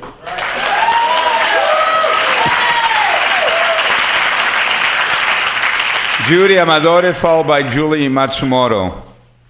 Good evening, ladies and gentlemen. I'm here to support the project, and I hope you do too. Just to get the park is one good thing, to have it back to its the way it used to be. Just today I was at Polly's having lunch, and I did see a couple men doing some drug transaction, and I think having that extra security would be so great for that part of Santa Ana, and I really believe that the neighborhood will appreciate it later. I know nobody wants anybody to get into their little surroundings, but you know what? It's going to be a better place, and we need the more money. I was here earlier when they were talking about you need money for the police officers. Well, at least this will help some, and just, think about it, and I hope you approve it. Have a good evening. Thank you, Julie. Followed by Joseph Sanchez. Good evening. My name is Julie Matsumoto, and I'm here to express my support for this project. I'm involved with mentoring underserved young people through the arts, media, film, and music, and mainly high school and college students. And we actually have quite a few young people who are the first ones in their families to attend college. And we're seeing, in spite of all the challenges, financial and family issues and whatnot, we're seeing so many young people graduating from college. They're entering the workforce and becoming productive members of the community. And many young people actually were born and raised here in Santa Ana, went to school here, and work here, and we really want them to have opportunities and increased access to affordable housing. So this is our future generation, and I urge you all to vote for this project. Thank you. Joseph, followed by Yvette Estrada. Hello, my name is Joseph Sanchez, and I am a Vietnam veteran. I attend the Long Beach Veterans Hospital, and I'm in contact with many, many veterans that are desperately in need of housing. Not only is it, I don't see this as a homeless gig. I see it more as a homeless prevention. You know, there's great people like, you know, the Wendell Tyler, the running back, you know, Jackie Slater, Vince Morgano, that have given their approval and funding when we reached a lot of young people in this area here, okay, because they saw the need for underprivileged children. You know, also the Trinity Broadcasting Network, I was part of the planning when we launched that. We put this whole area also, you know, we put a little dab of, you know, in the map, you know, and Olive Crest, I was a consultant for Olive Crest. I seen the families with how they suffered. And in closing, I just want to say that, you know, I want to say that our minds work like a parachute, and they only work when they're open. And I'm asking you to open your heart, both sides, okay? Because there's no child that should go to school under fear that mom and dad, or just mom or dad, they're going to close down and they got to move somewhere else. That is not us. I believe that the kids in our community are the greatest gift that God's given us. And you are problem solvers. That's it. All right.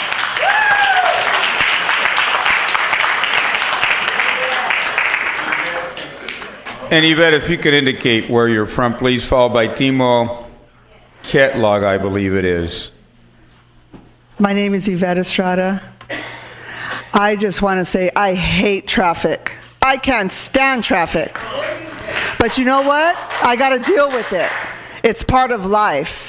I support this project. I work in Santa Ana. I'm looking at moving to Santa Ana because I work here, and for where I commute, it's just too much. So I'd rather live here, but I wouldn't mind living in a project like that. It's safe. It's beautiful. I can walk to the malls. I can walk to, go have dinner. I think it's beautiful. So I support this project. I would love to have my children live with me there, and so I'm all for the project. Yes, I hate traffic. It's everywhere. I sit in it and I can't stand it. But you know what? If I don't want traffic, then I need to pack up and go live in the boonies or the mountains where there's no traffic. Thank you and God bless.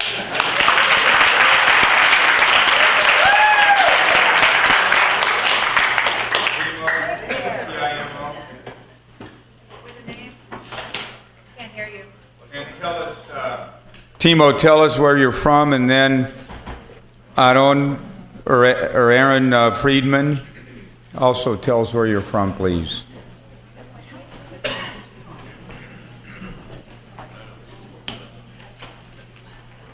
Aaron? Go ahead. Thank you. I've been looking to relocate to the Santa Ana area for the past 2 years. Initially for myself, now for my wife. We were both given opportunities to advance our careers by moving to Orange County. In early 2017, we seriously considered buying a home in the Park Santiago neighborhood, which is adjacent to the proposed site of the Addington.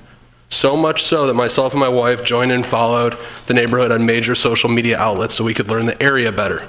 We greatly prefer the eclectic nature of Santa Ana over many of the other traditional suburban cities like Tustin or Garden Grove. Santa Ana is a city that seems to be fighting itself. On one hand, their downtown has shifted to things millennials are interested in, and on the other hand, there seems to be naysayers in the community that are resistant to change. My name is Aaron Friedman. From Los Angeles. I work in Santa Ana. My wife works in Santa Ana. At this point, with interest rates going up and prices as well, we decided ultimately that purchasing a home was not for us right now. So why am I here? We learned a number of things when we conducted our research on the area. What we then noticed was a lack of modern rental housing in Santa Ana that was significantly nicer than any that the two of us lived in during college. We also noticed several pros and cons of the city and the neighborhood. Some of the concerns we had were the homeless problem, high frequency of crime, found on social media posts from residents of Park Santiago, such as a female suspect arrested for breaking and entering, found taking a shower in someone's home, vandals destroy and steal Christmas decorations, Amazon packages and deliveries, many car and attempted home break-ins reported. The severe deficiency of a city's ability to fix and address these problems, which seem to be much more rampant and growing at a faster rate than any resident of this city should be comfortable with. Over time, I also noticed something brewing, an ongoing battle between a few outspoken residents of Park Santiago neighborhood and the developers who own the old office You could site. please wrap up your time. My is up. conclusion to this experience is it was a learning experience for certain. It turns out the developer in this case has gone above and beyond to take the current site, which is an eyesore for the community in its current state, and turn it into a contributing member of the Santa Ana community, whereas a small faction of residents of this Park Santiago neighborhood are unwilling to compromise and continue with their opposition for this project, no matter how much it benefits the homeowners themselves and the residents of Santa Ana, and acts as a solution to overcome the financial ruins that the city currently sits in. Thank you, Patricia Bricken. Patricia Bricken, followed by Ann Delgadillo.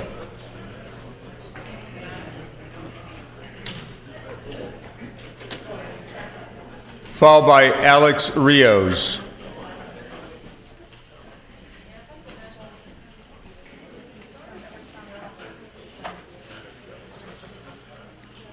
Good evening, Mayor and members of the council. My name is Ann Delgadillo. I live in Park Santiago on Spurgeon Street. Been a homeowner there for 17 years. I also rented on Avalon Street for 5 years prior to that. I have 3 sisters that live in our neighborhood. We are all homeowners here. Our parents retired in our neighborhood, buying a home after they retired. And I am against this project. I'm not against progress, but zone change for the property is wrong. I urge you to vote no. Also, I believe that this should be postponed, this hearing should be postponed due to the miscommunication over the past weekend. I believe it should be held in a larger venue so that our neighborhood can be properly represented. Please vote no. Thank you.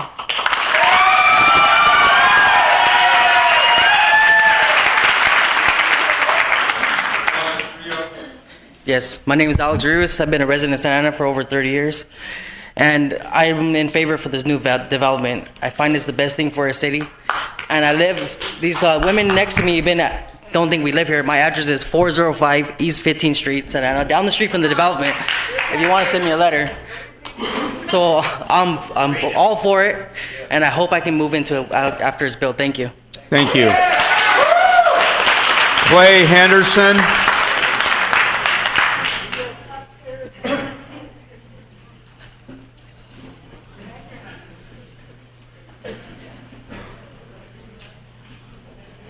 Good evening, Mayor and City Council. I've lived in Park Santiago for 25 years on Oakmont, next to Rob Richardson and Francis Crusette on the other side before he passed away. I'm also a veteran, and we're standing together against this project. Our community is tough, and we're going to stand there. I stood together with guys in Vietnam, and we had to walk away, and it was damn disappointing. That wasn't my choice. But I was there a full year with a guy watching what I was doing, just keeping me safe. And I think you guys ought to watch what you're doing and take care of our neighborhood. This is not the right project for the site. There are beautiful homes being built on Santa Clara, across the street from the cemetery, in that orange grove. That's gorgeous. You guys did a great job on allowing that guy to come in and build homes there.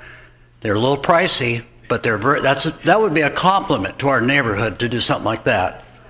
Thank you very much.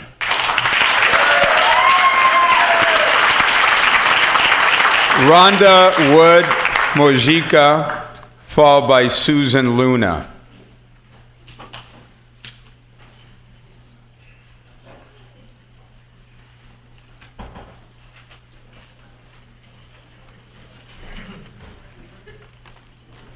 Hello, good evening, Mr. Mayor and council members. My name is Rhonda Wood Mojica.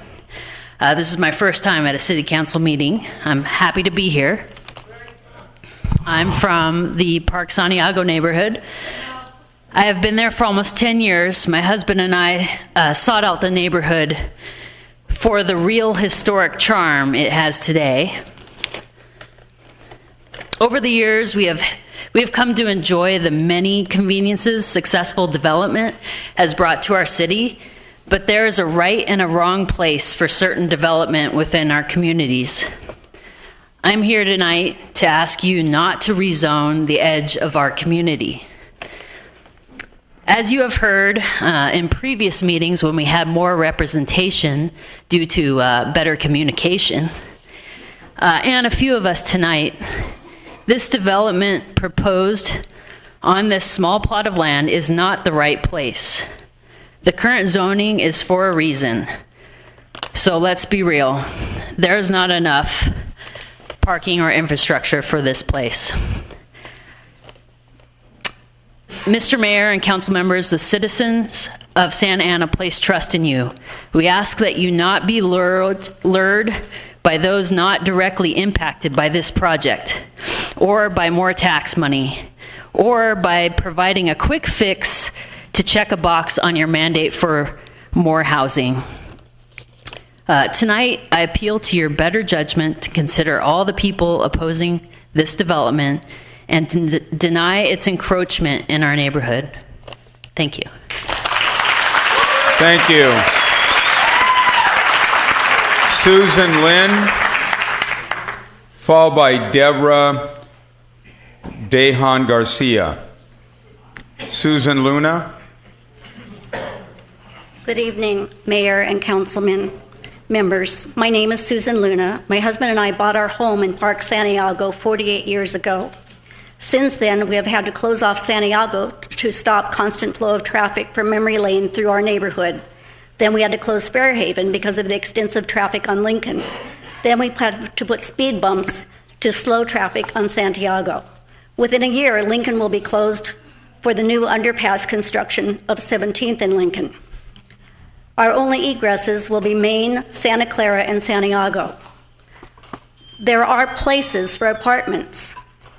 We have Windsor, the Prisma, the 1110, and the new one coming in at Main Place. Those are all appropriate places for stacking people. But if now that you will be stacking people, our resources will be,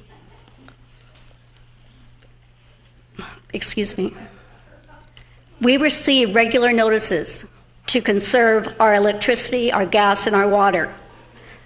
Now you will be stacking people that will drain these resources, yet taxes that will help the city. I am against this project. I am for apartments. This is too dense, and to think that all those people could exit one place and not have any impact on themselves or traffic is insane. Thank you. Thank you. Deborah Garcia, followed by Gary Hendricks. Hi, my name is Deborah Garcia and I live in Riverside, but I am a foster parent from Santa Ana.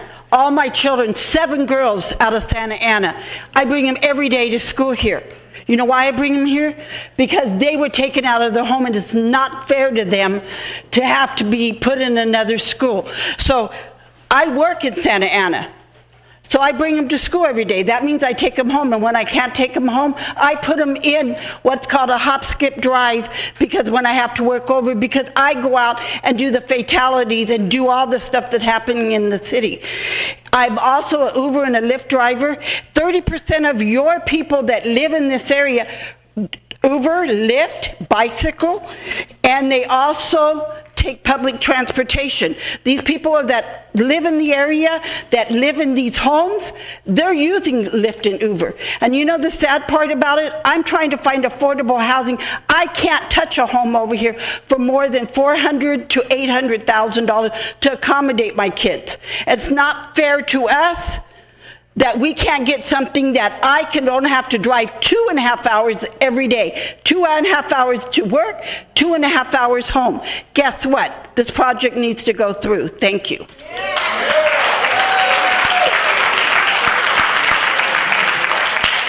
Jerry Hendricks, followed by Matt Milson. Good evening. My name is Gary Hendricks. I live on Spurgeon. I've heard a lot tonight about low-income housing. This is not a low-income housing project. The cheapest apartment in there is going to be a studio over $2,000.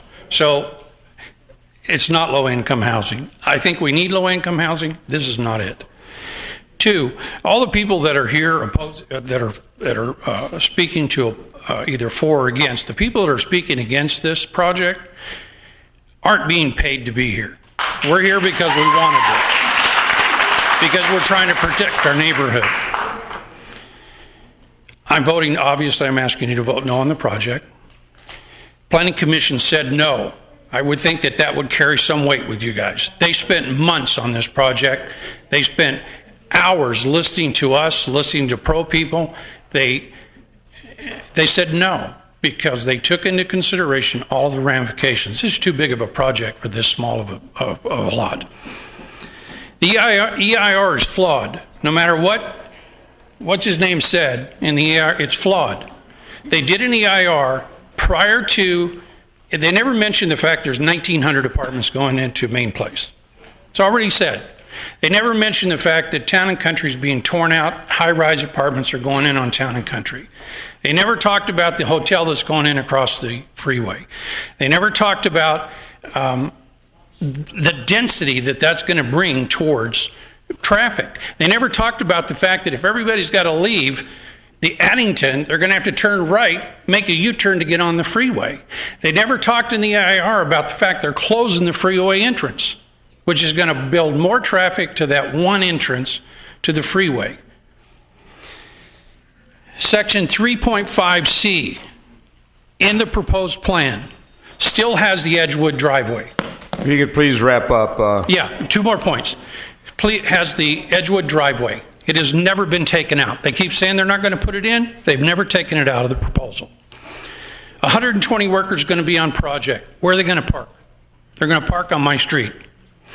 And the last thing I'd like to do is I'd just like to thank Councilwoman Iglesias because she is the only one that came down my street, knocked on my door, and asked me what I thought about the project. So thank you.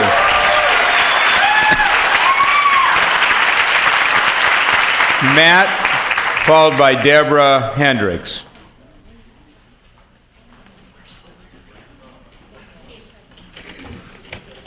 Good evening, Council. The approval of this project, I'm from Orange, but my mom and her boyfriend are from Santa Ana. The approval of this project would bring many positive economic impacts with it. Getting rid of old empty lots, providing local job opportunities, increasing city tax revenues. It would also promote walking, being that so many things are close by, such as Chalk Hospital, which is somewhere I aspire to work in the near future. As you consider this project, please think of the benefits for city services and our future generations. Thank you. Thank you, Deborah.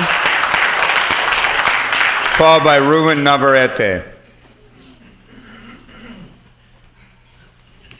My name's Deborah Hendricks, and I live on Spurgeon. And in the presentation, one of those little purple houses backing up to the new development, that was us. I'm opposed to the project. I'm opposed to the rezoning. It is simply too big. It's too big. It's too dense. And when you start factoring in all those other big buildings that are going to be popping up, it's just too much. There's no community that doesn't have a point where it just can't take anymore. And I think we're rapidly getting to that point.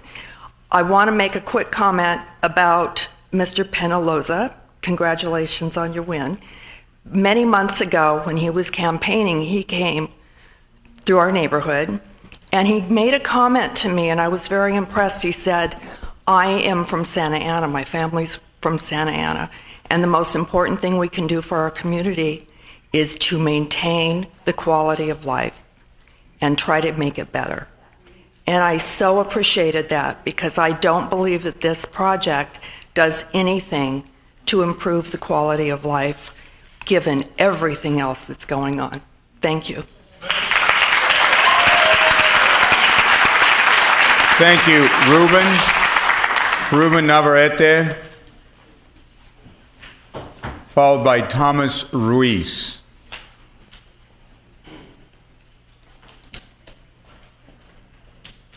Ruben here. Thomas, come on down, followed by Robert Ruiz.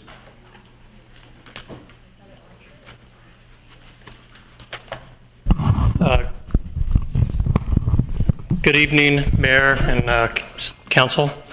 My name is Thomas Reese. I'm a representative of the Laborers National Union. I'm here to speak on behalf of the Southern California District Council of Laborers and our affiliates and the 30,000 members that we represent in Southern California, and most who live in the greater Orange County area and in Santa Ana. We're here to fully support the Addington project. The Addington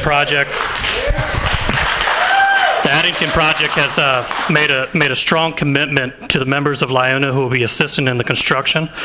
This project will provide quality construction jobs, paying union wages and benefits, while also alleviating the housing shortage. As you all know, men and women in construction take pride in the work that they do in constructing projects on time and on budget, constantly working themselves out of a job. That's why projects like this and developers that make commitment to the laborers are vital to the success of working families. We are pleased to see that this project will not only transform one piece of land, but one that will serve as a catalyst for change, spurring future development and jobs, while also contributing funds for affordable housing. LIUNA is committed to providing career pathways for our community at a time when college tuitions are skyrocketing. It is more important for young people to know that there's other career paths. Through our apprenticeship program, members are able to gain the knowledge and experience they need in order to make a construction career. It's projects like this one that allow the men and women who build our communities to not just have a job, but a career. And we hope that you join us in supporting this project. Thank you.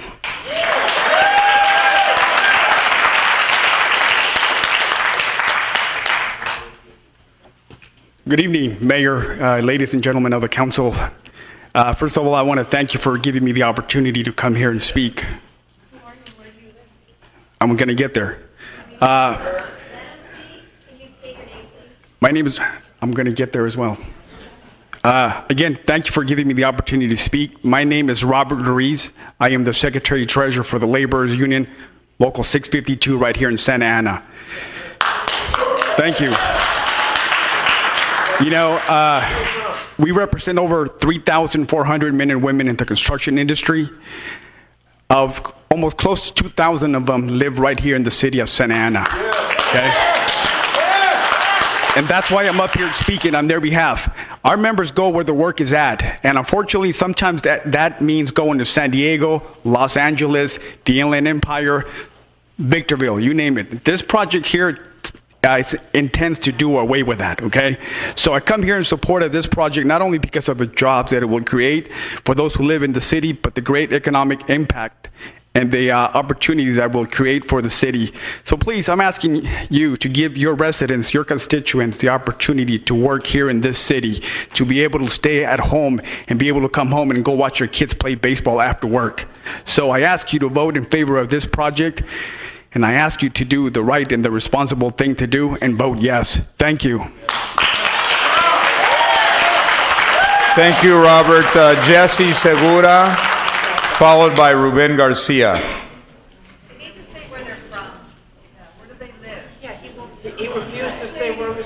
Mr. Mayor, just as a point of clarification, it is not a condition of being able to speak to state you're your residence. Correct. Go ahead. My name is Jesse Segura, and I'm a proud resident of Santa Ana.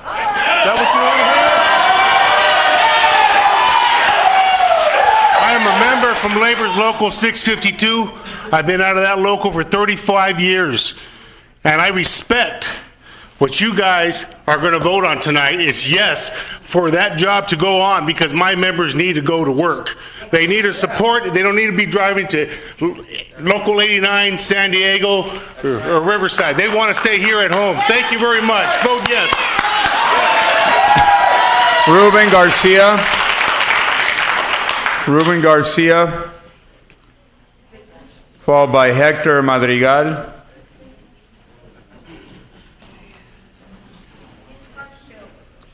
Followed by Arianne, Arianne, and no last name. Hector, go ahead, and then after that, Adrian, and then Savok, Sevok. Please go ahead. Okay. Good evening, Mayor and Council members. My name is Hector Madrigal. I'm 20 years resident with Santa Ana and a proud member of Labor's Union Local 652. I'm here tonight to voice my support for the Addington project because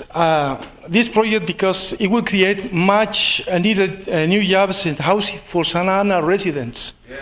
Santa Ana was built by union workers like us, people who are proud to work hard each day to support our families and grow up our community. Please join us and support this project. That's right. Thank you very much. Okay. Thank you. Arianne, Arianne. Hello, my name is Arianne. I'm a current student at Santa Ana College studying for my occupational therapy aid. I believe Santa Ana needs to grow as families inside of the city grows. Public school enrollment is declining with young families moving out due to the lack of the housing here. Young working families contribute to the tax base, increase retail transactions, populate schools, and it brings a resilient workforce. By creating more housing in the city, you are opening more doors to young adults like myself who are entering the workforce and eager to start families. I am asking for your support on this project, and thank you very much.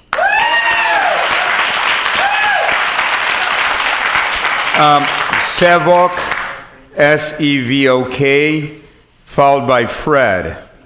Just Fred, followed by Ian, Ian.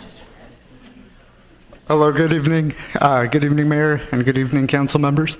My name is Sevok, and I'm a resident of Santa Ana here.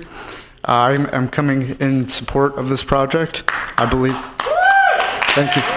I believe a thriving Santa Ana is supportive of all residents, whether they be young, old, rich, or poor.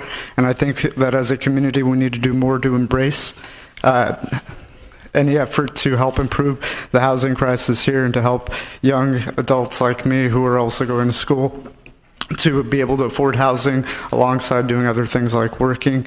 And I hope that you too will vote yes to approve this project tonight. Fred, followed by Ian, followed by Alan. Hello, council members. My name's Freddie Arvizu. I'm a resident of Santa Ana at 1420 North Broadway. Have been for about the past 7 years. And personally, as a young millennial, I'm in support of the project because I don't want to see my generation forced to find housing in Tustin, Irvine, and Newport Beach when I've been living here for as long as I can remember. It's sad that people are being driven out of this area because there's just not enough housing. Which are far more costly and benefit the tax bases of those cities and not Santa Ana. The other alternative is that more affordable would be moving to the Inland Empire away from our family and friends here. But this project is type of place for young professionals like myself that can grow and form families, and we should invest in our future right here in Santa Ana. Thank you. Thank you. Ian, followed by Alan. Good evening, Council. My name is Ian Detweiler. I am a college student, and today's college students are becoming tomorrow's young professionals. It won't be long before we graduate and find our first jobs, which will hopefully be here in Santa Ana. But for that to happen, businesses need a thriving local economy to grow, and new employees like me need somewhere to live. The Addington will help Santa Ana on both fronts, and that's why it deserves your support. Thank you. Okay, before the next speaker, I'm going to take something out of order for a moment. Item 88, this should just take a moment. That way we can continue it, and the folks that are waiting for that item can go home.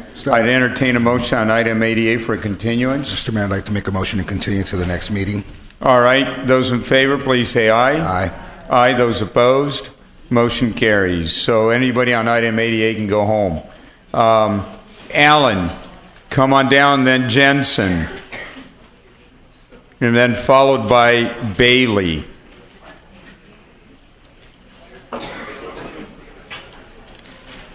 Hello, Council. My name is Alan, and I support this project because businesses are competing every day for young talents, and those young employees desire the exact same housing opportunities that will be offered here.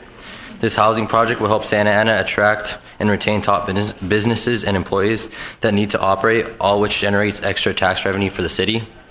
With so much talking about budget shortages, shouldn't this project be considered to help shrink that gap? Thank you for your consideration. Thank you. Jensen, followed by Bailey. Hi, my name is Jensen. I'm a local college student. I support the Addington because the Addington is the kind of development my family and I want to see in Santa Ana.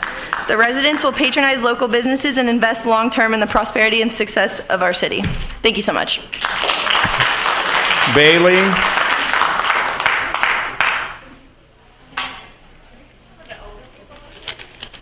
Oh, that's one. Hello, my name is Bailey, and I'm a local college student at CSUF, and I also plan to be a future teacher. I already have plans to work for Santa Ana Unified when I graduate from my credential program. When it's time to leave my college camp housing, I would like to live in Santa Ana because I want to avoid long, costly commutes and invest my hard-earned money in the city I work in. Having housing options along with transportation routes and close to shopping centers are a big plus for young adults like me. I ask you to consider supporting this project, helping my generation stay closer to home, and helping the city grow to its local, sorry guys, help my generation stay closer to home and helping the city to grow to its full potential. Thank you. Thank you. Glenda Newcomer, followed by James Garvey. Glenda. James Garvey, followed by Edith Harrington.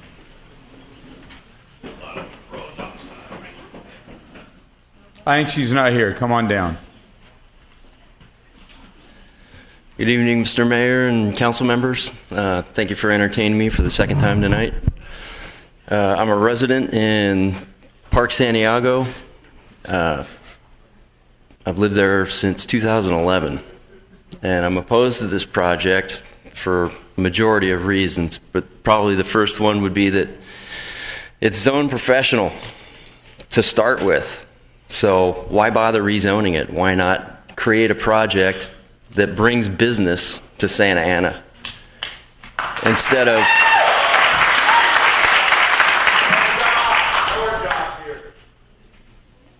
more jobs here?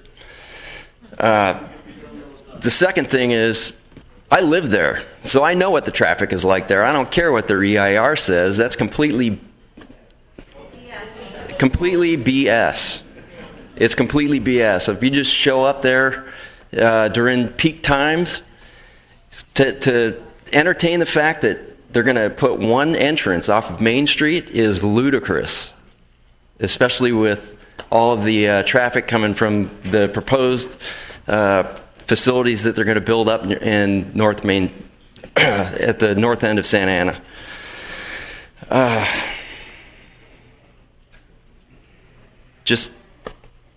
I don't have too much to say.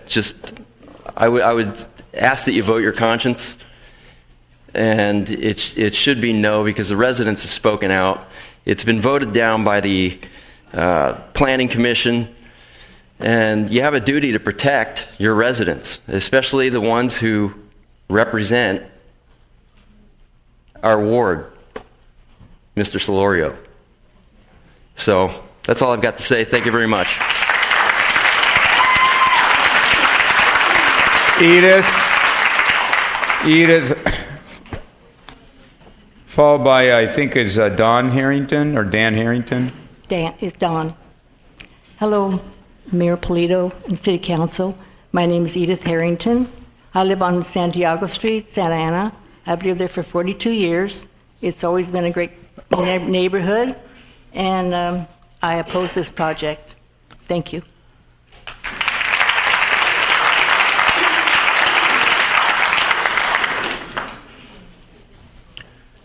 Good evening, Mayor and members of the council. My name is Don Harrington on Santiago Boulevard in Santa Ana for 45 years or so.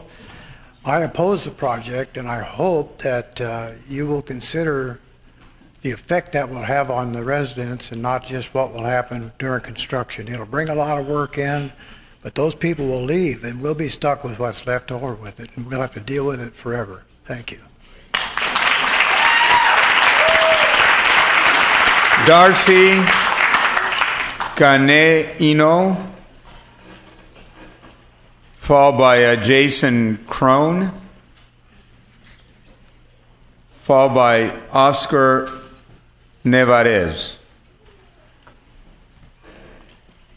Good evening, City Council and Mayor Polito. My name is Darcy Cancino. I am a 20-year resident homeowner of Park Santiago. I am opposed to Addington. It is too dense, too massive, and just too much, too high for that parcel.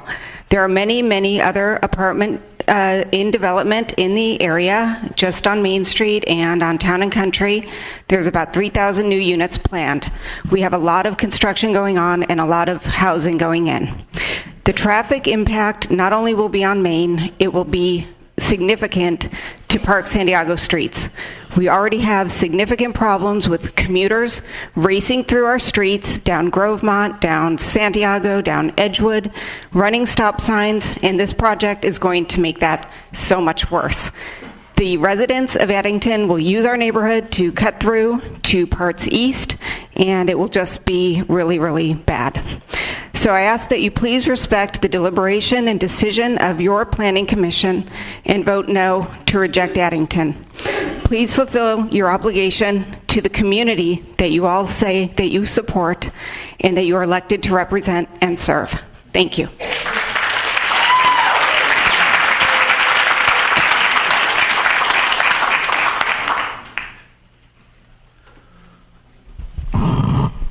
Hello, my name is Jason Cron, and I'm in favor of this project because I think that it would be good for the community as a whole just to bring in more jobs and more opportunities for young people that are just looking for somewhere to live.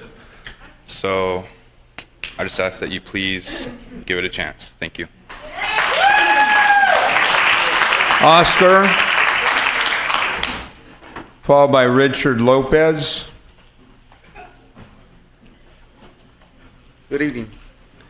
My name is Oscar Nevarez. I'm also a union worker out of Local 36. I strongly support this due to the fact that I was once there. I was a convict prisoner.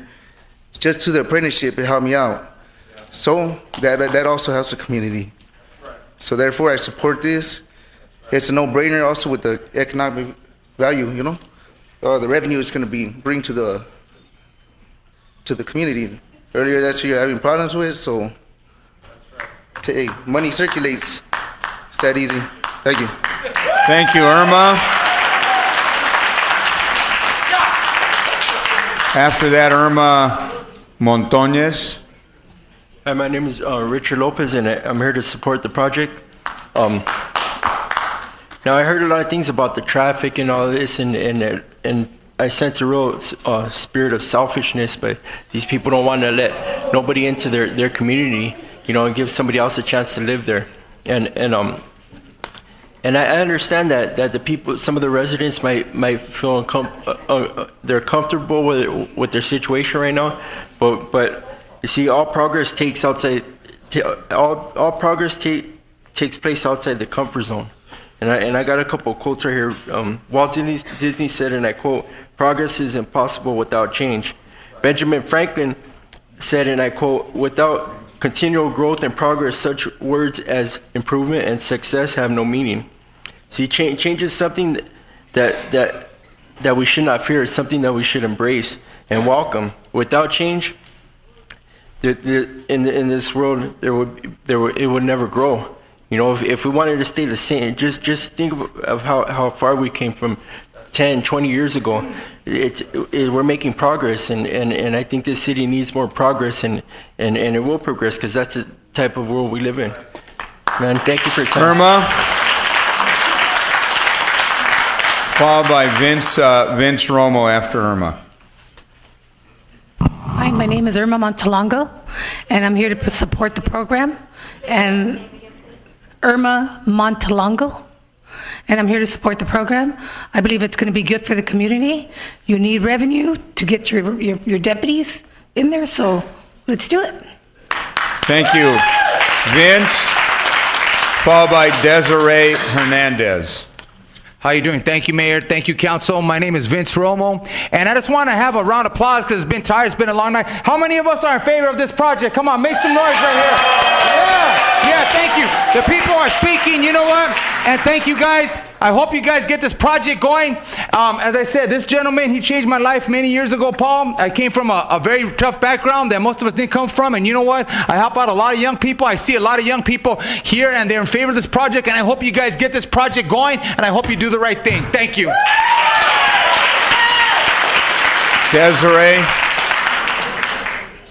Desiree Hernandez, followed by Tony Montana.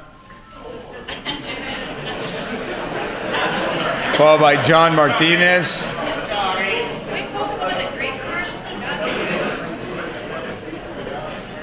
John Martinez, followed by Danny Ortiz.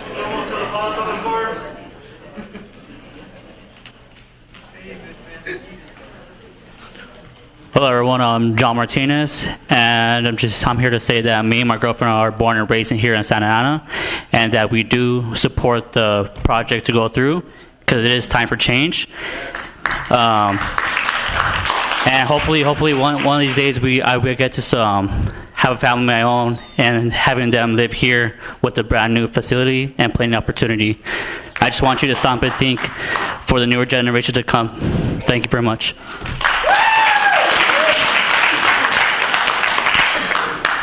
Danny Ortiz, Jasmine Diaz. Hi, my name is Danny Ortiz, and I want to thank you for letting me speak here. I live in nearby Orange County and Brea, and just watching that video was awesome. You know, I see the possibilities. You know, for the neighborhood, and like the revenues for the police. You know, that's gonna come. It's gonna come, and it's gonna grow. And I wanted to say something about, you know, the only way that we can live is if we grow, you know, and if we grow, we can change. And I compare that video to a butterfly, you know, because even a butterfly had to grow. So just want to leave it with that. Thank you. Jasmine Diaz, followed by Lynette Wardonsky. Hi, I'm Tony Montana.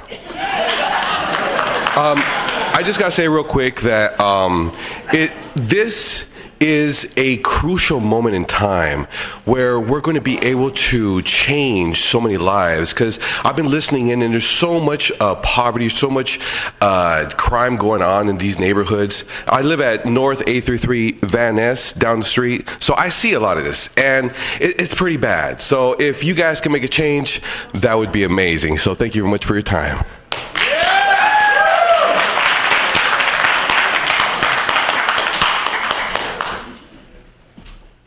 Hi, good evening. My name is Lynette Wardinsky. I'm a 19-year resident of Park Santiago. I live on Valencia Street. I'm opposed to this project primarily for the size and scale as it's currently being proposed tonight. I'm not opposed to development. I'm not opposed to a different building being there. I'm opposed to the size and scale of this project. Min Tai himself tonight said that you cannot mitigate the scope and scale of this project. You can. You just propose a different size project.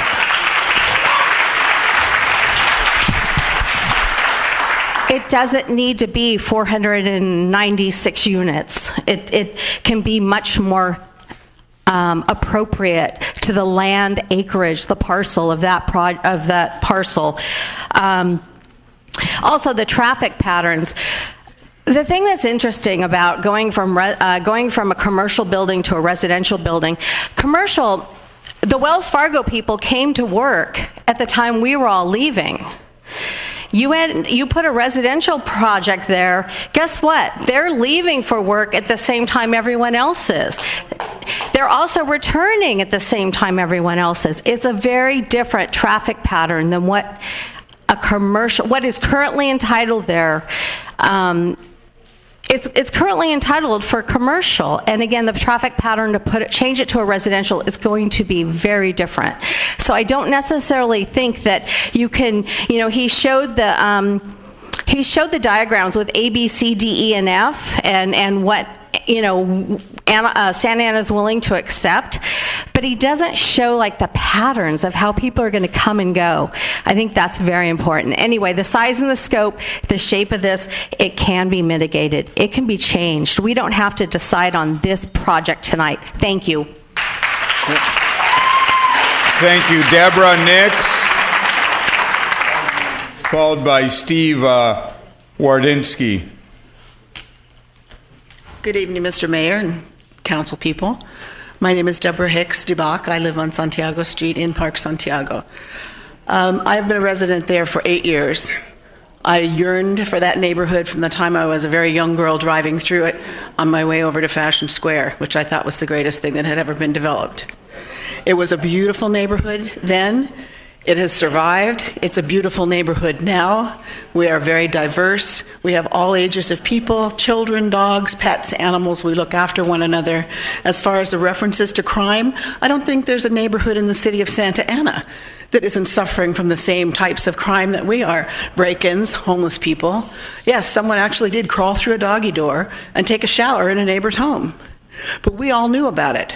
And our police, understaffed though they may be, they did show up, and they did do something. They did arrest the person.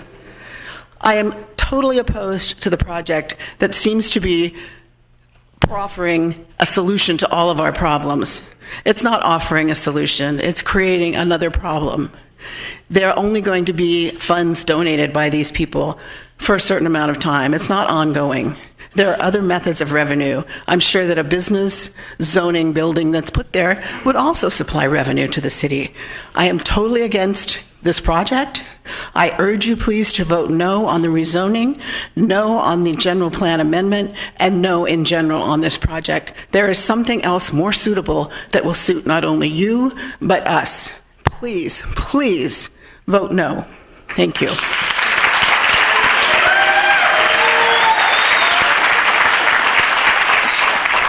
Steve, followed by Carl Benninger. Sorry, I'm a little taller than that. My name is Steve Wardynski. I live at on Valencia Street here in Park Santiago. I am a college professor, so I'm deeply sympathetic to the cries of the college students that you've heard tonight. But I also recognize that, like most typical college students, if they're going to live in one of the units in this proposed building, they're going to live about 5 or 6 per unit, which makes a sad joke of the notion that 2 cars per unit isn't going to impact our parking. For one thing. For two, I'm also a member of a union, and I hope that the Union Brothers of Lanai and Local 803 are heavily involved in the construction of the other 2,001 residential units in North Orange County, or in North Santa Ana, that does not include this project. It is not this project or no jobs. There are 2,001 residential units and a hotel of 156 units, according to the very pretty map that I was looking at in the lobby for the last 3 hours, that our union brothers can help in constructing, and I hope that they do. This project, on the other hand, is far too large, far too dense, and will have far too big an impact on our neighborhood. I urge you to respect the work of your planning commission and vote no on the project. Thank you very much.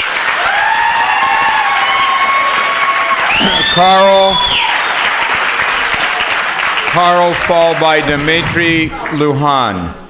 Thank you, Mayor and Council, for this opportunity. I came here with open mind. I live in southern Santa Ana by Metro Classic neighborhood. And basically, we're not against development, but again, the density. If you had the opportunity to drive down through that areas, I did today because I had taken away for a doctor's appointment. On Town and Country, there are tremendous buildings being built with lots of living spaces. You've got the main place when the 1900 that year tonight that's going to go in. That's all going to have effect on the traffic and on Main Street. And when we drove by down 11:30 this morning, it was jammed. So what is it going to be when all these cars come out from this thing? So for that reason, I just say is this is a too dense, too large of a project at this location, and I urge you to ask the scale down. Thank you. Dimitri, followed by Jeff Dresser.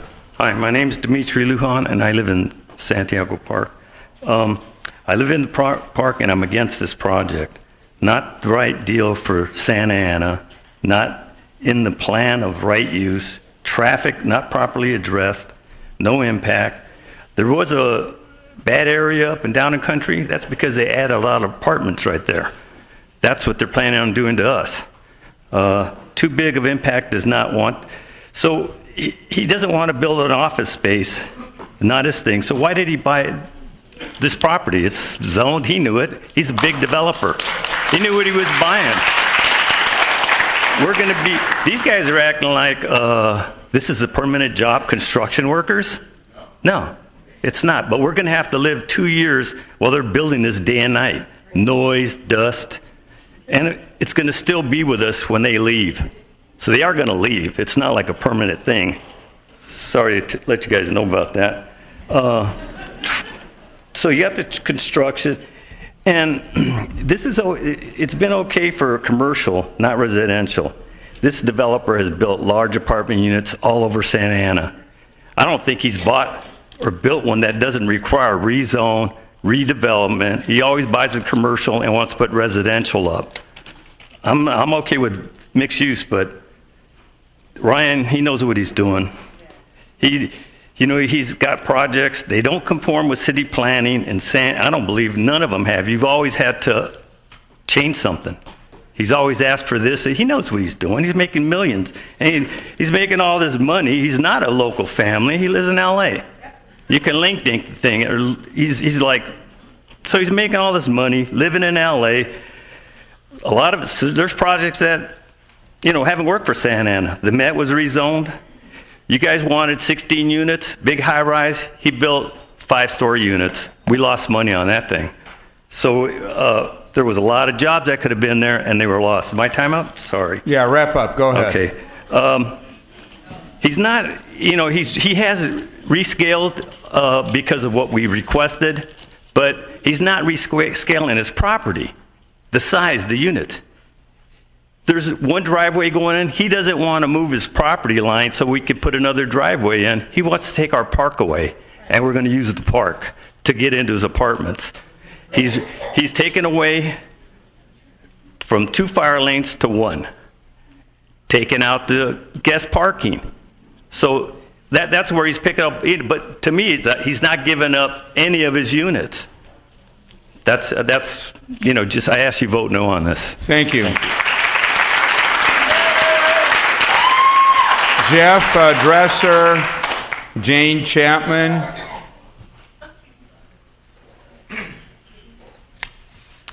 Hi, my name is Jeff Dresser. I live in the Park Santiago neighborhood, and I am opposed to the project. This project is discretionary, and it's market rate. There's no affordable housing element to this project. This project does not need to be approved. The developer purchased the property with one expectation or one assumption, and that doesn't mean that he's entitled to it just because he purchased the property. This project is over double the density of any other project in Santa Ana that backs to single-family homes, and this project alone in and of itself is not going to solve the housing crisis in Santa Ana. But what will happen is it will have a negative effect on the neighborhood for the entirety of the neighborhood. There's only a few neighborhoods in Santa Ana left that still have the quality of life that the Park Santiago neighborhood has, and destroying that neighborhood's quality of life for one project that's discretionary and market rate is a bad decision and will have lifetime effects for the neighborhood and the city of Santa Ana. Thank you. Janie Chapman, followed by Christine Helvig. Good evening. My name is Jane Chapman. I live on North Spurgeon Street in Park Santiago. This is a sensitive topic to me as my home is directly adjacent to 2525 North Main. It is actually in our backyard. I'm a millennial, I have a young family, I'm a homeowner, and I'm against the project. We realize that something new may be built behind our home, but I'm here to speak against the density of this proposed project. At 81 dwelling units per acre, nothing this dense has ever been built next to single-family homes in Santa Ana. The current high water mark for density next to R1 is 58 DUA, the line apartments in Santa Ana. There is an alternative number 2 listed in the staff report with the exact same density as the line. Why not go with this instead of voting in an unprecedented density of apartments next to R1? Even Irvine is removing office buildings and increasing apartment stock, but Irvine city leaders have the good sense not to place the highest possible density of apartments right next to single-family homes. If Vineyard Development has overinvested in this property and needs to place as many units as possible on it to recuperate their investment, it's not the responsibility of the City Council to fix that. It is your responsibility to remain accountable to the strong voice of the citizens of Santa Ana and your Planning Commission. As a luxury apartment complex with luxury rent prices, the discussion of this particular project does not apply to students, low-income families, or young families saving to buy a home, as some poorly informed speakers tonight may try to propose. Please hear the voice of this young family already living in Park Santiago. I urge you to vote no. Thank you.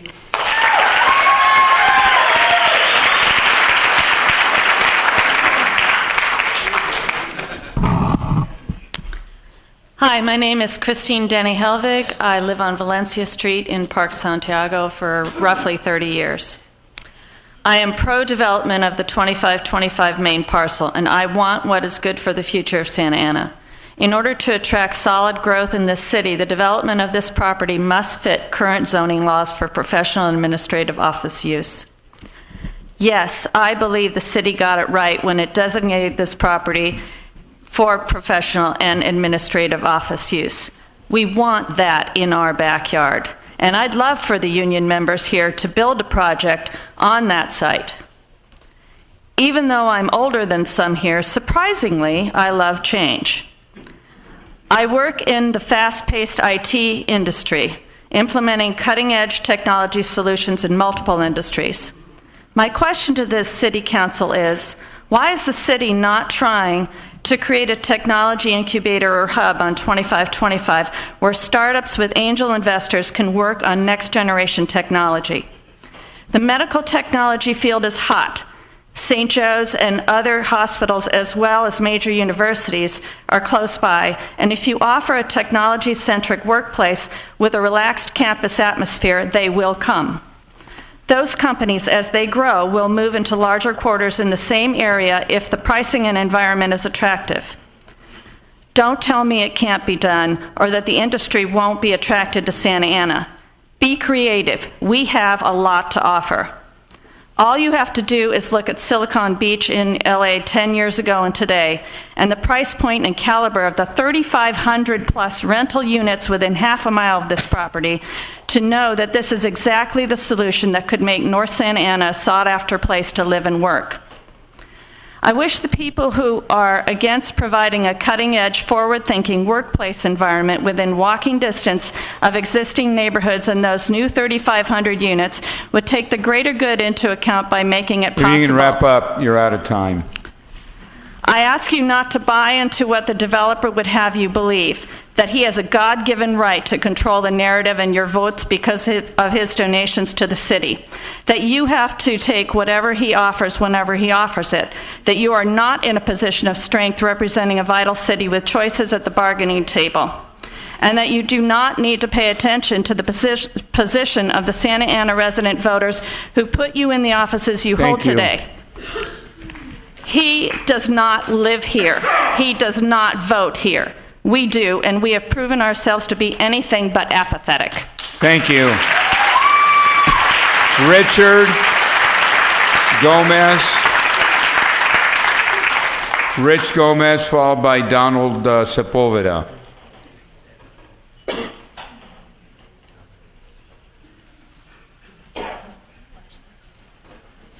No, it is. Good evening, Mayor and council members. My name is Rich Gomez, and I represent the Southwest Regional Council of Carpenters, 50,000 members strong, and I'm also representing the 1,000 members that reside, the members and their families that reside in the city of Santa Ana. And I just want to remind you, the Magnolia at the Park EIR fails to accurately and adequately discuss impacts and mitigation, including in the areas of aesthetics, air quality, greenhouse gases, hazards and hazardous materials, hydrology and water quality, land use, noise, public services and utilities and traffic. A few examples of many deficiencies of the EIR are as follows. Hazards and hazardous materials. The city incorrectly concludes the closest school to the project site is half a mile away. In fact, the closest school is the Rancho Santiago Community College, which is less than 1/4 mile away from the project site.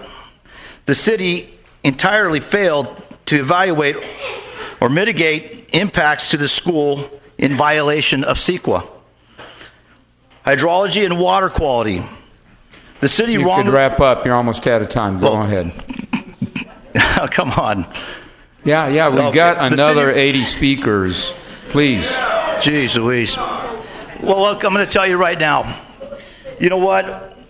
We are asking the council to consider the deficiencies of the EIR and respect the decision that the Planning Commission has made, and we ask you not to approve the project. Thank you.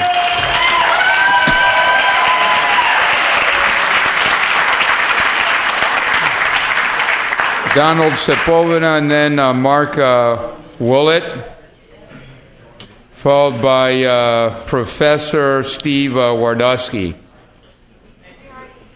For those that are out there, I'm thinking maybe we go to a minute a person, because I don't know what's going to happen. Or at midnight we can cut it off and we'll continue it in 2 weeks.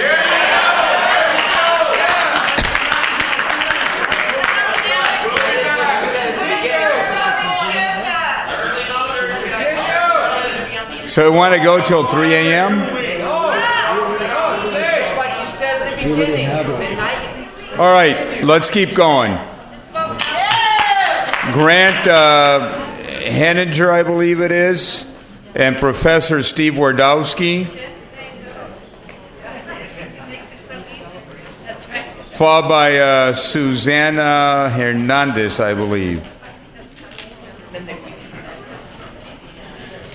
Honorable Mayor, members of the City Council, thank you very much for your time tonight. I know this is a very long meeting, and I'm here to support this project. As you well know, Orange County, all of Southern California, really the entire state has a massive housing crisis. We in Orange County need 100,000 units just to meet current demand. That is largely because over the past 40 years... I think you got to stop talking Mayor, until we get a fourth council member back. For lack of a quorum. You need 4 in order for it to be a city council meeting. So take a break. Neither am I. Okay, sure.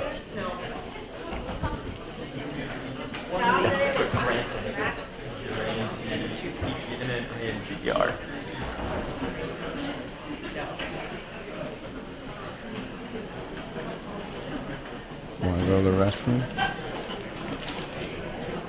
Right, we're going to take a 3-minute break and let people go to the restroom, including us.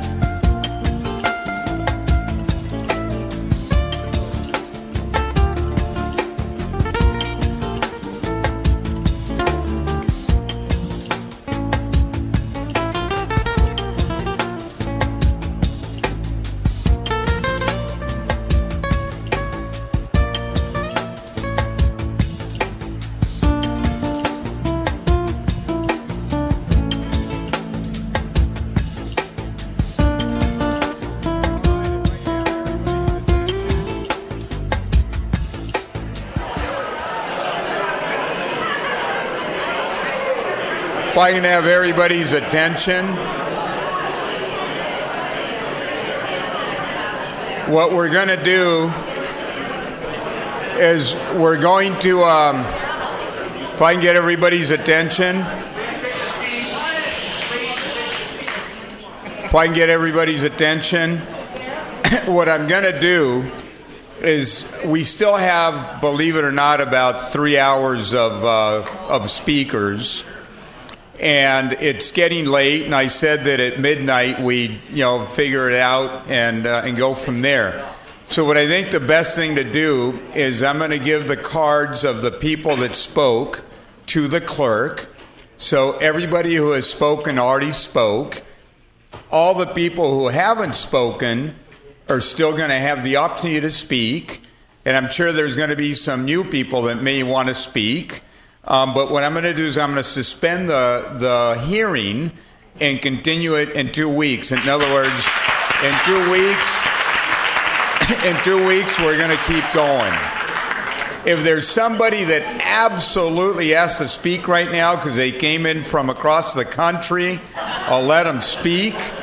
But we're going to go home. And I still have a council meeting that we have to finish. So...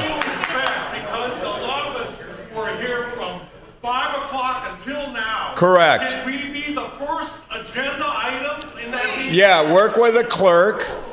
Work with the clerk. She's got all the cards right there. If you submit a card, you can work with the clerk. We'll let you speak early next time. Yeah, we can do that. Mr. Mayor, in order to... All right, hold on. We're not going to do it this way. So go ahead. I have a question for Madam City Attorney. We can't just unilaterally decide to put this over. Does there have to be an act of the council to go ahead and continue the public hearing? Yeah, let's do it that way, but that's what I'm suggesting. So there's a record. We have somebody transcribing these proceedings. We can't just do it. So I would entertain a motion. You need to have a motion to adjourn. But to adjourn the item. Hold on, Mr. Mayor. You said midnight. It's still 11:30, so we've No, we have a lot more to do. I know, Believe me. but just let's clear this up because this is important. So to the extent that we aren't harming the rights of the public, we aren't harming the rights of the applicant. They both have rights to be able to be heard. Yeah, I don't like to stay up here late either, but that's what we signed up for. So to the extent that you walk us through this and make sure that we don't step on anybody's rights and everybody has an opportunity to be heard. What would be appropriate, Madam City Attorney? You have the option of either continuing this evening and listening which we're to the not rest going of to the do. speakers. You have the option of voting to continue the public hearing to a date specific, either at your next meeting in 2 weeks or a date before the next meeting. All right. I would suggest let's just continue at the next regularly scheduled meeting. We can put it towards the front end of the agenda if we like. And if there's a motion to that extent, I'd entertain it. I just... Go ahead. Okay, and I don't know if this would be a substitute motion, but I would rather have just one meeting specific for this because it's a large item, and I believe everyone has a part to do this. I'll be willing, like you're saying, this is something that we signed up for. If we're signed up for this, we could take another meeting, but just specific for this and nothing else. Well, the other thing is we can lighten the agenda at the next council meeting to the city manager and just have this on the agenda. Well, just for clarity, on first reading for public hearings, they have to be done at a regularly scheduled meeting. Would a continued hearing on this matter to a special meeting, would that complicate that rule? So it depends. If this evening, if you could adjourn this meeting to a date specific, it would still be a regular adjourned meeting if you chose the date today. And we have to adjourn it with that You would have language. to adjourn it today. You'd have to publish notice of the continued public hearing. If you February don't have a 26th date is in what I was mind, thinking. then you would wait for 2 weeks. The But you are 26th. correct about that. This must be a regular meeting. Needs to be a regular meeting night. I would suggest let's go for a light agenda. When is the next regularly scheduled meeting? The 19th. Let's go 19th for the of February. 19th. 2 weeks away. I've always been of the opinion to have a special meeting for this, but And it They were is the a forcing special issue tonight, meeting for so- you, but it would be considered what we call an adjourned regular meeting. So if this evening you could find a date that worked for all of you and that you announced to the public and that we would publish notice and it was before the next regular meeting, you could do that. Mr. Mayor? Yes, Jose. Just a question, and to the extent that the mayor and others are okay with it, I'd be generally interested in Park Santiago's and the applicant's interest in trying to limit the number of speakers if we essentially go over.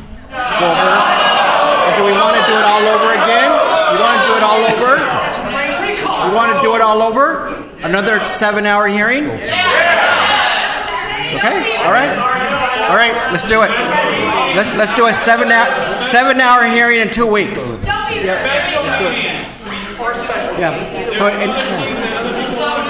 So let's do it in 2 weeks. I'm fine with that. 19. So, Mr. Mayor, I'm going to make a motion that we continue this on the 19th with a light agenda. So when we come back on the 19th, are all the speakers that spoke tonight going to be allowed to speak again? Yep. Yes, absolutely. All of them. No. And more. The one we have the cards. No, Special we meeting, have a motion it's for gonna have the to be 19th. before the next meetings, that's why. And we'll have it as the only item on the agenda. Madam City Attorney, if it was a special meeting, it has to be before the 19th, correct? Yes, and I just want to make sure we're being careful because I'm precise. Right. It would be a regular adjourned meeting. You would be adjourning right now this item. We have to pick it. To That's a the tough date part. other than February 19th. We're saying Or- the 19th. Or you're going to just continue this item to your regular meeting on February 19th. And can we also do this? Make this the first item on the agenda, and then we go until we're done with it. Right, 7 hours. Let's do it. Hopefully it won't be 7 hours. All right, so we have a motion and a second. Those in favor, please say aye. Aye. Here, Villegas and Iglesias. And just one final question for clarity's sake. We segregated the note cards to make sure that the only speakers will be those who didn't speak tonight. Is that correct? Right. So in order to make this happen, Mayor, my recommendation would be, it's just a semantic thing, but this is what I recommend, is that you adjourn this public hearing item to February 19th to begin at, and you specify a time, and then we will publish on top of that adjournment the regular meeting. That will permit you to do what you want to do. Because if you combine it with your next regular meeting, you may have to take public comment on all of it. What you're going to try to do is only hear from those speakers tonight who will not get the opportunity Correct. to speak. So I would adjourn this And we item have their to the cards. 19th. And I will help the city clerk notice it properly. All right, we have a motion and a second. Those in favor, please say Just yes. clarification. Say for those that weren't able to come, and it's going to be a regular meeting, are they able to provide a Comment? A comment? That will be up to the city council. Yes. Yes. Okay. I would. Okay. So, but it'll be just new speakers. But we would not Right. allow repeat speakers, only speakers that did not get an All opportunity right, those to in speak. favor, please say aye. Aye. Aye, those opposed, motion carries. I'm sure I didn't understand what that last comment was. As long as they Sonia, If could you have say a question, I'm happy to answer questions anybody Okay. afterwards. They can call. All right, let's go on with the rest of the meeting. I'm going to direct our attention to the joint session of the City Council and the Housing Authority. I would, no, let's just power through it. I'll entertain a motion. Mr. Mayor, what is this for? This is the Housing Authority. Oh, 88? All right, we have a motion and a second. I'll second it. Motion by Peñalosa. No, I didn't motion it, Mr. Mayor. All right, I'll motion. Is there a second? It's on the Housing Authority. I will second it. Which item? All right, Is this? it's on the Housing Authority. We can continue we'll do it right now. Okay, we have a motion Is on this the Housing this is 88, Authority. Norma? I'm just going to do this.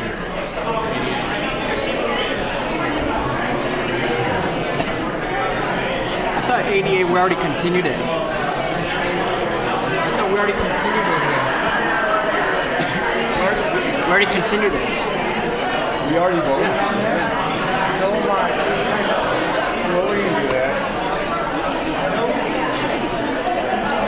All right. All right. So then we're good. All right. So then are we ready to adjourn?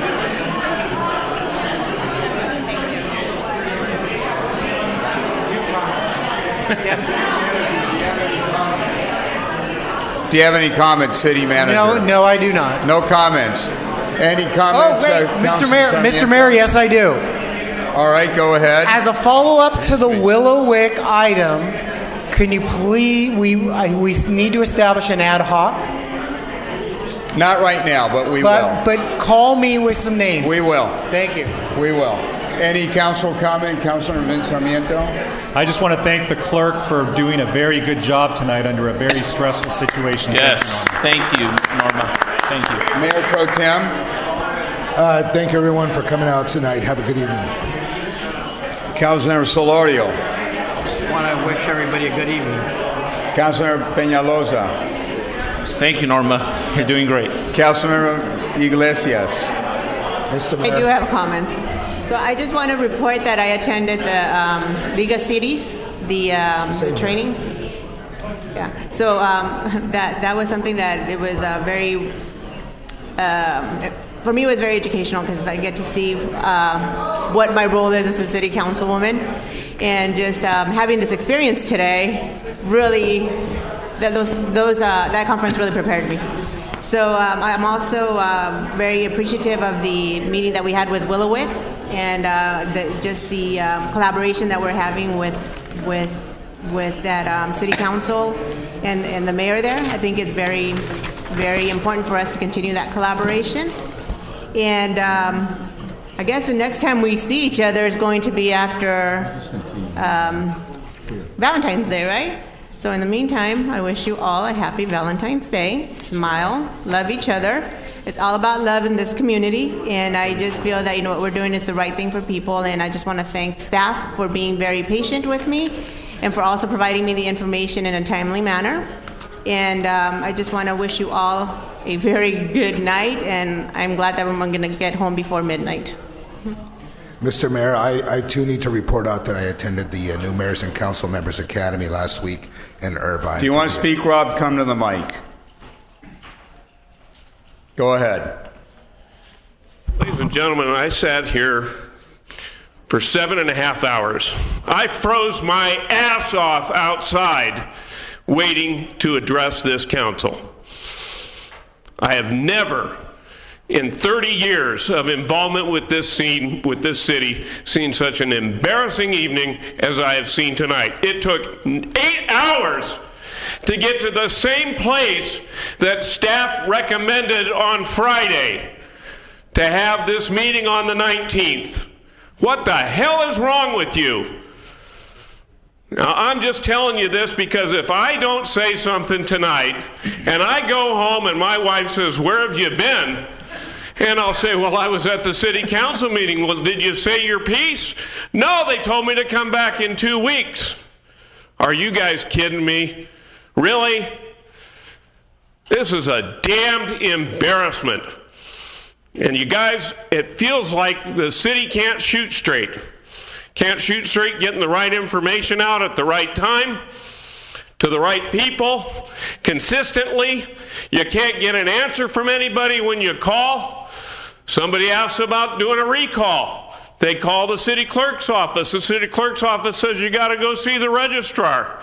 The registrar tells the person you got to go see the city clerk's office. No one has any answers here. And that's what I am just so disappointed with and so discouraged about. And I appreciate, Mr. Mayor, I heard my name outside but could not hear it amid the noise and debris going outside where the winds were howling and people were freezing out on the pavement. Thank you, And Rob. you let Sal Tenejero, a guy who is far older than me, speak and leave me sit here outside. I don't deserve any spiff as a former city councilman. No one does. I wanted to wait my turn, and I waited here for 8 hours, and I know you all have sat here a long time, and I don't envy you the circumstance, but you've been put in this spot by failings on the part of the city staff, and that's all there is to it. I hope you can get it straightened out. Good night. Thank you, Rob. And God bless you. Thank you.